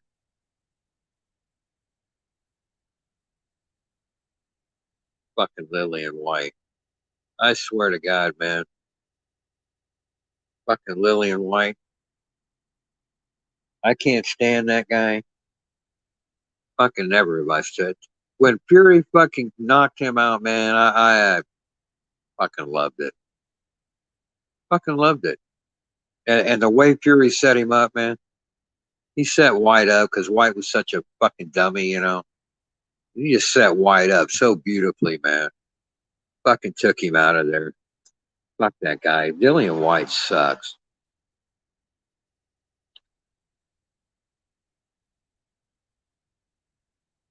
No, I don't go to Church of Satan. Well, it might as well be.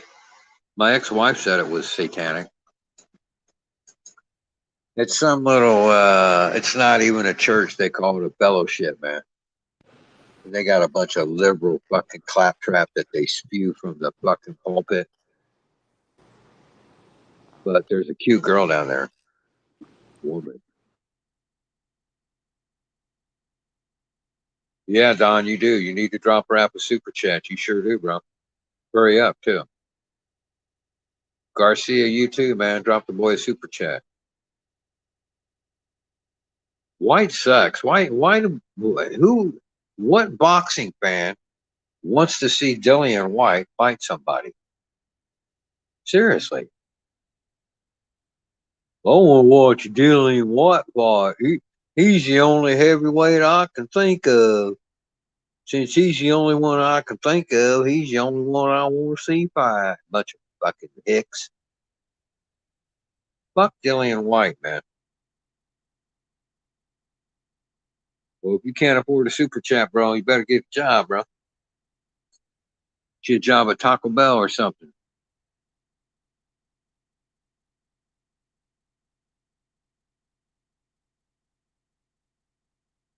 Yeah, I don't. See, back when AJ was champion, I was telling people that he was no good. And of course, I was, you know, told I was full of shit, didn't know what I was talking about. Bah, bah, bah, bah, bah. But AJ sucks. He's always sucked. He's never been any good. And he got exposed by Usyk. Got exposed horribly. Guy just doesn't know how to box. He has no fucking footwork at all.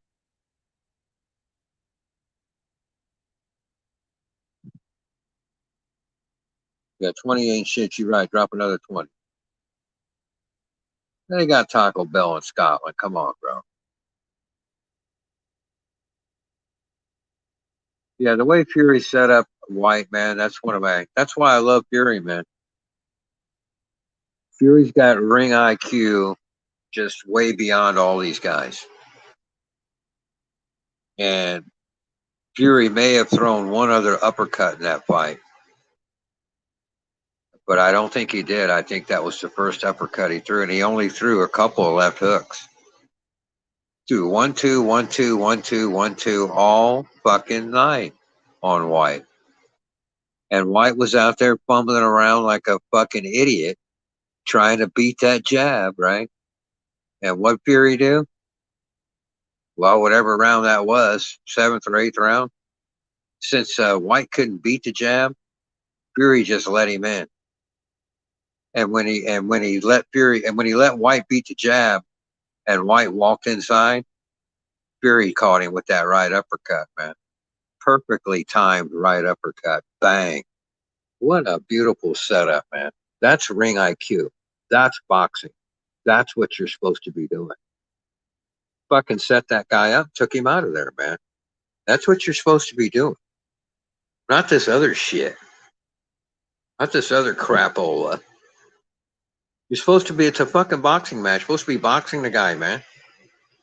You're supposed to be using your footwork and a jab and your ring IQ to figure out how to beat this guy and take him out of there. And that's what Fury does.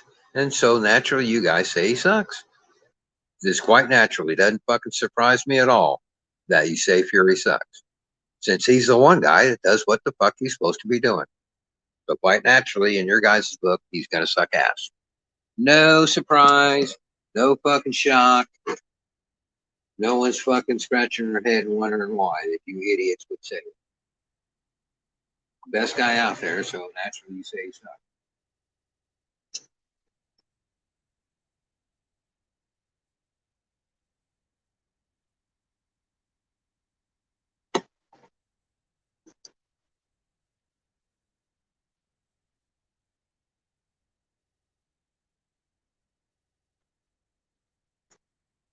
Yeah, you watch White. Ryder says he's so dumb. Yeah, you'll watch him, and if you pressure him and stuff, or if he gets fatigued, he'll revert back into that kickboxing stance that he has from when he was a kickboxer. And he'll put both feet on the same side of the center line, you know. Bad news in boxing. Don't want to do that. And he'll do that all the time. Not all the time, but I've seen him do it. When he gets tired, or you're putting it on him a little bit, and you'll see him turn like that, man. Like he's going to kick you with a side kick, like you do in kickboxing. And he's got both his feet on the same side of the center line. Fucking moron. K. Pato. Yeah. Yeah, but I don't like White. I don't like AJ. AJ's just big. That's all he is. But, man, he got exposed. I already knew he wasn't any good. I was told everybody for years he fucking sucked. But when he fought Usyk, man, that Ruiz thing, that was just a... I was shocked by that as anybody when Ruiz won that first fight. And quite honestly, I was shocked by the outcome of the second fight. But I wasn't expecting Ruiz to come in as a Ruiz or whatever his fucking name is to come in like he did.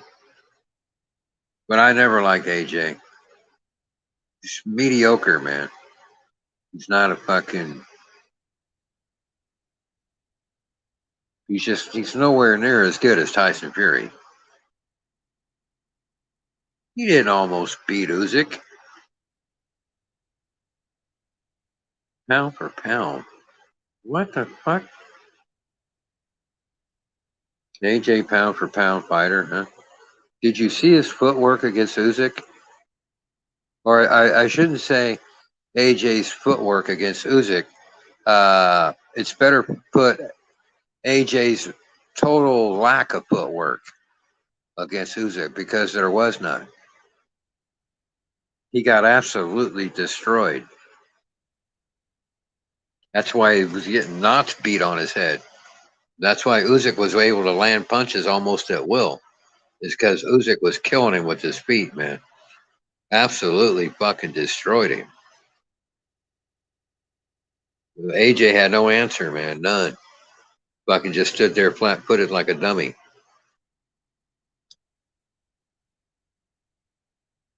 And I know what you'll do. You go watch and you say, well, AJ's moving around. I ain't talking about that. He's got to stop and throw punches sooner or later.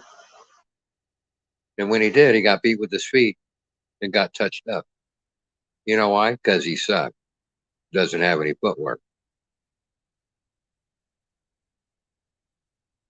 I'm not capping. I don't even know what capping means. Okay? He did not.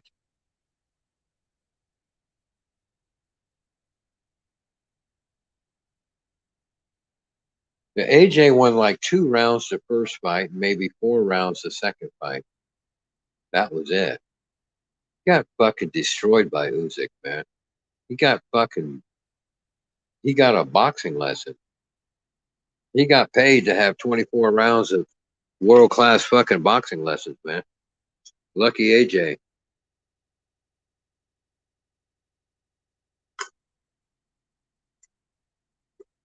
Because that was fucking box circles around that guy. Usyk did, man. I ain't lying, man. Why would I sit up here and lie, bro? I ain't lying to you. That's not what you saw when you watched Usyk versus AJ? You didn't see Usyk move to his right and beat AJ with his feet and touch him up every time over and over again all night long? And you never saw once AJ cut off the ring? Not once. I bet you can't find one example in those 2 fights where AJ moved to his left and cut off the ring against Usyk. I don't think he was successful doing it fucking once, man. That was fucking bad, man. Bad, bad, bad. You don't know what you're looking at. That's the problem. As usual. Don't know what you're looking at. All you're looking at is punches. Second fight was super close. You're like that other guy. See, it's no wonder, Don, that that other guy was your homie, that shadow band. Because neither one of you know how to score a fight or know what you're looking at.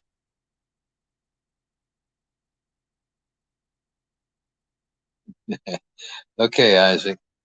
Yeah, okay. Yeah, that's what it is. I forgot how smart he was. You're right.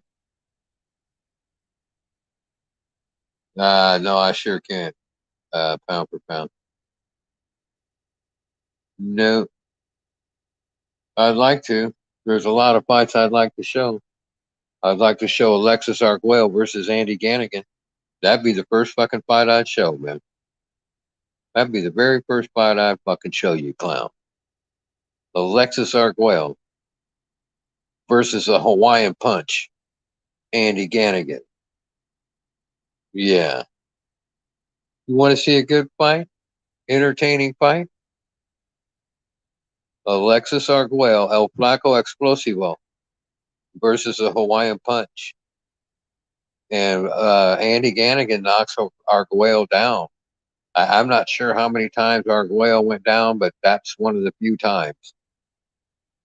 And Arguello's toward the end of the round, like the second round, something like that. And Arguello gets up and beats the shit out of that fucking guy, man. Beats the piss out of Andy Gannigan. Then he knocks him out with a body punch. So if you want to watch a good fight, go watch El Flaco Explosivo versus the Hawaiian Punch.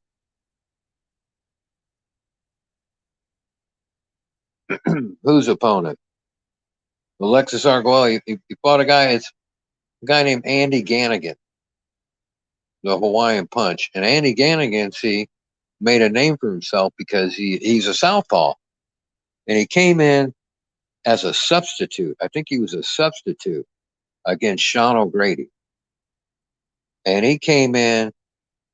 You know, like I don't know if he was a last minute substitute, but as I recall, Sean O'Grady was scheduled to fight somebody else. And because I remember sitting there, man, I can remember sitting there in the living room watching it. And when they said that it was going to be Andy Gannigan, and me and my friends, and we're sitting there watching, and we're like, oh yeah, man, Sean O'Grady's going to beat the piss out of this fucking nobody, right? Just got this last minute substitute, right on, man. This is going to be great.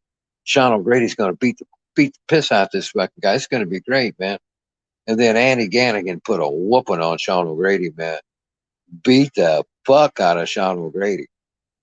Sure as fuck did, man. And that he got to fight with Arguello after that. And Arguello, man. And see, then he did the same thing. That was the thing, see. The Hawaiian Punch, Andy Gannigan, he beat the piss out of Sean O'Grady. Now he's in there against Arguello. And we're like, yeah, man, Arguello's going to fuck this guy up, right? He's going to get him back for fucking up Sean O'Grady.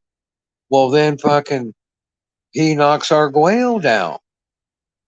And we were like, holy fuck, who is this fucking guy, right? But then Arguello, he ain't no Sean O'Grady, man. Arguello got up and he fucking, for like the next 3 or 4 rounds, man, it's worth watching, believe me. Fucking picks that guy apart, man. I bet Andy Gannigan wished he never knocked Alexis Arguello down, man. I know he wishes Alexis never got up because he put a whooping on that fucking guy, man. He picked that guy apart. Yeah, that was a fucking clinic, man. That was a boxing clinic after Arguello got up off the mat. And look at the face on Arguello. Look at the look on Arguello's face when he gets up. Because it's a weird kind of knockdown. He's all in the corner. Alex grabs the rope. He's got a hold of the rope. Right when the guy fucking clocks him and shit. Then Arguello gets up and he's got this sort of, he's in total control. He's not fucking woozy or nothing. And he gets up. And I'm telling you, man, you'll love that fight. Talk about old school. That's how you fucking do it, man.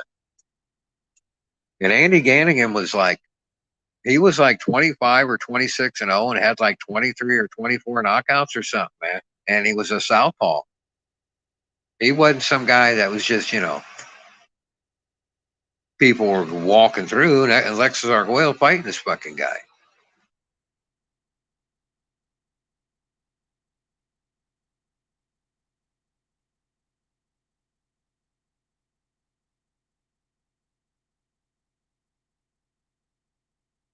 Just because a boxer takes a loss. Yeah, you're right about that, Don Ramon. Just because they don't know shit about boxing. But you are right about that for once. It's the same way with belts, man. If I say Canelo sucks, which he does, a fanboy will cite his resume, see, as evidence of why he doesn't suck. But as I told you, belts don't mean anything. Titles don't mean anything. So how can you cite all his titles and all this shit when it doesn't mean anything? I ain't talking about that. I'm talking about Canelo's boxing skills. He sucks. His record doesn't suck, but he does.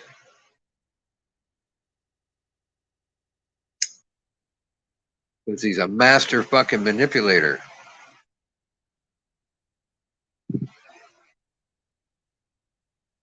Still have a little TV.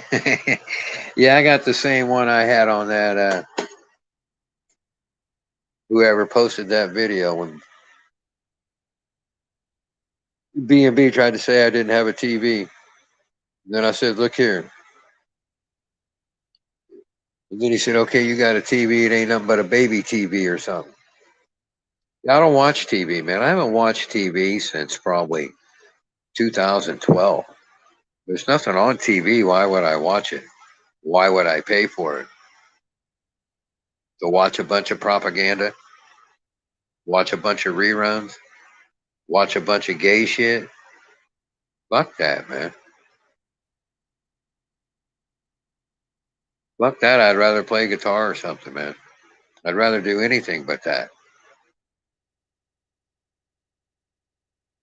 Canelo sucks at every weight, Isaac. He was best way back at 154. Or whatever that was that he fought Floyd at. He's never been better than back then when he fought Floyd.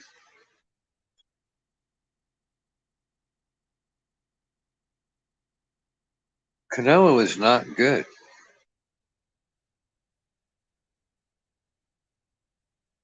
Yeah, I like Eddie Valero. I like Eddie Valero. I sure do like Eddie Valero. Eddie Valero was the guy that I had overlooked. That Rap Star Boxing Knowledge. Shout out Rap Star Boxing Knowledge. Hit that like button. Hit that sub button. Drop the kid a super chat. It was Rap Star that turned me on to Eddie Valero. He said, Johnny, you got to check out this Eddie Valero. And I said, who the fuck is Eddie Valero? He said, oh, you guys got to go look at this. And I went and watched this guy, and I was like, yeah. That's what I'm talking about. This is fucking having heart. This is having tenacity. This is having a will to win. This is starting at the opening bell like you're supposed to. This is not taking rounds off. That's fucking old school. And Rapstar knew I would love the guy. I watched the guy, and I fucking love the guy. Eddie Valero, he's fucking great. He's got the longest streak of first-round knockouts. He knocked out 18 guys in the first round. 18 in a row in the first round. He doesn't fuck around. The guy doesn't fuck around. There's no such thing as a feeling out round.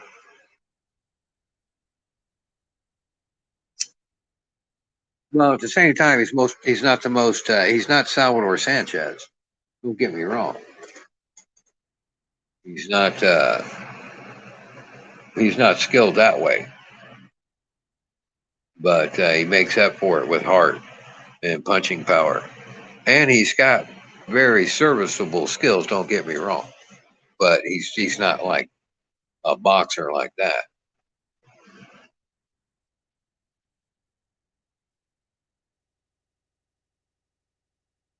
Yeah, he got killed where he had a what the fuck happened? What did it have? He got shot. I want to say he got shot or something. Oh, yeah, he went to prison. Yeah, I think he got shot too. Or he shot his girlfriend, shot himself. He did some weirdo fucking shit, man. He did some weirdo shit. But there's plenty of video of him. You can go watch him fight. He's just fucking A guy like Lomachenko, Valero would fuck him up, man. He would fuck Lomachenko up, man. Because Lomachenko fucks around too much. In the early rounds of fights, every fight, he fucks around. Valero don't fuck around, man. You ain't got time to download info when you fight Eddie Valero. You better be ready when the fucking bell rings for round one. You got to be ready right then when you fight Eddie Valero. You don't get to fuck around till round nine to figure the guy out like Loma did against Haney. Okay? That's why Eddie Valero don't fuck around, man. And he fucks some of these guys up hard. Because they want to fuck around and do all that shit. No. Can't see. That's why I'm saying, man, can't let them do that. Can't let them do that. You got to jump on these guys early. Jump on Loma and make him work. Jump on Tank Davis, make him work.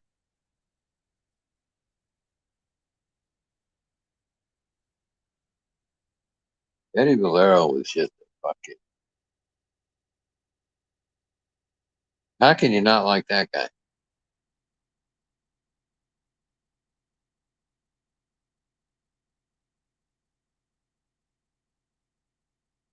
Ooh, man, I think I smoked too. I think I took too much medicine, man. I think I took too much medicine.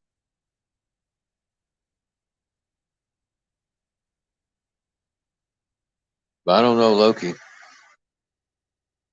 How come there's no Arab fighters, you know? I wonder if boxing's illegal in those countries. I mean, I know they have it now and they show it there. But I wonder if boxing's illegal in, like, you know, United Arab Emirates or something. Fucking Iran. Boxing illegal in Iran? I bet it is. I bet it is. Because the closest thing I can ever remember to an Arab, even a fighter, is Mustafa Hamsho. He was from Syria. But I can't think of any other guy that was like an Arab like that. That's another guy that Hagler beat the shit out of, not once, but twice. That beat the piss out that motherfucker. He gave, Mustafa Hamsho had to get, I think it was 57 stitches when Marvin got done with him. That motherfucker was all cut up. I want to say it was 57 stitches, something like that. Fuck that guy up, man. Well, technique, at least we can agree on one thing. And that's Arguello. Because I love Arguello. And if you want to look, at when it, talking about punching technique now, just punching technique, you look at Arguello, okay? You say, gee whiz, what does a straight right hand look like? When I hear somebody say a straight right hand, what does that look like? How's that supposed to look? You just go look up Alexis Arguello. That's how you throw a straight right. That's how you do it. There's not a better straight right hand ever in the history of boxing than fucking Alexis Arguello. That's the prettiest right hand you ever fucking seen, man. Prettiest right hand you ever fucking seen. He's got a little bit of a tell with it where he cocks it just a little bit. If you watch, he'll have it by his chin, but when he's getting ready to throw it, he'll cock it back by his ear a little bit. Mm-hmm. Go watch it and you'll see I'm correct. Arguello has a tell with that right. And if I was fighting him and I ever seen him cock his hand like that, I'd hit him with a left hook. But he God damn, man. And he had a pretty left hook too. Really nice left hook. But very accurate puncher. Knew how to use his length and leverage and shit to create power. Very high ring IQ. Not the best. He had good defense, but not good head movement. Not great. He had good footwork when he's setting down on his punches and releasing. And no, the guy was, Alexis Arguello's a real motherfucker, man. He's worth watching. He's worth investing time to go with it. Certain fighters are just that way, and Alexis Arguello is one of them. He's worth every fan's time to go study his technique. He's that fucking good. He's not Kevin Rooney or Freddie Roach or something. He's fucking Alexis Arguello, man.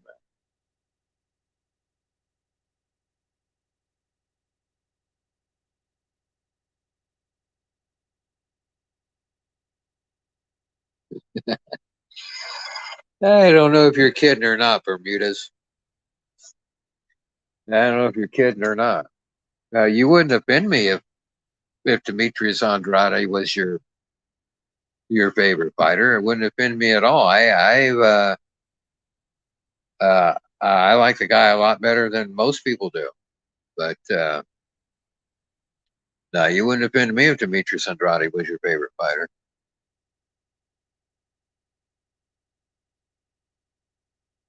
Whose defense was pound for pound king says, whose defense was better?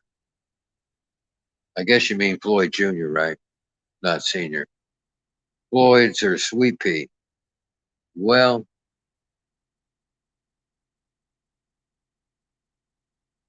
you know, it's hard for me on that one because I fucking dislike Floyd so much that I almost can't be fair, when I look at his skills. But I know how good Sweet Pea was. I know how good Sweet Pea was for sure. And one of the fucking best to ever do it. One of the best ever in the history of boxing. Sweet Pea. Sure was. And Sweet Pea to me was just more entertaining to watch than Floyd. I just was never. I enjoyed the Mayweather Alvarez fight, and I can remember looking forward to that fight, and I was hoping that Alvarez was going to rip his fucking head off, and that's why I watched it and tuned in. I hadn't watched boxing for I don't know what fight I watched last before I watched that, but I watched that one live, and I remember. And I watched it with a guy, and he was a Floyd hater too. And we were both impressed, though. After that fight, we both said, damn, man, Floyd fucking gave that dude a boxing lesson. Because he did. Man, that's how you do it, man. So, Floyd's very, very, very, very, very good. But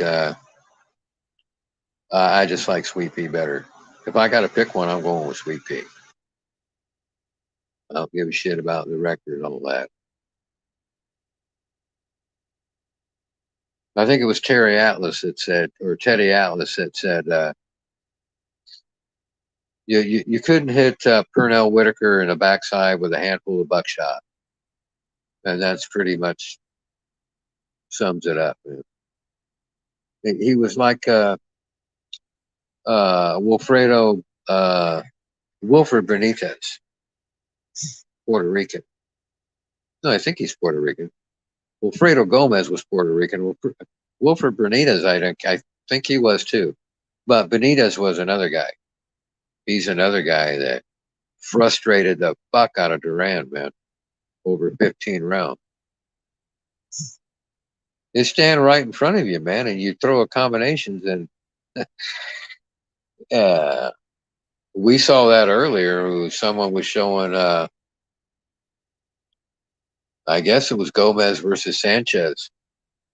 Salvador Sanchez. and they were standing basically toe to toe. And Gomez threw a 5-punch combination and missed every punch. Sanchez was standing right in front of him, man. I love that kind of shit. That's boxing, man. That's fucking boxing. If you can't do that, to me, you suck. See, if you can't do that, then how can you be the best when you don't have any defense? How can you be the best when you don't have any footwork? How can you be the best when you don't have a jab? When you got all these guys and all these fighters, and you guys are claiming they're best, and they don't have any defense or any footwork or a jab or that. They fucking suck, man. So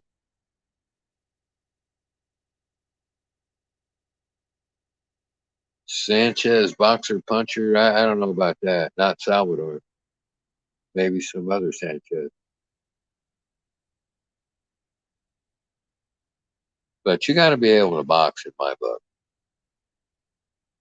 And the first battle that you always have to win against your opponent is the cardio battle. If you're going to lose the cardio battle, then you better knock him out.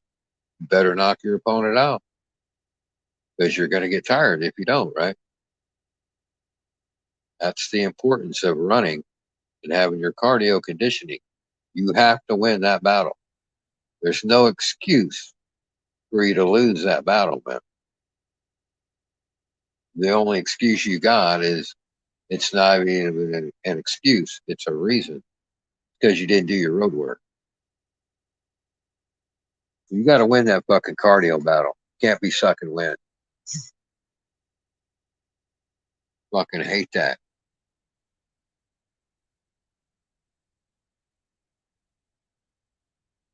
Yeah, pound for pound, right. Yeah, see, when you can make that's boxing is hitting and not getting hit. I'm sorry to reinform you guys yet again, but that's what boxing is. You're supposed to pepper your guy with punches, and when he tries to hit you, he's supposed to miss. There ain't none of this take one to give one stuff. That's back alley stuff. That's not boxing. You're not supposed to ever get hit in boxing. If you get hit in boxing, it's because you made a mistake. That's why you got hit. It's because you made a mistake, right? Yeah, that's right. Yeah, that's right. The only reason you get hit in boxing is because you fucked up in your technique. And you didn't see a punch coming, or you didn't block it effectively, or you didn't move your feet properly, or you didn't move your head, or whatever. But if you got hit with a punch, it's on you, man. It ain't on your opponent. It's on you. You fucked up. He hit you in the jaw. Don't blame him, man. You fucked up.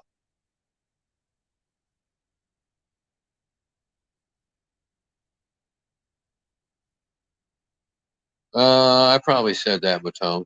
I probably did say he was landing. Pity patty count to me, though. A punch is a punch to me.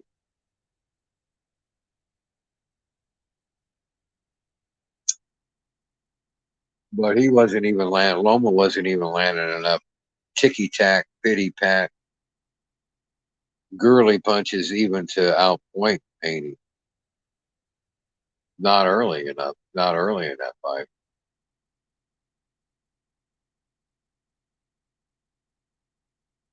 If he'd have fought the whole fight like he did round 9 and 10 or whatever it was, or 10 and 11, he'd have had a much better outcome. You'd have to ask Loma why he didn't do that. Canelo is the best boxer in the game. Okay. You say so, bro.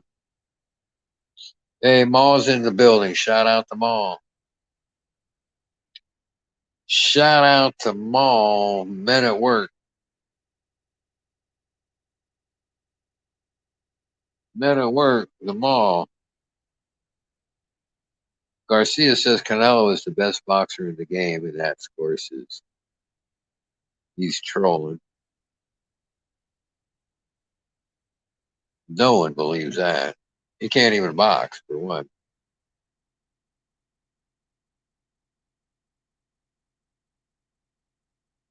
Best of his era.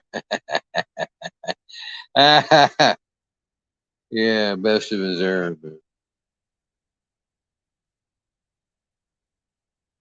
Yeah, right. Sugar Ray Leonard beat Hagler. Hagler ducked a rematch. That's the funniest shit ever, man. Hagler ducking a rematch with Ray Leonard. Like Marvin Hagler was scared of Ray Leonard or something. Get the fuck out of here, man.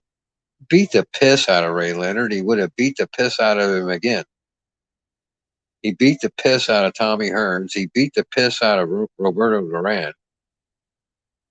Fuck those guys. Beat the piss out of fucking Vito Antuofermo. Right? He beat the piss out of everybody he fought, man. Like I said, not only was Hagler never down, Hagler was never even rocked, man. The fuck out of here. Hagler's the baddest motherfucker to ever do it. Canelo would beat Hagler.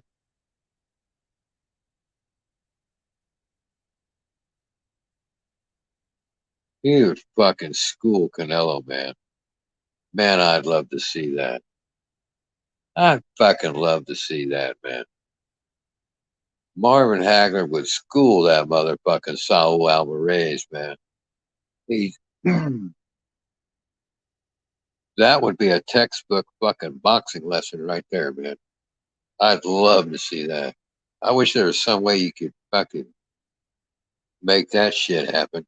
That's the only fucking fantasy fight I'd like to see. I don't give a shit about all their other ones. I think they're bogus. But Hagler versus Canelo, fuck, man. I guess it was earlier, man, at the tavern. We watched Hagler versus Duran. And, man, Duran ain't no slouch. And Hagler was fucking... he was outclassing him, man. His footwork in that fight is unbelievable. It's nearly unbelievable.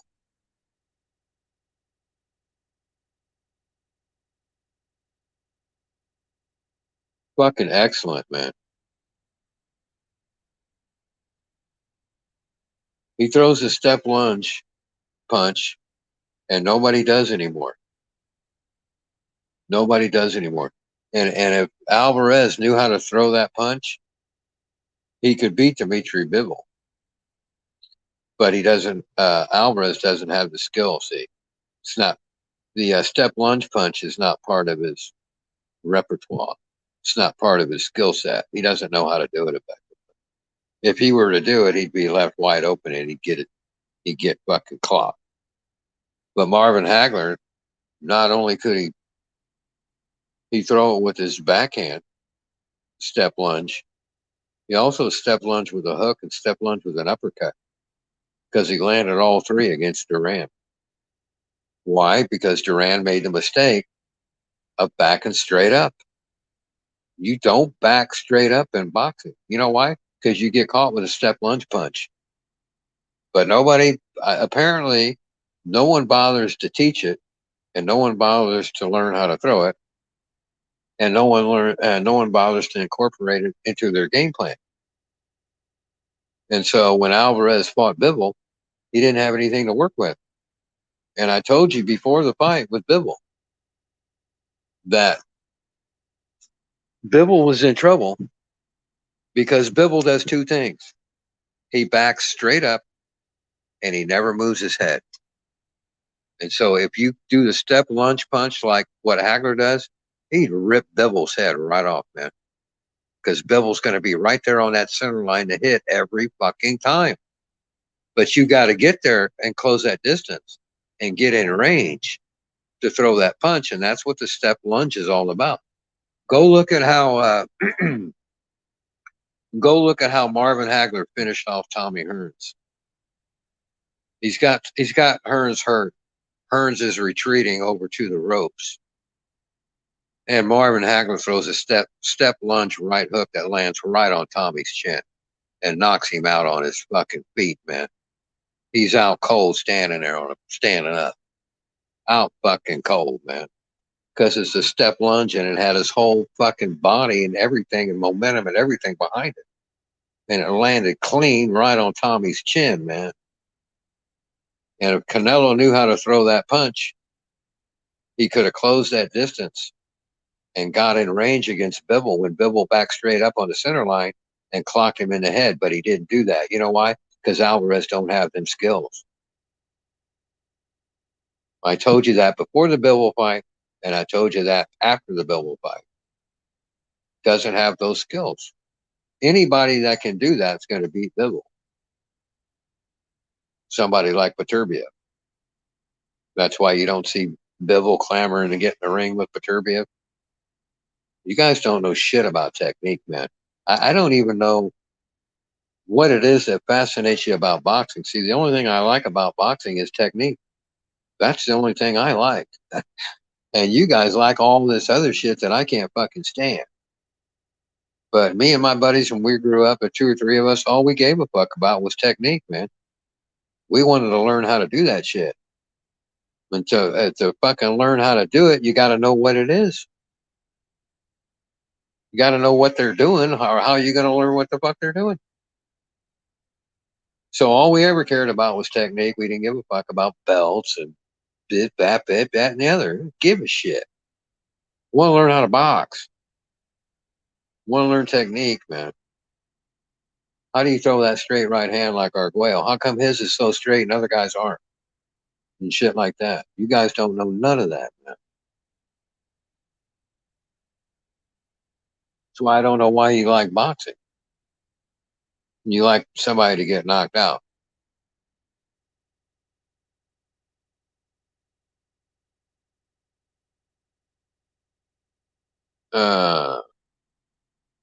They were all juiced up. They were all juiced up, brother said.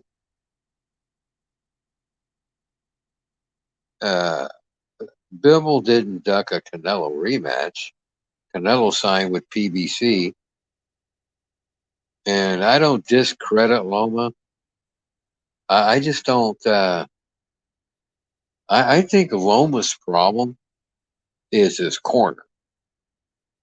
I think his problem is his corner.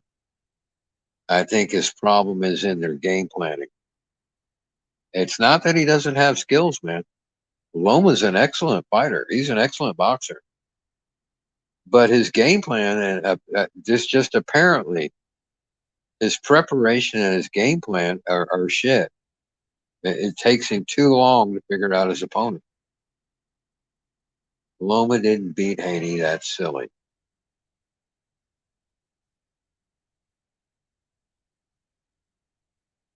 But Loma didn't do near enough to beat Haney. Nothing, man. And you heard Haney himself. You heard Haney in real time during the fight. It was either before round 9 or after round 9. He's got me figured out. Right? Yeah. So it took Loma 8 or 9 rounds to figure this guy out. He's supposed to figure him out. Loma's supposed to have Haney figured out before he even starts training camp. See what I'm saying? That's why I don't like that guy. And it's not him, it's his corner. They don't prepare the way you're supposed to prepare, obviously. It shouldn't take you 9 rounds to figure your opponent out. You know what I mean? You just spent months on a game plan, and then you just spent a whole training camp working on that game plan. What is it that you're trying to figure out? Haney wasn't doing anything new.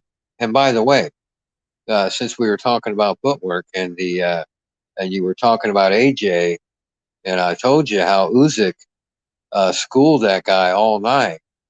And see, that didn't happen when the southpaw fought Haney. Do you know why? It's because Devin Haney was very effective at stepping to his left and cutting off the ring. And he didn't allow Loma to move that way. Okay? That's why that fight went the way it did. That's why that was a close fight. Haney won the footwork battle for the most part. Not the entire fight, but for the most part of that fight, Haney won the footwork battle. Go watch it again with the idea and watch Loma when he tries to move to his right so that he can beat Haney with his feet and get his punches off. Devin steps to his left every time and cuts off the ring and lets his right hand go. Yeah, that's right. And I told you before the fight that if Haney was able to do that, he would win the fight. And Haney was able to do that, and he won the fight. You know why? Because it's boxing, man. That's how boxing works. I know what the fuck I'm talking about. I know what I'm looking at. I'm not some fucking chump.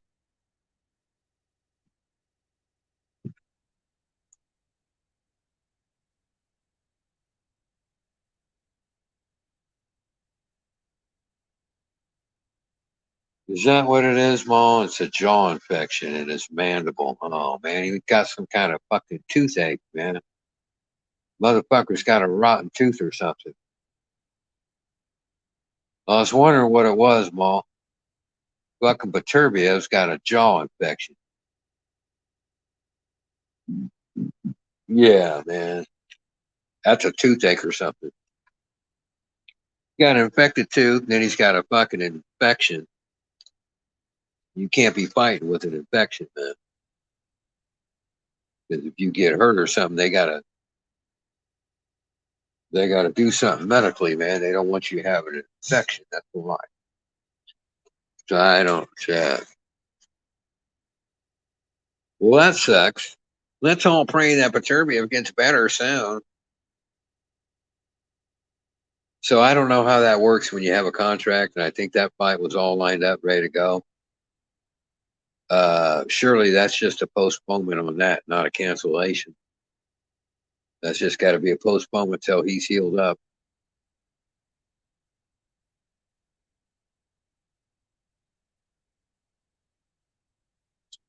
I don't know if Bill told him that or not, but he was beating him with his feet.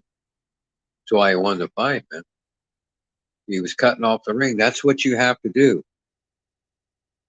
When you're orthodox and you fight a southpaw, that's what the southpaw is going to try to do, is step to your left and punch you in the mouth.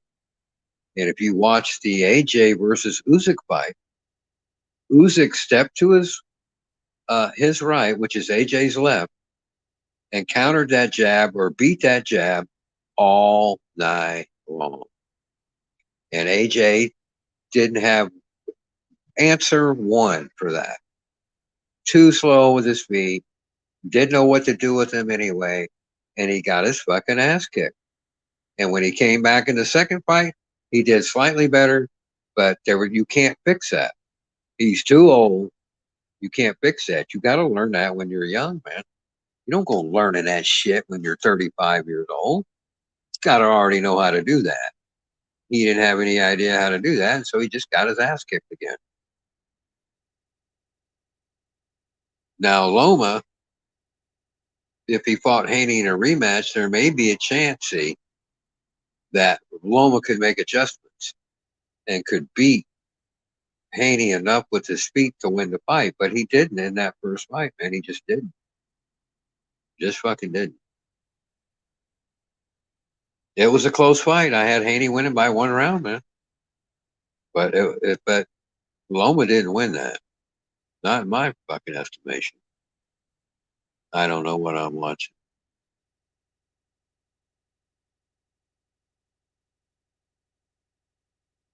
Well, he may have been telling him that pound for pound, but that's just to keep him thinking about it, to keep him on it, to not let him get laxed. I don't know why Bill was telling him that. Haney was effective. Sure, there was times when he wasn't. That's what I'm talking about. He lost some rounds. There were other rounds that were even, right? I had a 5-4-3 Haney. So yes, there were times, but and I think Haney learned a lot fighting Loma. We learned a lot about footwork and what to do against a southpaw. So I was impressed after that because I wasn't convinced before the fight that Haney was going to be able to do that at all, but he was. You have to do that, man. You have to. If you don't, you end up like AJ. You get the shit kicked out of you.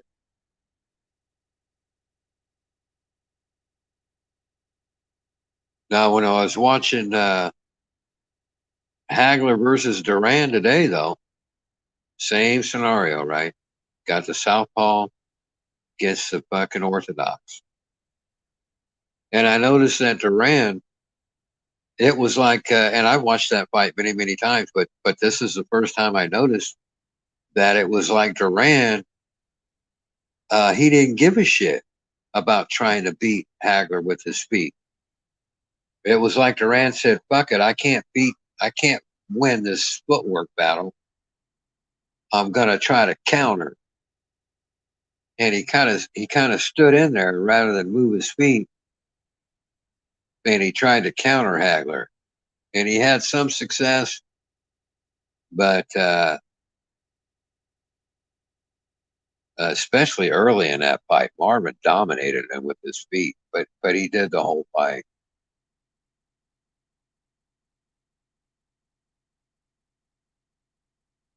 Sure did. Yeah, that was a good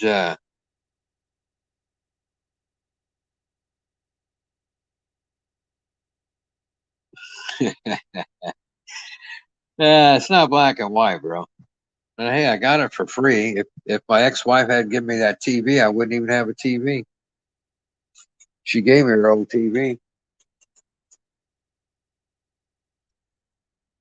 She gave me her old TV. I don't watch TV, man. Why would I want fucking TV? I don't watch the shit. It used to be because I was never home, and now it's because I'm never interested.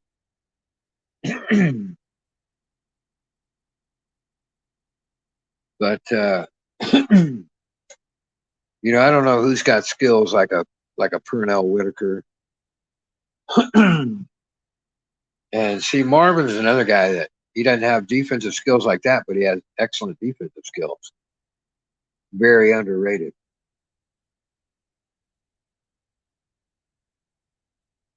Yeah, I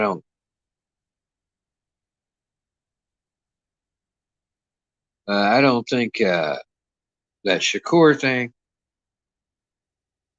Has he even fought at 135? Would he have one fight there? So now he's just in line for everything, even though he's not even in that division, right?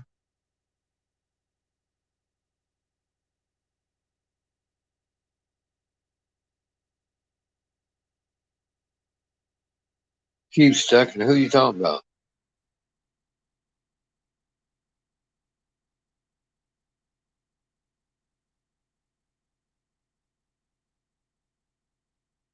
I don't know whose mind you're talking about changing. I never changed my mind. The Haney Loma fight, I had it after 5 rounds. In fact, when we scored it on here, is that where it was? I quit scoring it after 5 rounds because I had a 2-1-2 for Loma, or I mean for Haney, and it was going just the way it was because that's how it was, 2-1-2.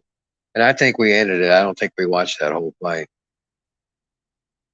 But yeah, I know how to score rounds. I don't just watch a round and pretend like I know who won every round that I watch, like you do. That's what you do. You pretend like you know boxing so well that you can watch it and know who won every fucking single round you watch. But you don't. Even professional judges at ringside can't always determine a winner of a round. So I don't know how it is that you think you can. Do you? No. So it doesn't matter. That was a very close fight. Sure wasn't 7-5 or 8-4. 7-5 or 8-4 ain't close, is it? 5-4-3 is, though. They are pity pat. I called Lomas punches pity pat because they are pity pat. Right? You tell me he's some kind of power puncher now? And that I was lying about his punches? Apparently. Shakur is Crawford's side chick. I don't know. There's just weird stuff going on in boxing. You can't have the heavyweights idle this long like they got him idle.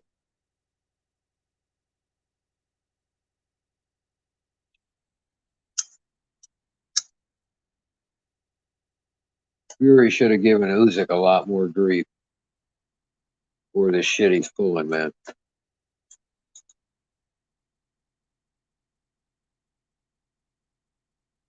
No, that's not the sweet science.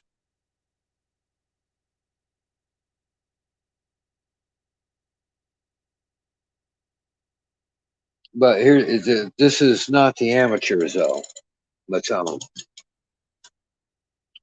And so you're allowed as a judge in pro boxing, even though it's not a requirement. You are certainly free as a judge, Matone 509, to score those punches. You are certainly free to do that. But, and I've used the example before, we'll just do it again real quick. If we're fighting around, if it's Isaac versus McSmith, and Isaac hits me 50 times in the first round, and they're little pity pat punches like Loma, and I don't land any punches, then I finally land one at the end of the round, and it rocks the fuck out of Isaac. Doesn't knock him down, but he's clearly hurt. He's wobbled. He's woozy, and he makes it to the fucking bell. Well, Isaac just pity-patty punches me 50 times. He hit me 50 times that round, right? With these pity-pat punches. And I only landed one. But that one rocked his fucking world. And so your question now as a judge is, how do you score that round?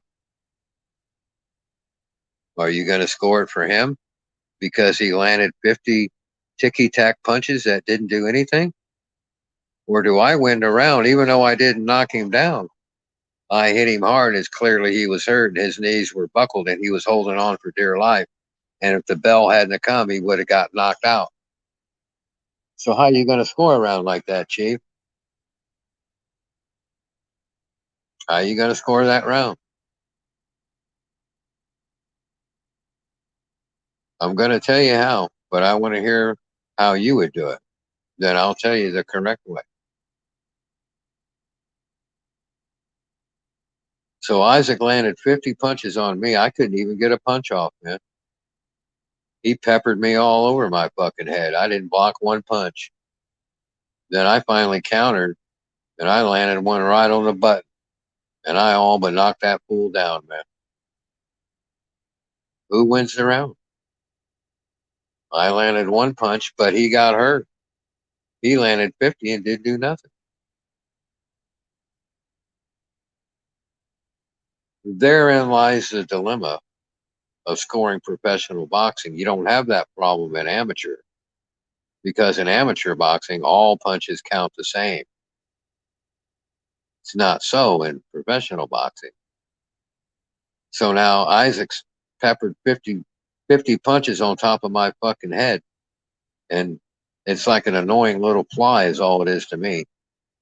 And then I clock him with one good one right on the chin and buckled his fucking knees. Who won the round? Who won the fucking round?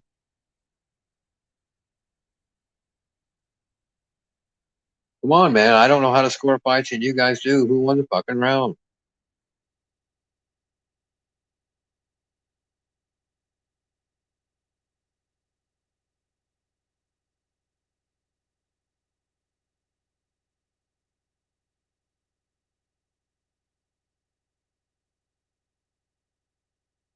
I don't know what plus minus punch count is.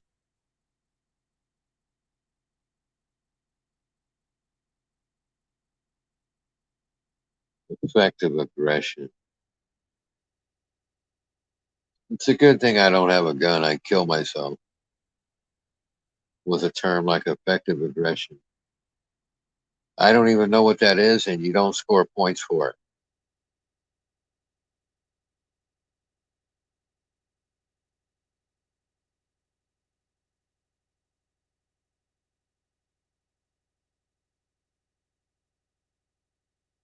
Yeah. See, that's the thing, Isaac. But in professional boxing, there is no don't let people believe you or lead you to believe that those WBC 5 criteria they got are worth the fucking paper they're written on, because they're not. So there is no sort of protocol or criteria for scoring. And so a judge is free to use their own judgment as to whether I won the fight or the round or Isaac won the round. Okay? And I would quite simply score that round as even. That's where the even round comes in. Because even though Isaac did all this work and he peppered me with all these punches, they'd had little to no effect on me. But I landed just one punch to his 50. He outscored me 50-1. But it was enough to rock him in his fucking boots, man. That's an even round. That's my whole point. You guys trying to give it to somebody, right? You just got to give it to somebody. And so you're trying to give it to Isaac for his pity pat punches. And then somebody else wants to give it to me for my clean, effective power punches, right? You bunch of fucking know-nothings. That's an even round. There wasn't no clear winner. Fucking even. Yeah. Don't tell me I don't know how to score a fucking round. You guys don't know how to score a round. You don't know an even round when you see one. So you thought some guy that landed 50 ticky-tack punches won the round. And then some other retard over here, he thought, no, the guy that landed one power punch won the round. Well, how could either one of them win the round? They didn't. Fucking even. Dude.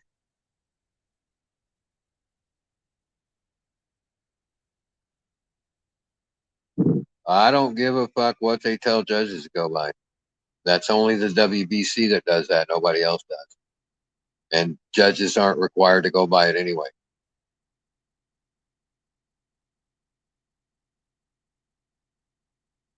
No, that's how you score a round. Otherwise, see, what you get is you're going to get what you clowns like to call a swing round. So in the example that we're using, with Isaac landed 50 punches, some of you guys are going to score it for Isaac.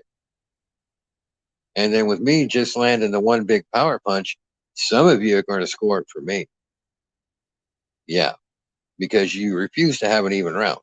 And so you're going to have it that way. And then you're going to have, if you have another round that way, maybe another couple, 3 more rounds that way, now you got a fight that in your fucking pea brains could go either way. But how can a fight go either way? Fight can't go either way. You can't have 2 winners. Fucking retards. Fucking non-scoring fight motherfuckers. So it's an even round. Dude. That's why when you had those rounds with Loma versus Haney, so what? So he's got these ticky-tacky punches, and then Devin lands 3 or 4 clean, effective ones. Who wins? Well, neither one of them. It's fucking even. Yeah. Yeah. This ain't the amateurs, man. Professional boxing we're talking about here. There's a difference between ticky-tack punches and power punches.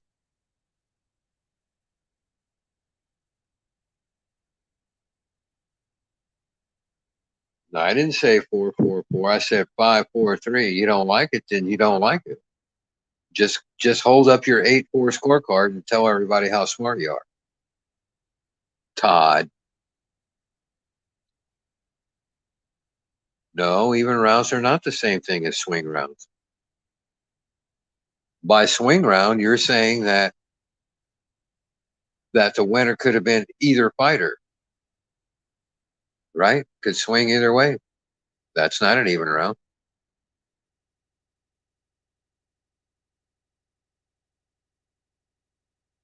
I didn't say that, Montone. I said it was an even round. Now, had I knocked him down, see, now you're going to have another dilemma if I knock him down. Because now you're going to go off the round system. Now you're going to go on a 10-point must system. And so now Isaac's landed all these punches on me, 50 punches, and I've only landed one, but now I've knocked him down. So now you've really got your panties all up in a bunch. Because what kind of round is that now? If you got Isaac winning 10-9, and now I knock him down, well, now that's a 10-10 round. You're stuck scoring at 10-10 if I knock him down. You're sure as fuck ain't going to do that. So I don't know what you're going to do in that scenario. If I happen to knock him down with that one punch, you're really fucked. Don't have any idea what to do when it comes to scoring the round. You're lost. Mainly because you don't even understand the point of the 10-point must system. Why it exists anyway. You act like it's just a fucking nuisance or something.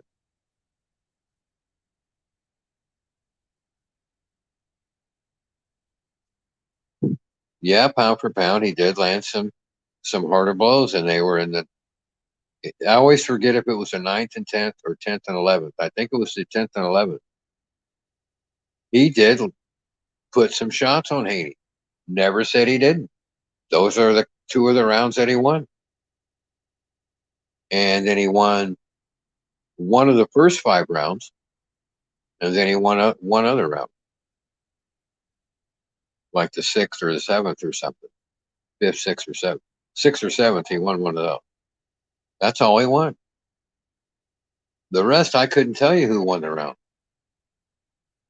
Because they were ticky-tack punches on the one hand by Loma, and then clean, effective punches by Haney, and so it was just an even round. Just an even round. That's why it was. That's why I score those even. You know why? I know what the fuck I'm doing. I'm so tired of you guys telling me I don't know how to score. Well, that's all I fucking did as a kid. That's all we ever did. That's all we ever did.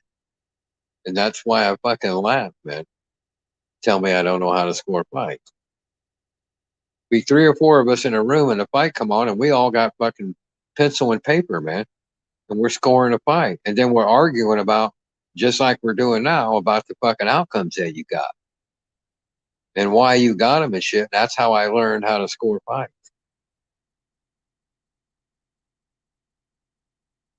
Fucking tell me I don't know how to score a boxing match. Fuck, I don't.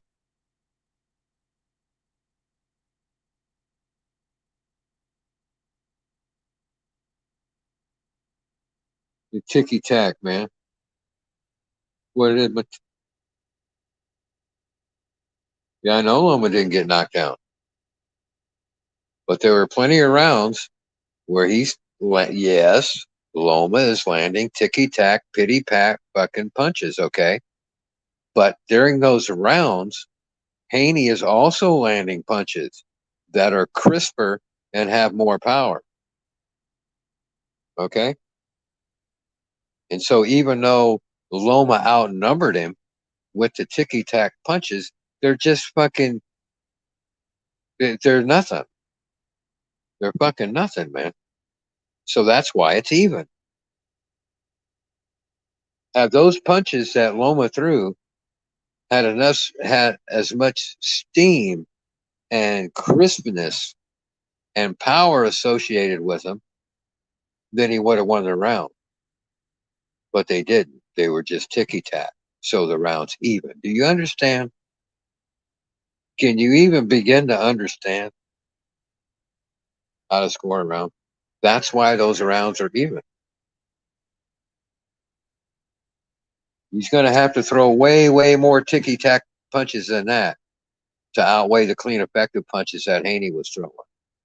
Can't just throw that minuscule amount and say, I win the round. This ain't the fucking amateurs. Tell me I don't know how to score a fight. Fucking A. No, I don't have to stop. I don't call it sweet science. I call it art. It's a martial art. You didn't hear me call it sweet science. That's some term you made. Keep saying I didn't say that. I always call it art. It's a martial art like karate or judo or taekwondo or anything else. The sweet science is the ring IQ part of it. The thinking you're supposed to be doing. That's the sweet science. Not your technique, dum-dum. See, then you want to go correct me and you don't even understand what I'm saying.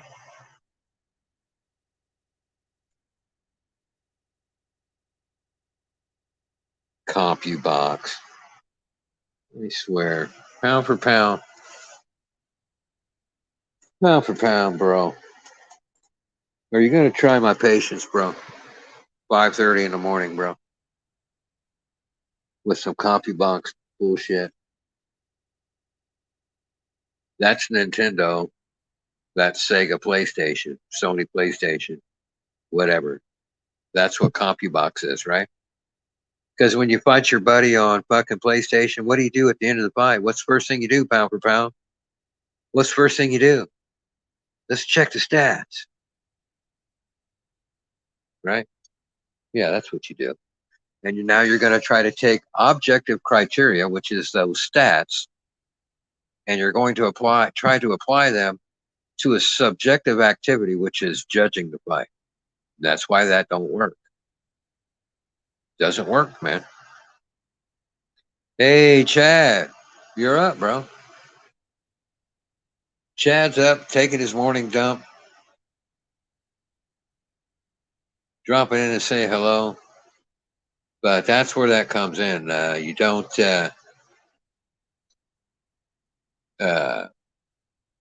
CompuBox doesn't have anything to do with anything. Those are. You see, you're trying to take. Just found easy mode. You're trying to take. See, judging is a subjective thing, man.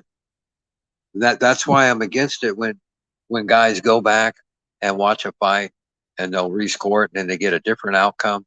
It doesn't count, man. That doesn't count. You only watch it later if that's the first time you've ever seen it. Your scorecard only counts the first time you watch it. Only counts the first time. Because if you watch it later and you've got all these guys who talk to you and put their opinions in your fucking head, now when you watch the fight, you've got a built-in bias. You can't do that. That's why it's a subjective activity. It's whatever you think. You don't have to know anything about boxing to judge a boxing contest. It's whoever you think won the round. That's all you have to do. I told you this guy told you all this shit before, but you guys aren't getting it. You don't have to be some fucking expert.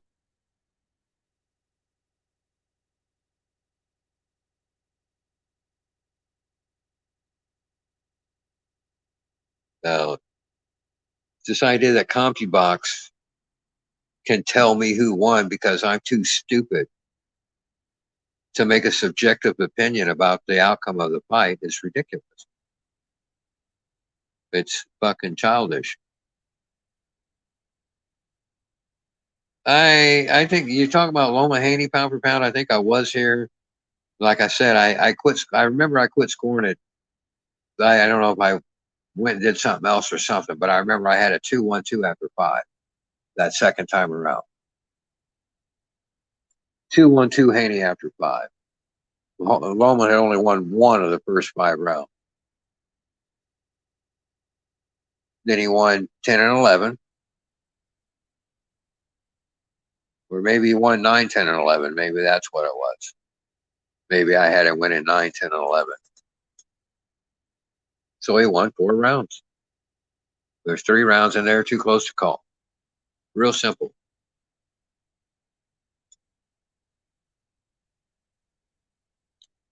Real simple.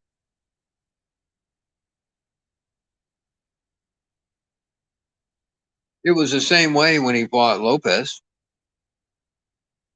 Same way. He had a bunch of, it was a real close fight. And Lopez barely won that fight, man. It was a bunch of even rounds, too close to call. The same kind of thing, and that's on Loma for being such a slow starter. And fucking around and making those rounds too even when they don't need to be. And then he takes a round off. I never heard of taking the last round off. Maybe Chad has. Chad, have you ever heard of that? I never heard of, a guy take a round off. We watched that fight earlier, Hagler versus Duran, and Hagler clearly took, I think it was it was probably the 10th or 11th round. And quite honestly, Duran did too. They did absolutely nothing in that round.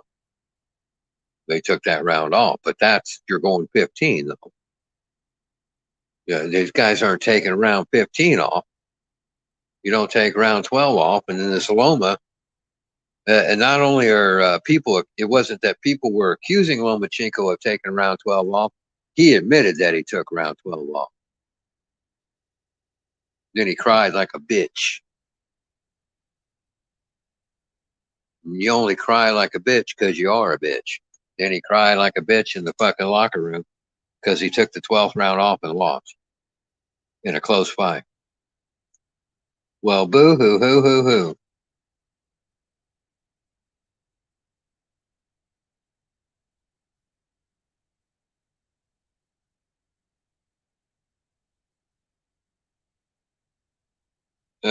See, 2 judges gave Loma 9, 10, 11. I think that's how I had it, Ma.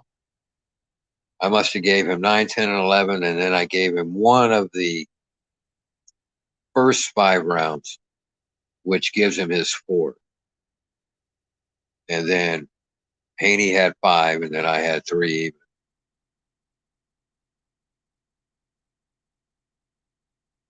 even. He shouldn't be tired. I don't know how he's tired when he wasn't that busy early in the fight, right? It wasn't like he had a high work rate. Why is he tired? Well, I could tell you why. If he was in fact tired, it's because he's put on the weight. And I'll remind you again, when you put on weight, you can't be doing cardio. You can't do both. You can't run 6 miles a day and put on 5 or 6 pounds of weight. It is absolutely fucking impossible. When you're in that kind of shape, it's just not going to happen. So he sacrificed cardio to put on weight. Just like Canelo does. Sacrifice cardio to put on weight. And you get tired, but you ain't got 3 more minutes. You can't dig down. You can't dig down better than what he did and give the fans 3 more minutes.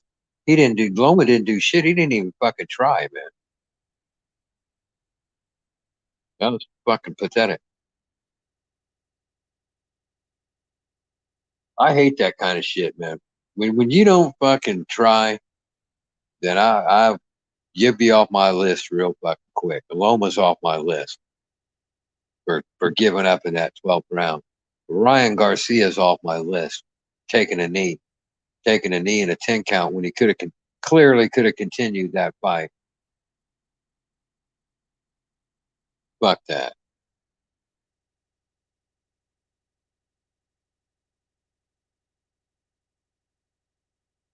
Yeah, he doesn't run sliding counter. Deontay Wilder admitted that he doesn't run. I don't. I just that's so fucking foreign to me, man. I just can't. I can't imagine. I just can't imagine.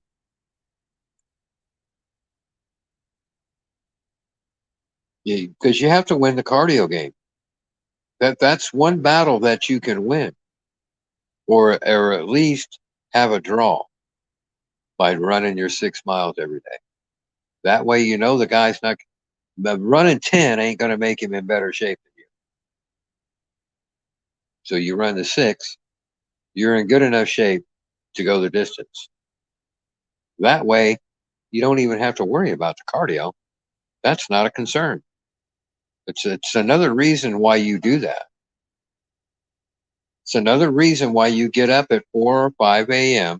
and you run your 6 miles a day, is to give you that confidence and the lack of concern about your cardio.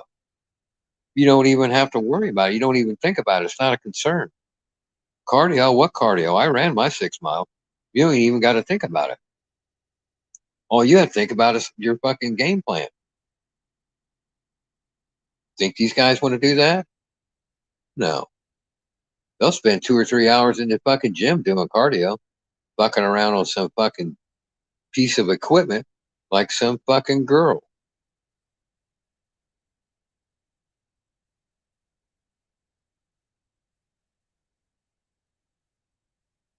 Yeah, that's right, sliding counter. Sliding counter says, yeah, it's very important that you do your miles in training. That's why these fighters from the past can go so many rounds, and that's absolutely right. That's why, by the way, you had the 15-round championship fight. And so you always fought a 10-rounder. There were no 12-rounders. The only sanctioning body that, to my knowledge, that had a 12-round fight was the NABF. The WBA and the WBC, they didn't sanction 12 rounds. There was no such thing.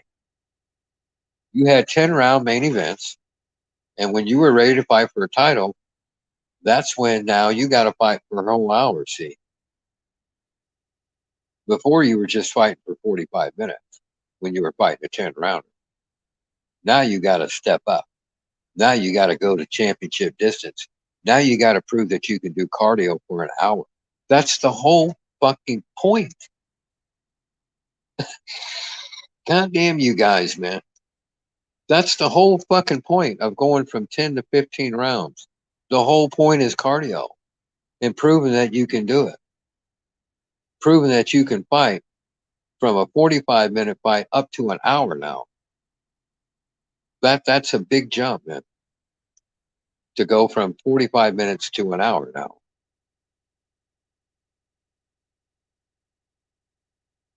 That's why they did that. That's why they call them championship rounds. Now you got rounds 11 and 12 are the championship rounds.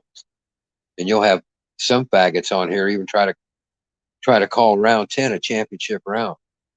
Fucking pussy shit, man. God damn. Championship rounds, round 11 and 12. What? Pussy shit. It's a pussy shit with a bunch of pussies watching. That's kind of how it is. I'd be nice to you guys, you know, but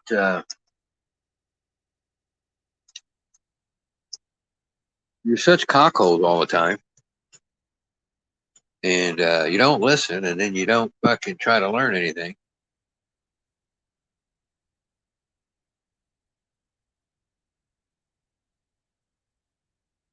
Yeah, John Ryder, back in the day, all fights were 10 rounds. Unless you were starting out. You fought 4 rounders, then you fought 6 rounders, then you fought 8 rounders, then guess what? You'd be fucking fighting 10-rounders. And you'd fight 10-rounders until you earned a title shot. Then when you earned a title shot, then you would fight a 15-rounder.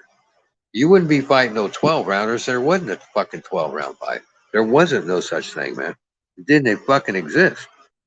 Now, the second Ali Frazier fight was a 12-round fight, but that wasn't for the world title. That was the NABF title.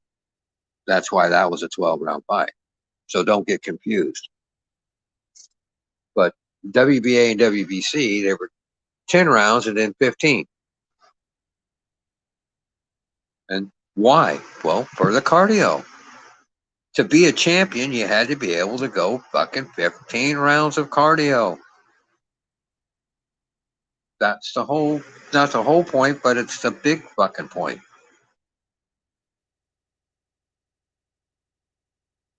Yeah, they call it 10th round championship round. Even 11 and 12 is a stretch to me, man. I hated that 12-round thing. I'm not sure there's any scientific evidence that proves that fighters are safer going 12 than they are going 15. And that was the excuse we were given at the time, was fighter safety. But a lot of these fights that we watch nowadays would have much different outcomes if they were 15-round fights. Much, much different outcomes. Guy like Canelo would have got knocked out against Bivol if he came in that same kind of shape.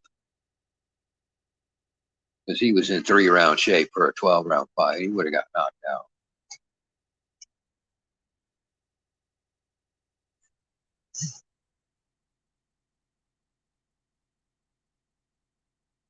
Yeah, well.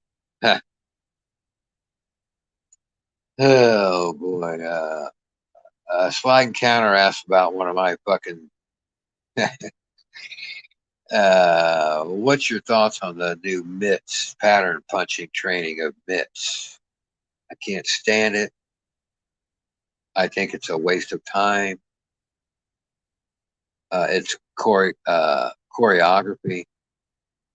It's the same kind of horseshit that Reynoso does with Alvarez when they have the little pool worms, you know, and he's flashing them back and forth and Canelo's slipping them. Well, so what? Canelo is not reacting to those things. Those are choreographed movements. There's a big difference between having the reflexes and reacting to that and sitting there and doing a choreographed routine to fool casuals. And here's the thing about mitt work. Mitt work's good when you're learning boxing, when you're learning how to box, and you're learning how to put your combinations together, and when you're working on your accuracy. Then mitt work has some value, but for a professional, I just think it's a total waste of time. I wouldn't do it. I think mitt works is a complete, and all that time that goes in working up that choreography and shit, fuck that, man. The fucking waste of time. Doesn't do anything. It's almost as useless as a speed bag. I never liked the speed bag either. I don't think it does a fucking thing. It strengthens your arms. That's about it. You don't throw punches like that. Like the way you see him hitting a speed bag, you don't throw punches that way. Why are you wasting time doing that? Other than strengthening your arms, it does do that if you've ever tried to hit a speed bag.